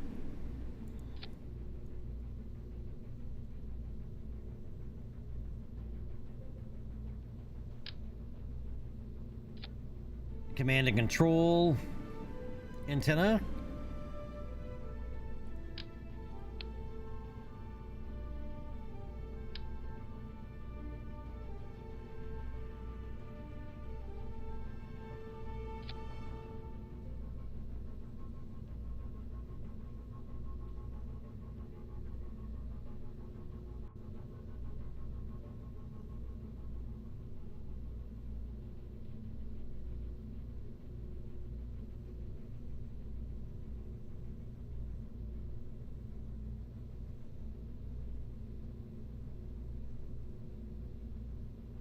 I think that's it for Nimbus 1.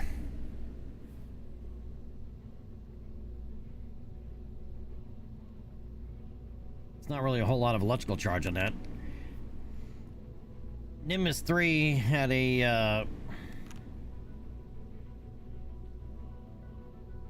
thermoelectric radioisotope thermoelectric generator.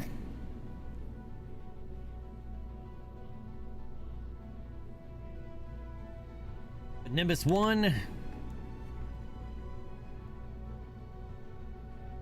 Well, it's also got solar panels, so.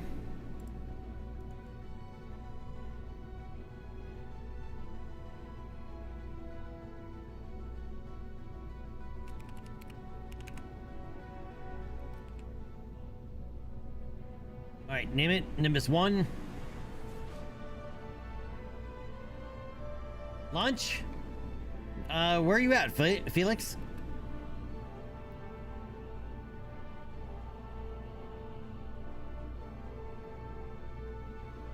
Your lunch is at an odd hour.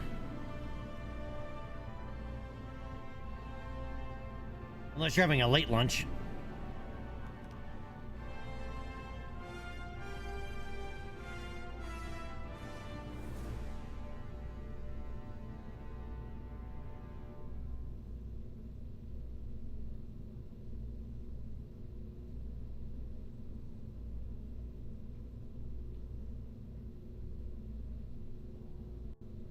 All right, cut that to 5%.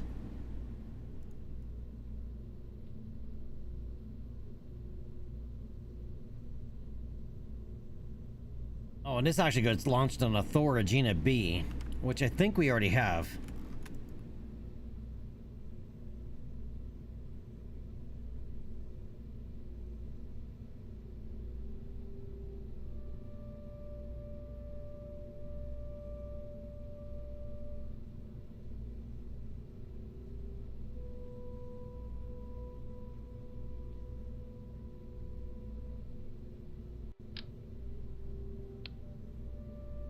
Technically speaking.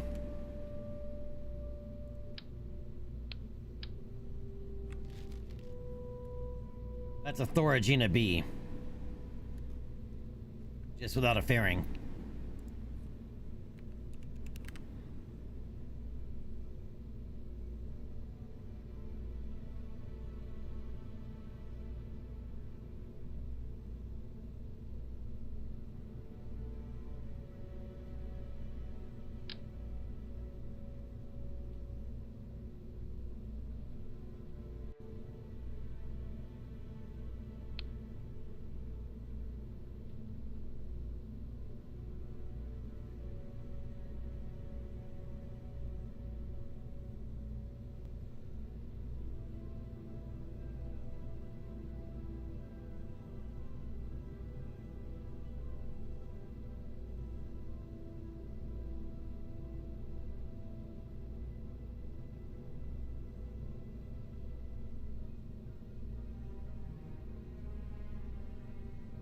Do we have any specific fairing adapter or payload adapters in here?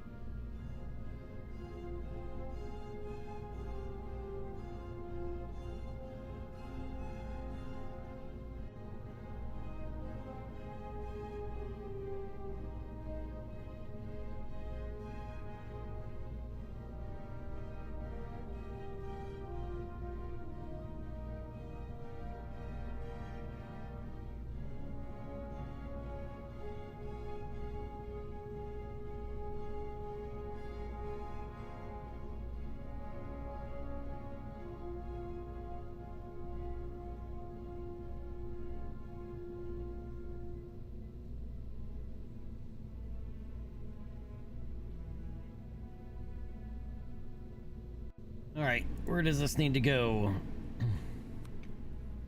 Oof. That is a pretty big altitude.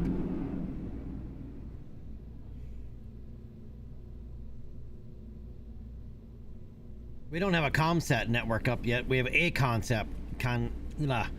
communication satellite up, but it is not in geostationary, and it may not be where we need it to be when we need it to be there.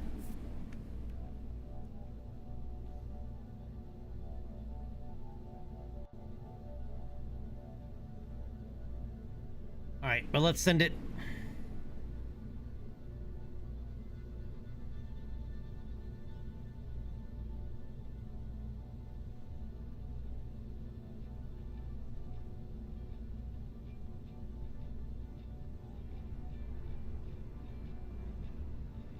And this has to get launched south. It needs to be in a polar orbit.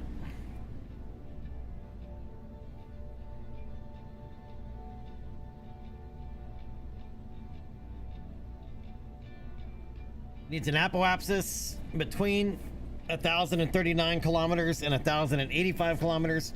And it needs a periapsis below 954 kilometers. All right. Let's send it.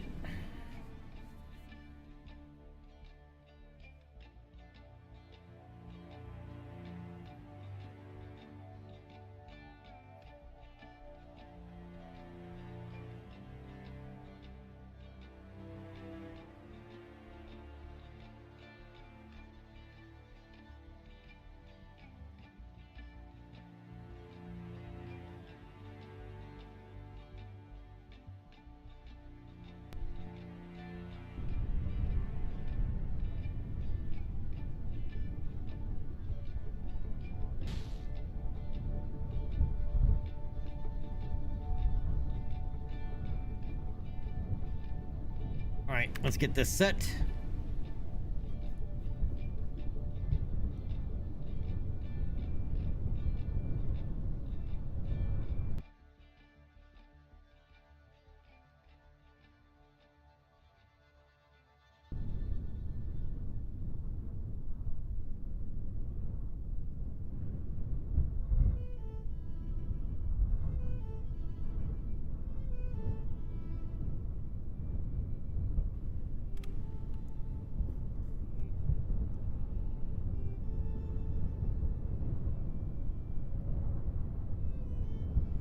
All right, once again, it's going to launch into a polar orbit, so we're going to be going south. Guidance is go. Nimbus is go. Agena is go. Thor is go. We need a go, no go from chat.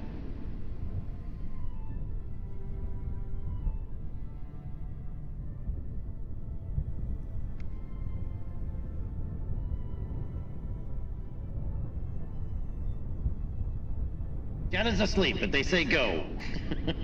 In 10, 9, 8, 7, 6, 5, 4, made it to start. 2, 1, send it.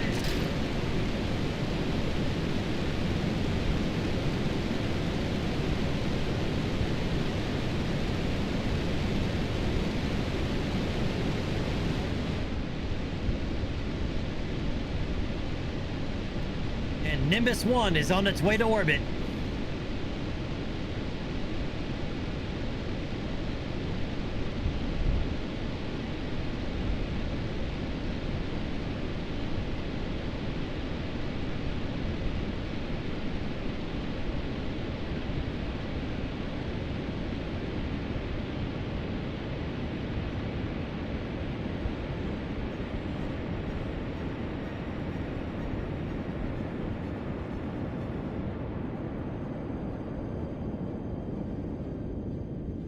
All right, Mach 1, vehicle supersonic.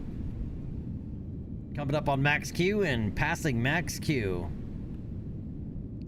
Most rockets, your max Q is right around 8,500 meters or so.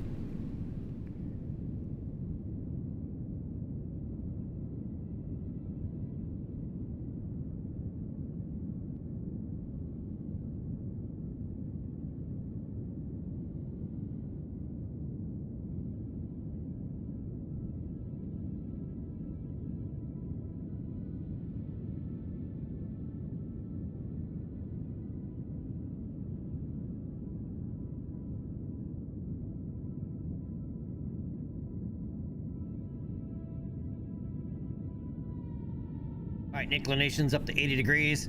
1 minute, 41 seconds into flight. We're now 25 kilometers downrange distance from the KSC, passing out 2 to 33 kilometers and just over Mach 4.25.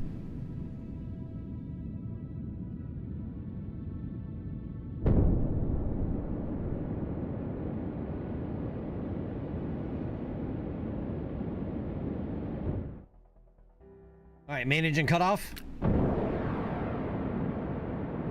right, we have good up second stage ignition.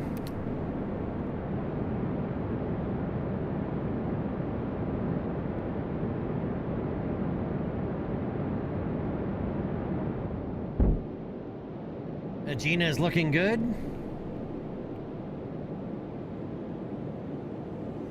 All right, we have good fairing deploy.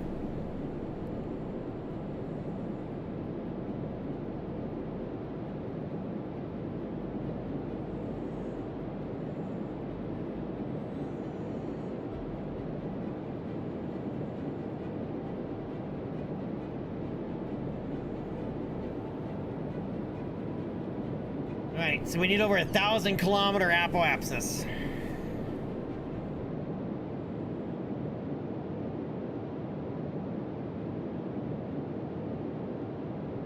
All right, we've passed the Kármán line. We're now in space.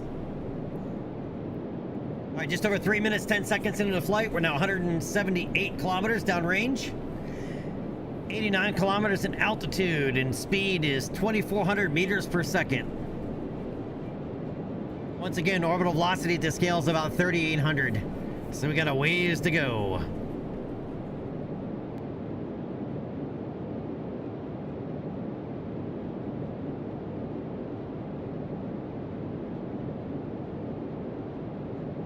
Destroyer, I'm not running realism overhaul, so we don't have tank pressures.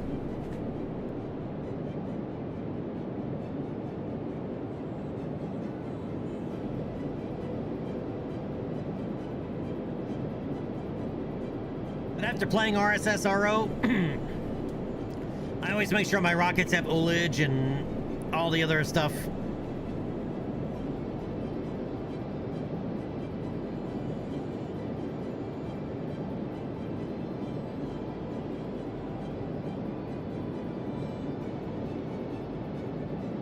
All right, 4 minutes, 20 seconds into the flight, giggity. We're now 370 kilometers downrange distance from the KSC, passing an altitude of 104 kilometers. And we are coming up on 3,400 meters per second velocity.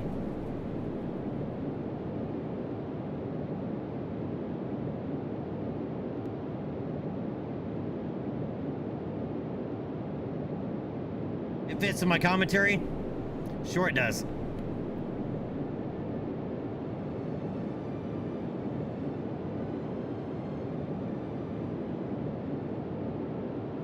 We have orbit. All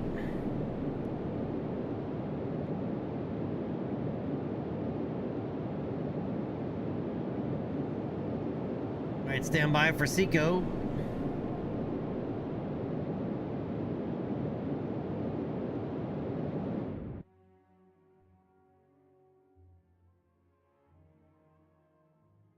Oh, 1039 and 1085. We have 1093.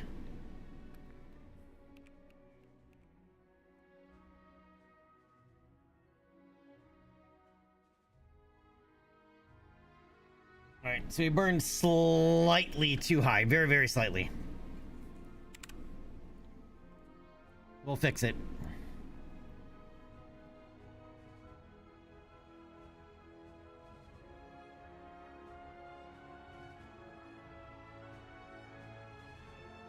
I don't know if there's enough Delta V. Did this launch with boosters?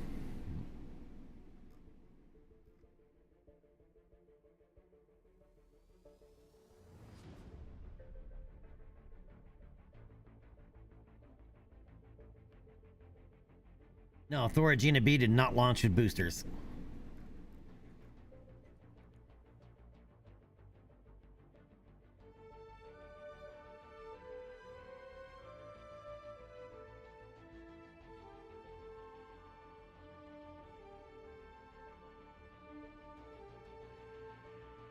All right, so we're gonna coast up.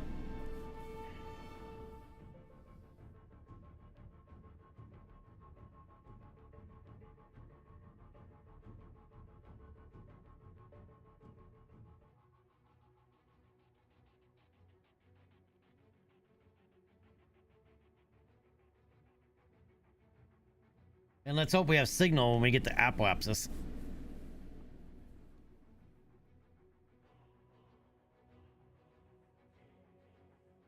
We have 115 meters a second of delta V remaining. I don't know if that's going to be enough to push our periapsis 800 more kilometers.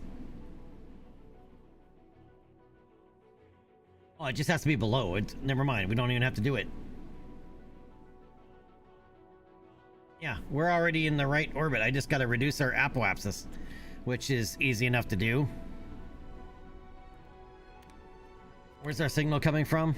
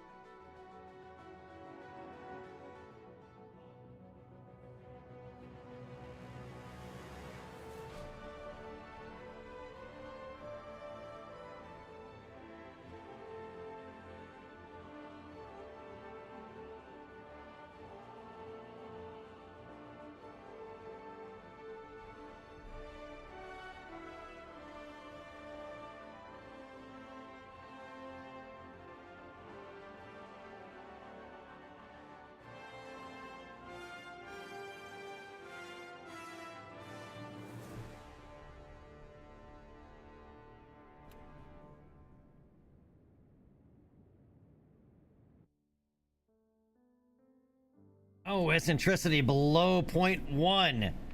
Oh, that sucks.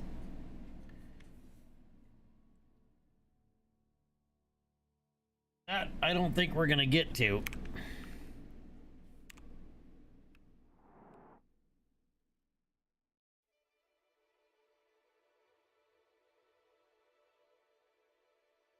Our eccentricity right now is 0.22, meaning it's the how elliptical is our orbit. We need it more circular.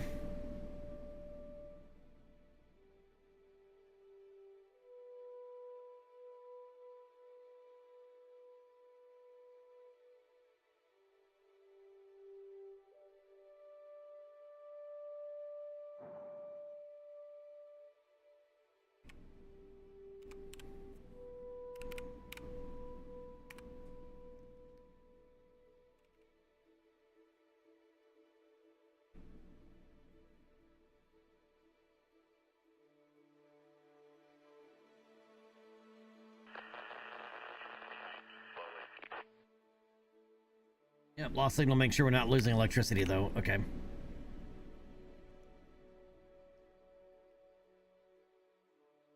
Yeah, we'll flip ass over TCal a little bit.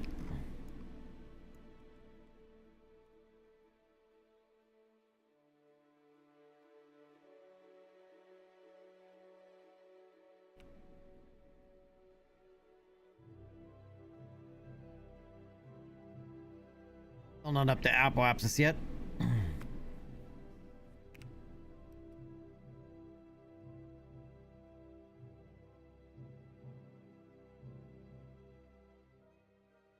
Hopefully we'll still have signal.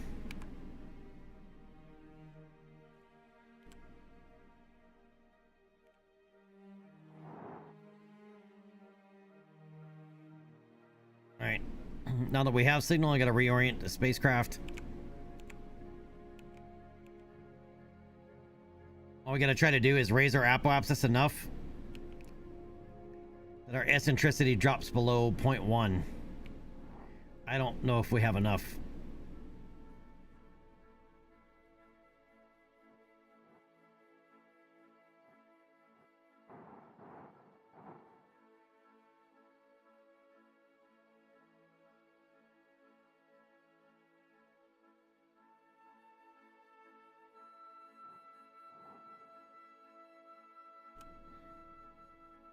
Ghost Ranger, what's up, man?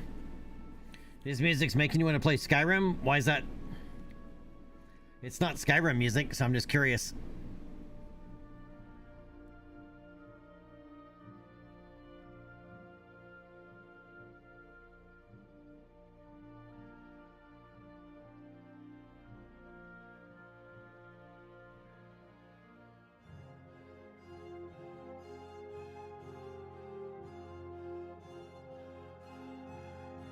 Gives you Skyrim vibes? It's the Star Citizen launcher music.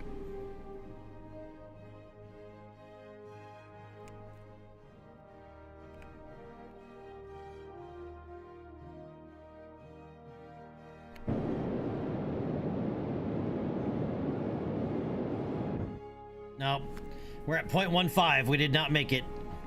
Oof, this is, man, the margins on this are going to be razor thin.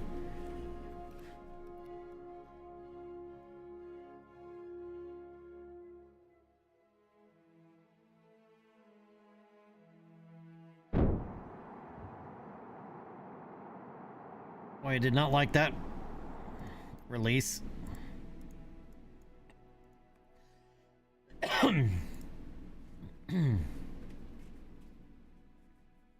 MGB, what's up, man?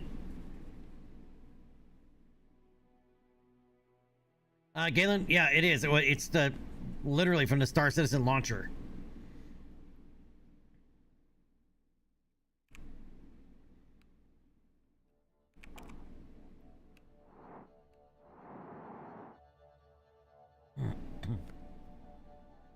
Now this does have some RCS in it.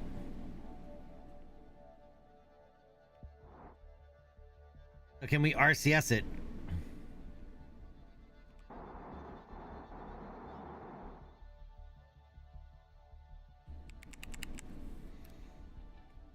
Ugh, not like that. It's only attitude RCS.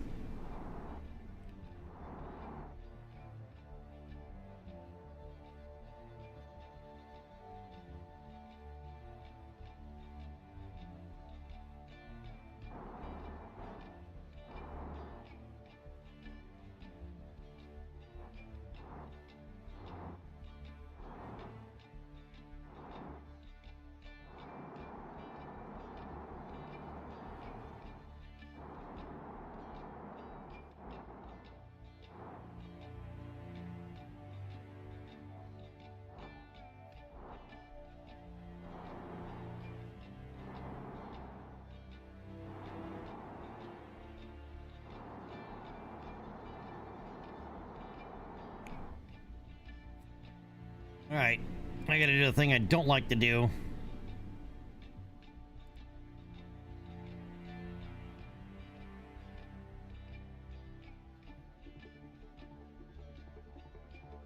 Since the RCS on this is really unbalanced.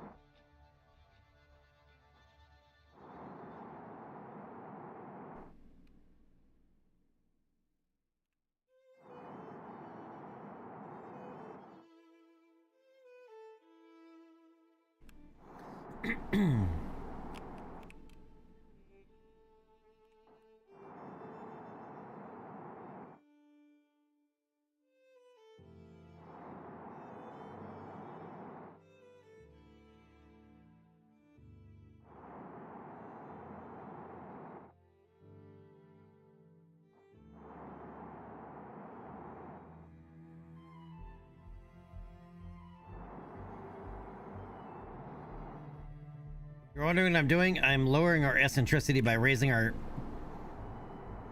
periapsis.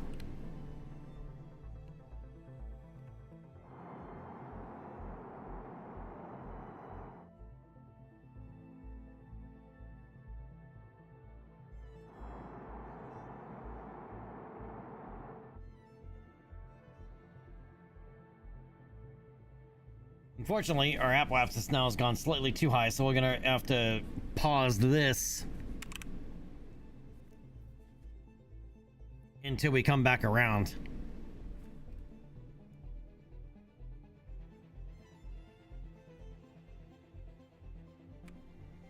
But I think we have enough RCS fuel to fix the orbit.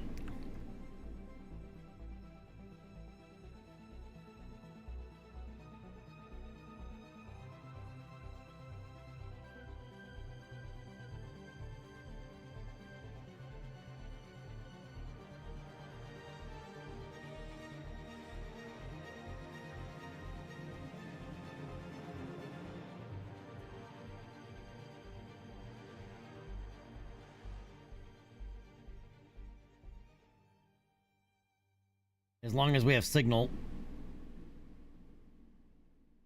When we get to our periapsis here.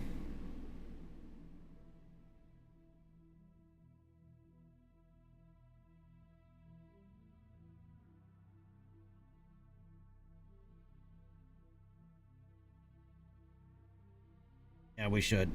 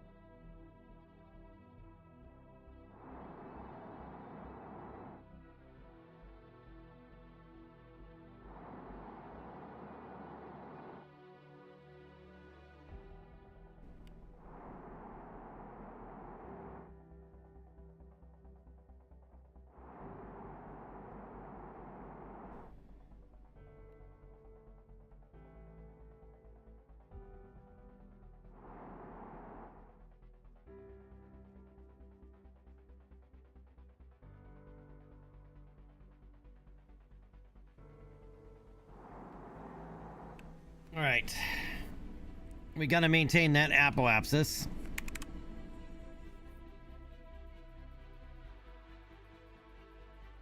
We're down to 0.12, basically 0.13 eccentricity. We got to lower it by 0.3. We'll have to do that on the other side of the orbit.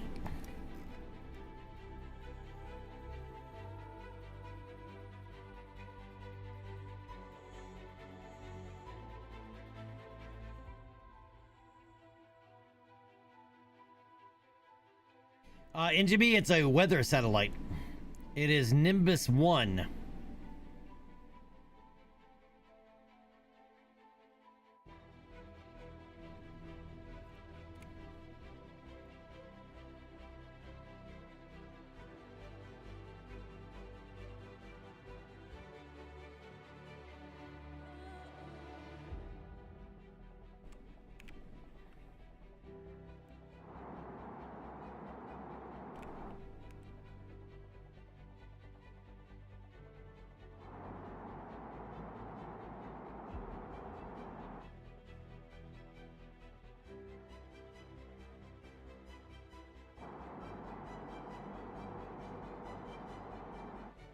And I have to fix its orbit.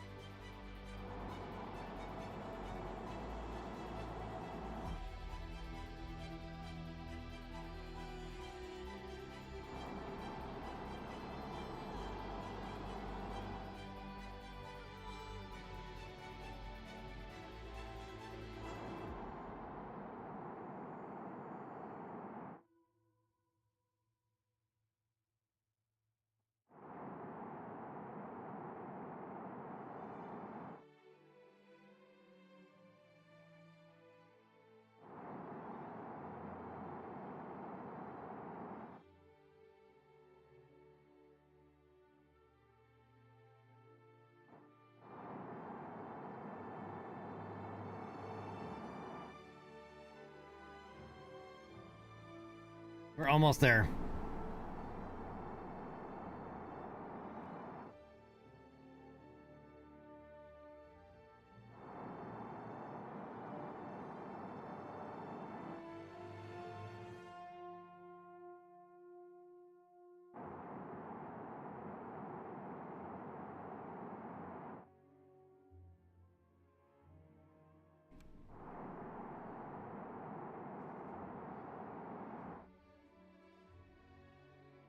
All right, there we go. Now we just gotta hold it for 35 more seconds. And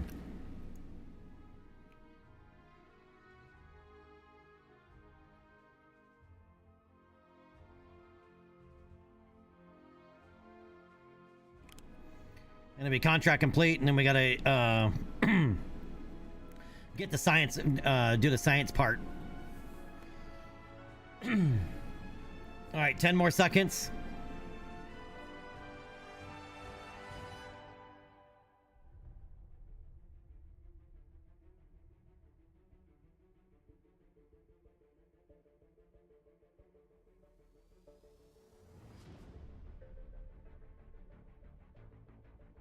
All right, so now we just need infrared radiation data from the Badlands, the northern ice shelf, the southern ice shelf, the deserts, microwave spectrometry. I don't know if we have that experiment on board.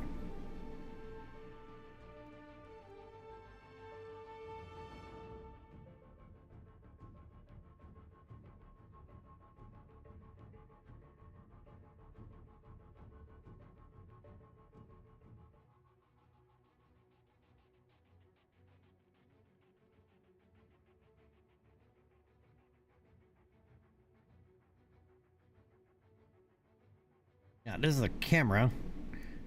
I'm thinking we might be missing an experiment that doesn't show in the image of how to build this thing. This does not have an experiment on it. Nope. This is just an antenna. These are antennas. This is a camera. And these are infrared radiometers.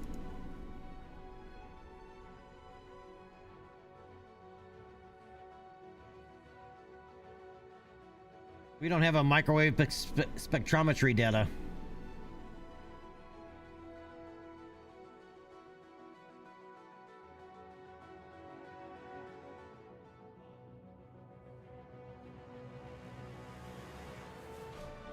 Alright, let's see if we can't get over our proper biome.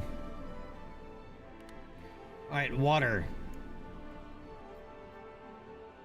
Microwave spectrometry data. As I said, we don't have that.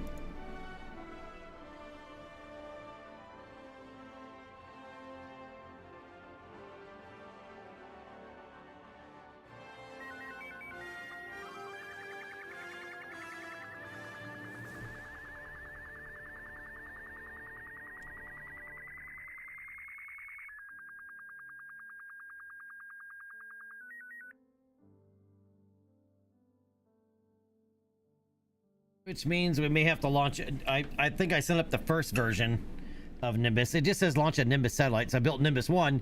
I think it needs one of the other Nimbus satellites. There was multiple.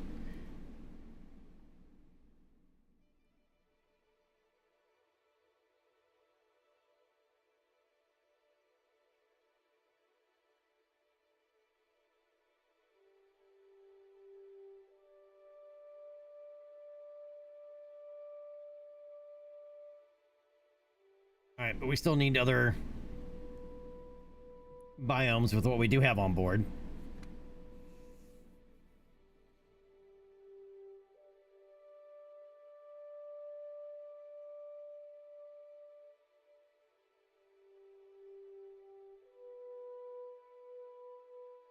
Now, to give you an idea how far away everything is, that's Moon, which you probably can't see. It's just going to be black because it's an eclipse to us, but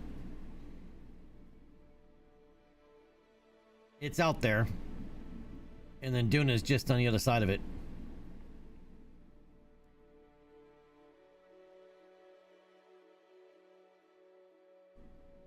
Alright, do I need the cold ocean? Doesn't matter, we're gonna get it anyway.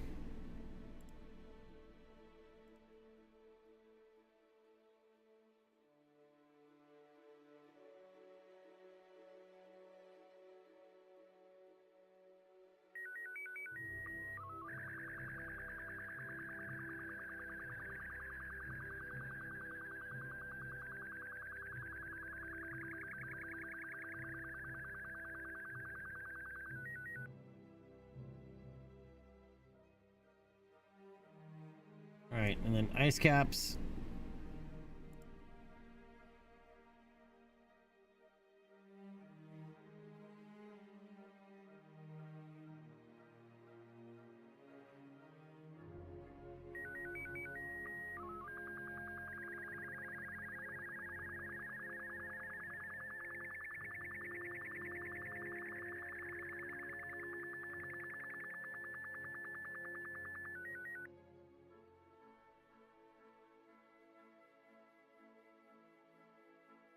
Coming up on the pole. Yep, Northern Ice Shelf. That one we actually do need.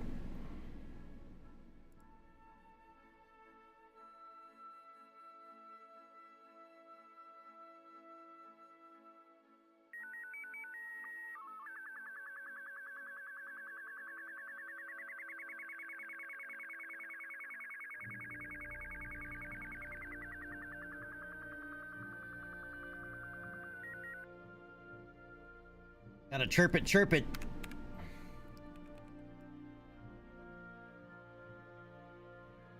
Over the North Pole.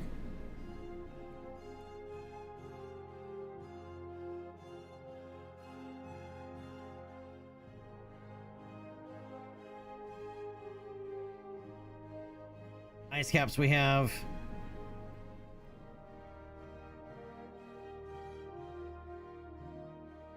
Tundra.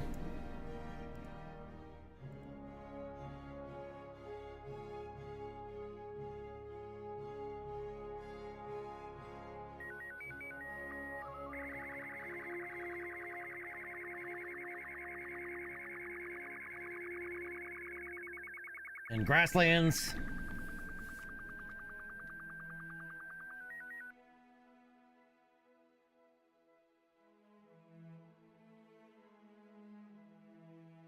Basically, we can do this for every biome, even if it's beyond what the contract has.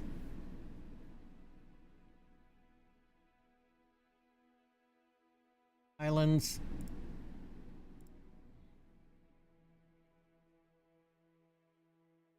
Nope, we missed the Highlands. It takes too long to...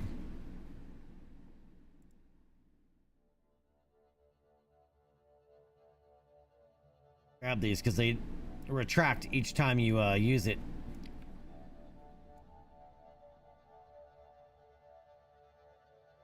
All right, I'm sure we'll see it again.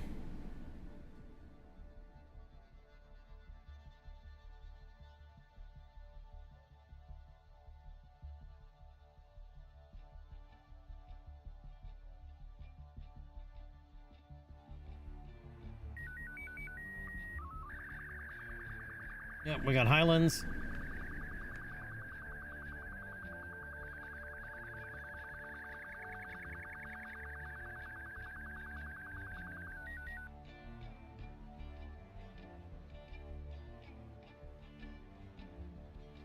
Hey, Jason Blades, what's going on, man? Oh, Shores, which we missed.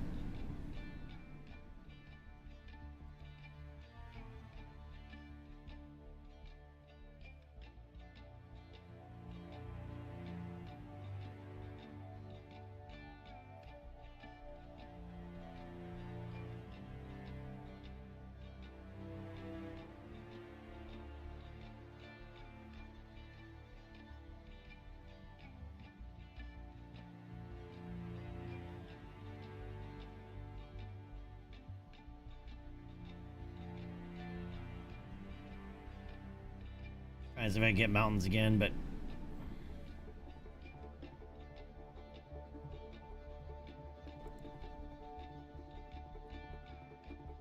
and we missed shores again.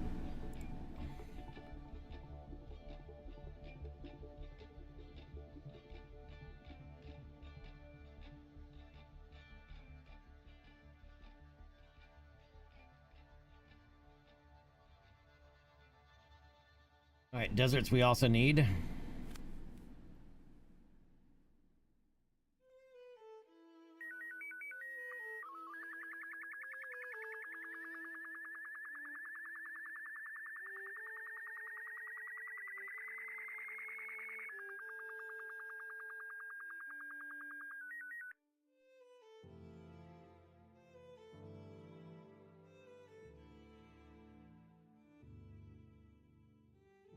All right, so we need infrared from the Badlands. Wait, I just did deserts. Oh, low in space, but can't do. How does that work? Because we are low in space. So how come it didn't give us that?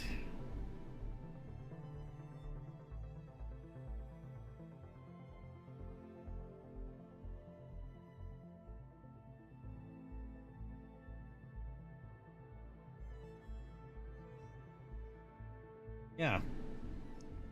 Deserts in space low is what we need. Infrared spectrometry data.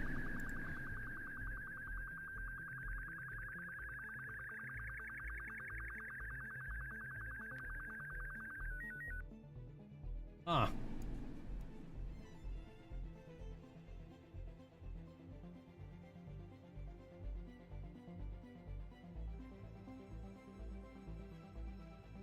I only gave it for the southern or the northern ice shelf.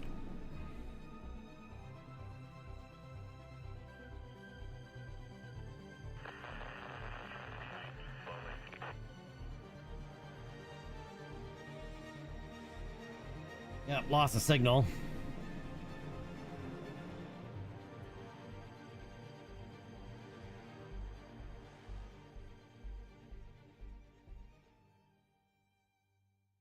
All right, southern ice shelf.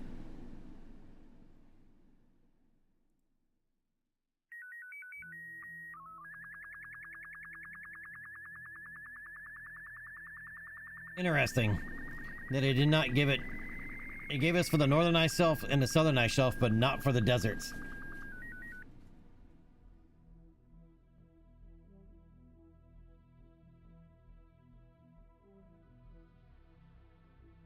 For the South Pole.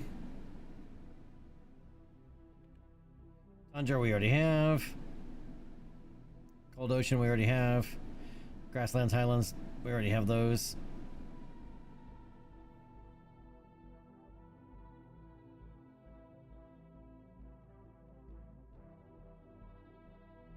We need Badlands.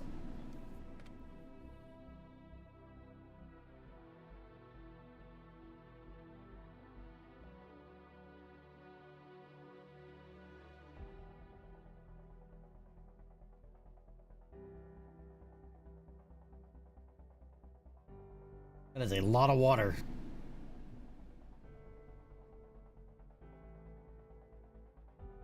Cold Ocean, or wow, we're already back over the North Pole.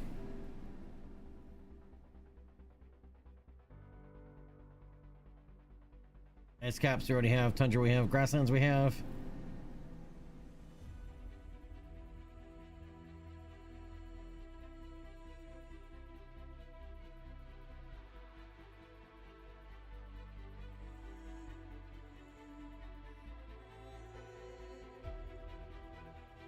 Eventually, from a polar orbit, you will pass over every single biome on Kerbin. Lost a signal.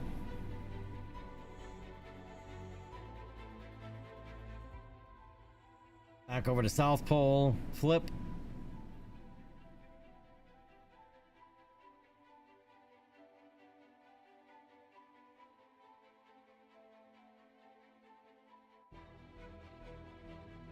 Just waiting for us to pass over to Badlands.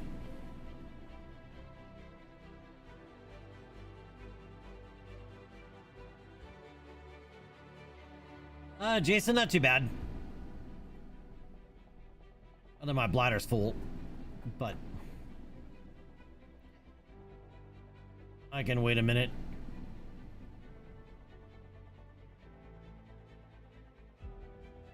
Where's the Badlands biome, man?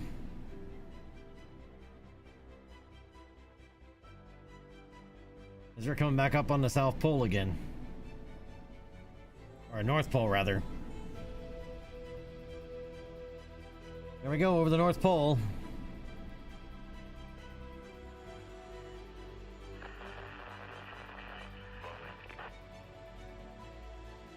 Alright.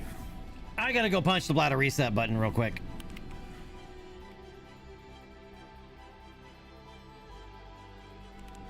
And I shall return momentarily.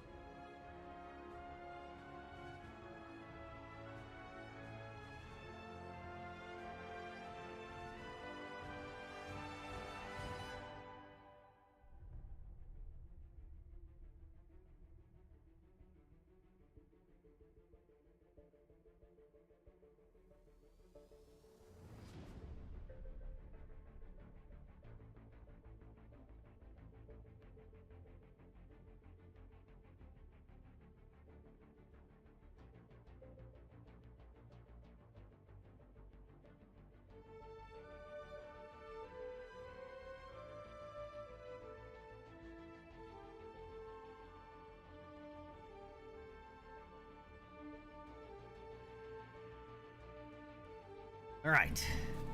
My bladder thanks you.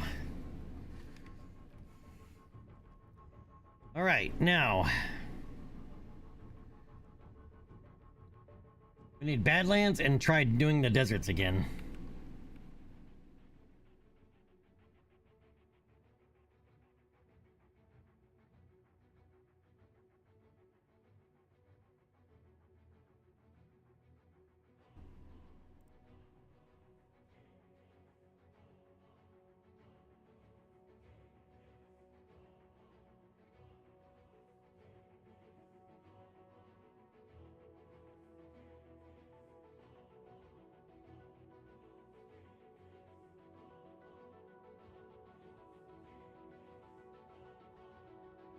All right, we got mountains.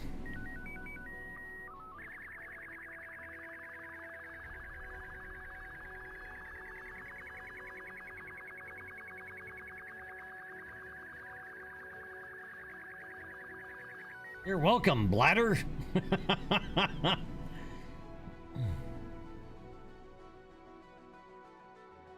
I forgot, this also has a camera.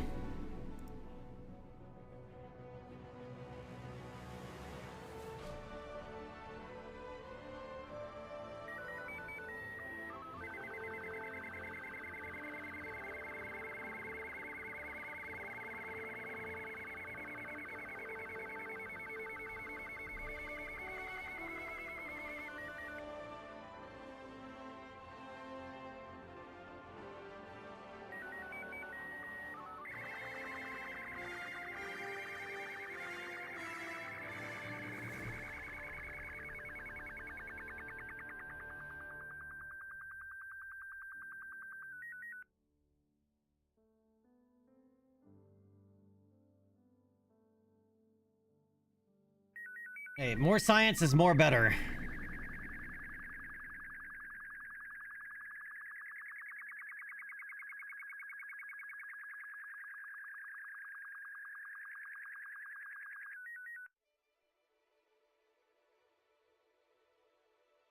All right, so the nice shelf.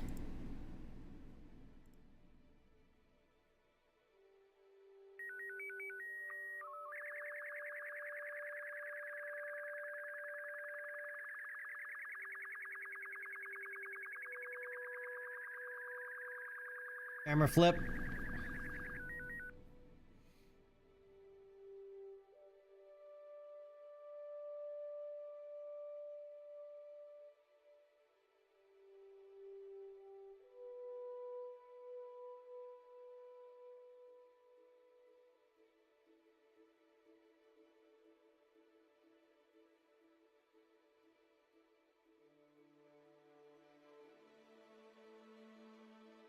Back over to cold ocean, water.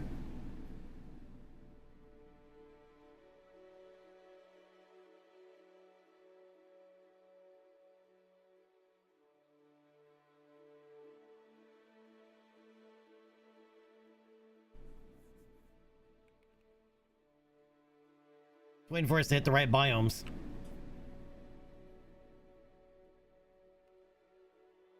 Deserts. Oh, that's shores.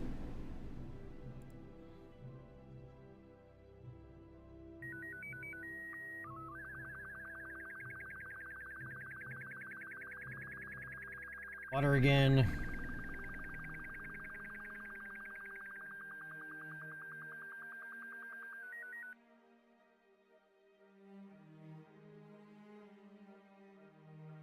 Yeah, it's hard to tell what you're over or what you're going to be coming up over because it's just dark.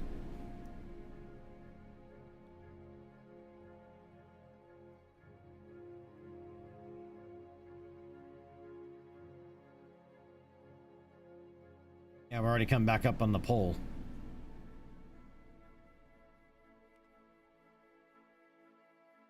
Ice caps and tundra I can get. Oh, we got ice caps anyway.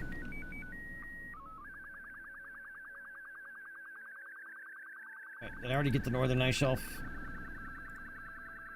Nope. Now we have the northern ice shelf picture as well.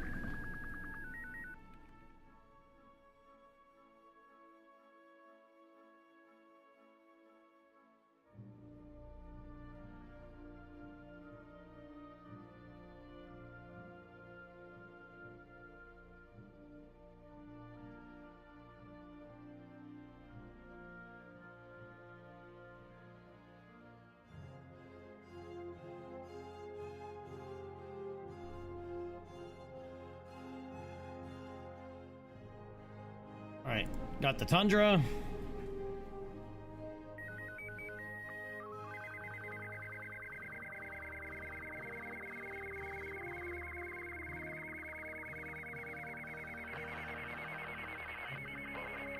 Lost a signal. Regain signal.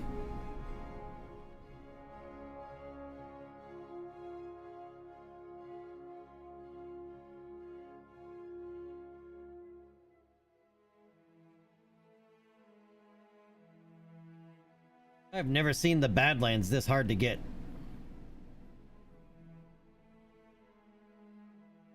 There we go. They're just on the other side of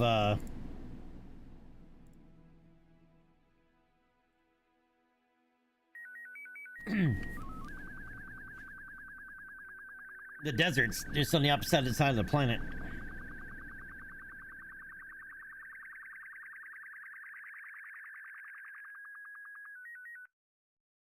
All right, so give me Badlands as well.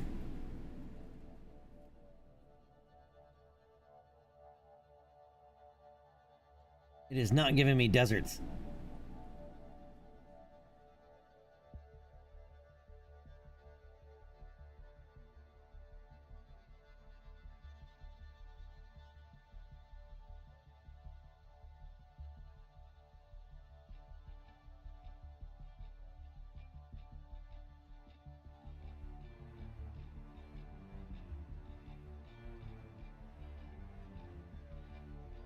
All right, over to South Pole.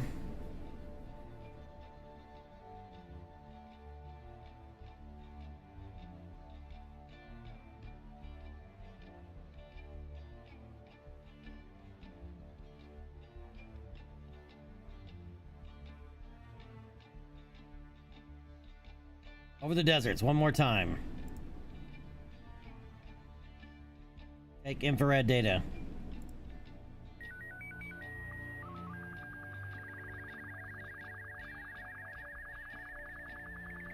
Well, now we're over the shores. For whatever reason, it is not accepting the desert data.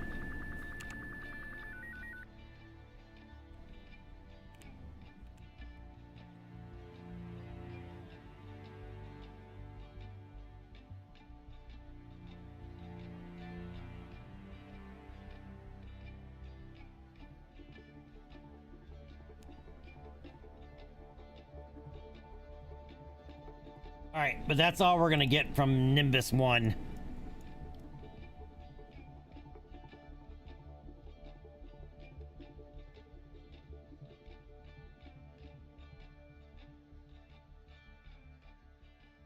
All right, so portions of that contract are complete.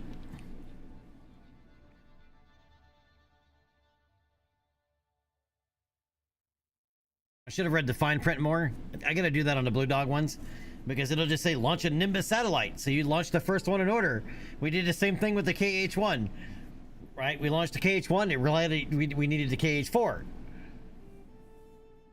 So this one we launched the Nimbus 1. Odds are we need a more advanced Nimbus satellite. All right, back to the Space Center. Because I think there's 4 different Nimbus configurations that they have for this.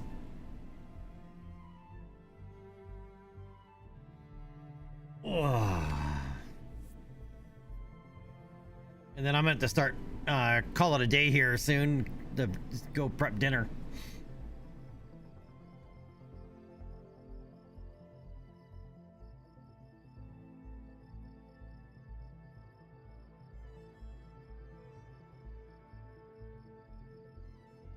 All right, warp to the morning. And that's sunrise, right? All right. Let's go in here and take a look at Nimbus parts again.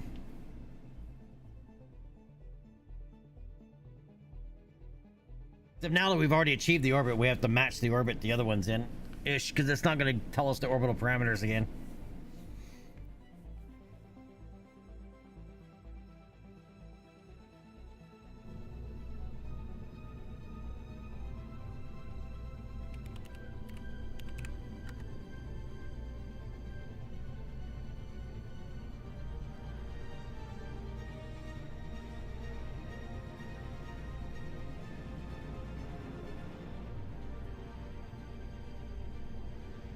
Oh, and there's also upgrades available for some of this too.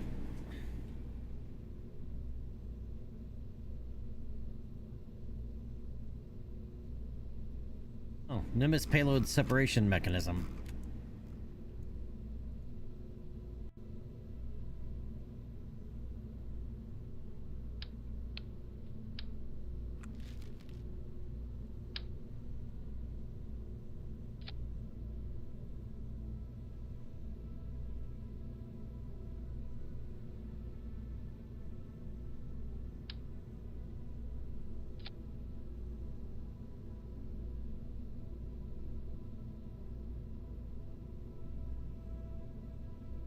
Should use that. All right.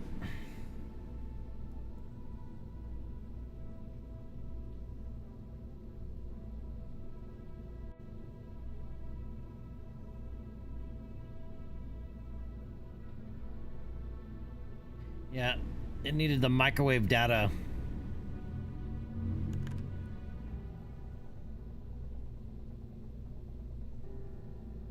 Yeah, the microwave data was on Nimbus 5.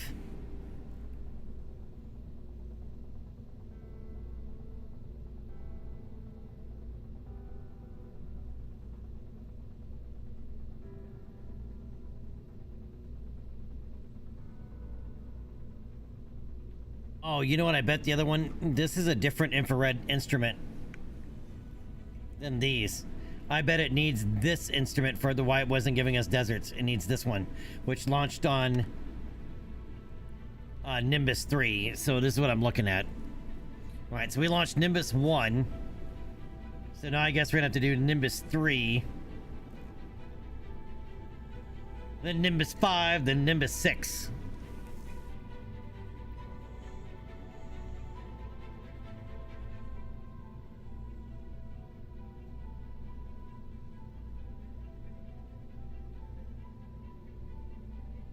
Or, I mean, our Nimbus 7. Or we could just straight launch Nimbus 7. I think Nimbus 7 has everything.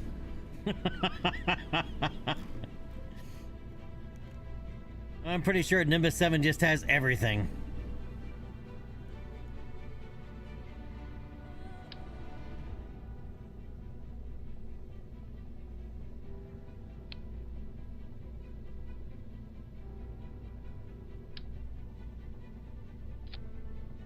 Alright, I'm gonna save that because I am also going to do this.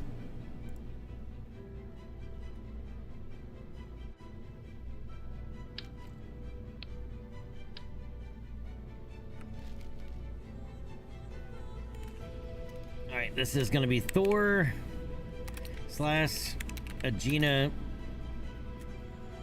Is it B?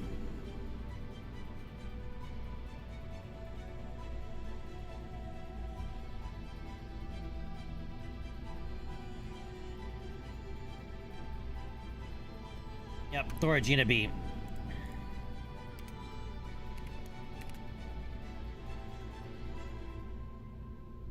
Alright, save that. Okay.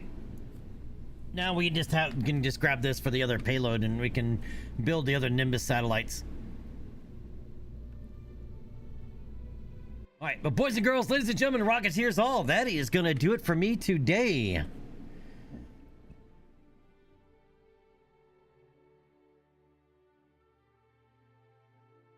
Alright, and unlikely that I'll be streaming tomorrow, so I'll most likely see you guys again on Thursday.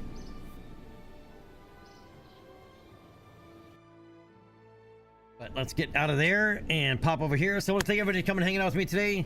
Much appreciated. If you are new here, please drop a like and subscribe on YouTube and a follow on Twitch.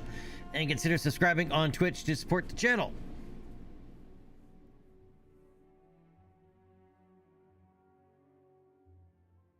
Alright, I am going to go make some tacos and with some potato salad on the side. You know, some shredded beef tacos, some epic shredded beef tacos.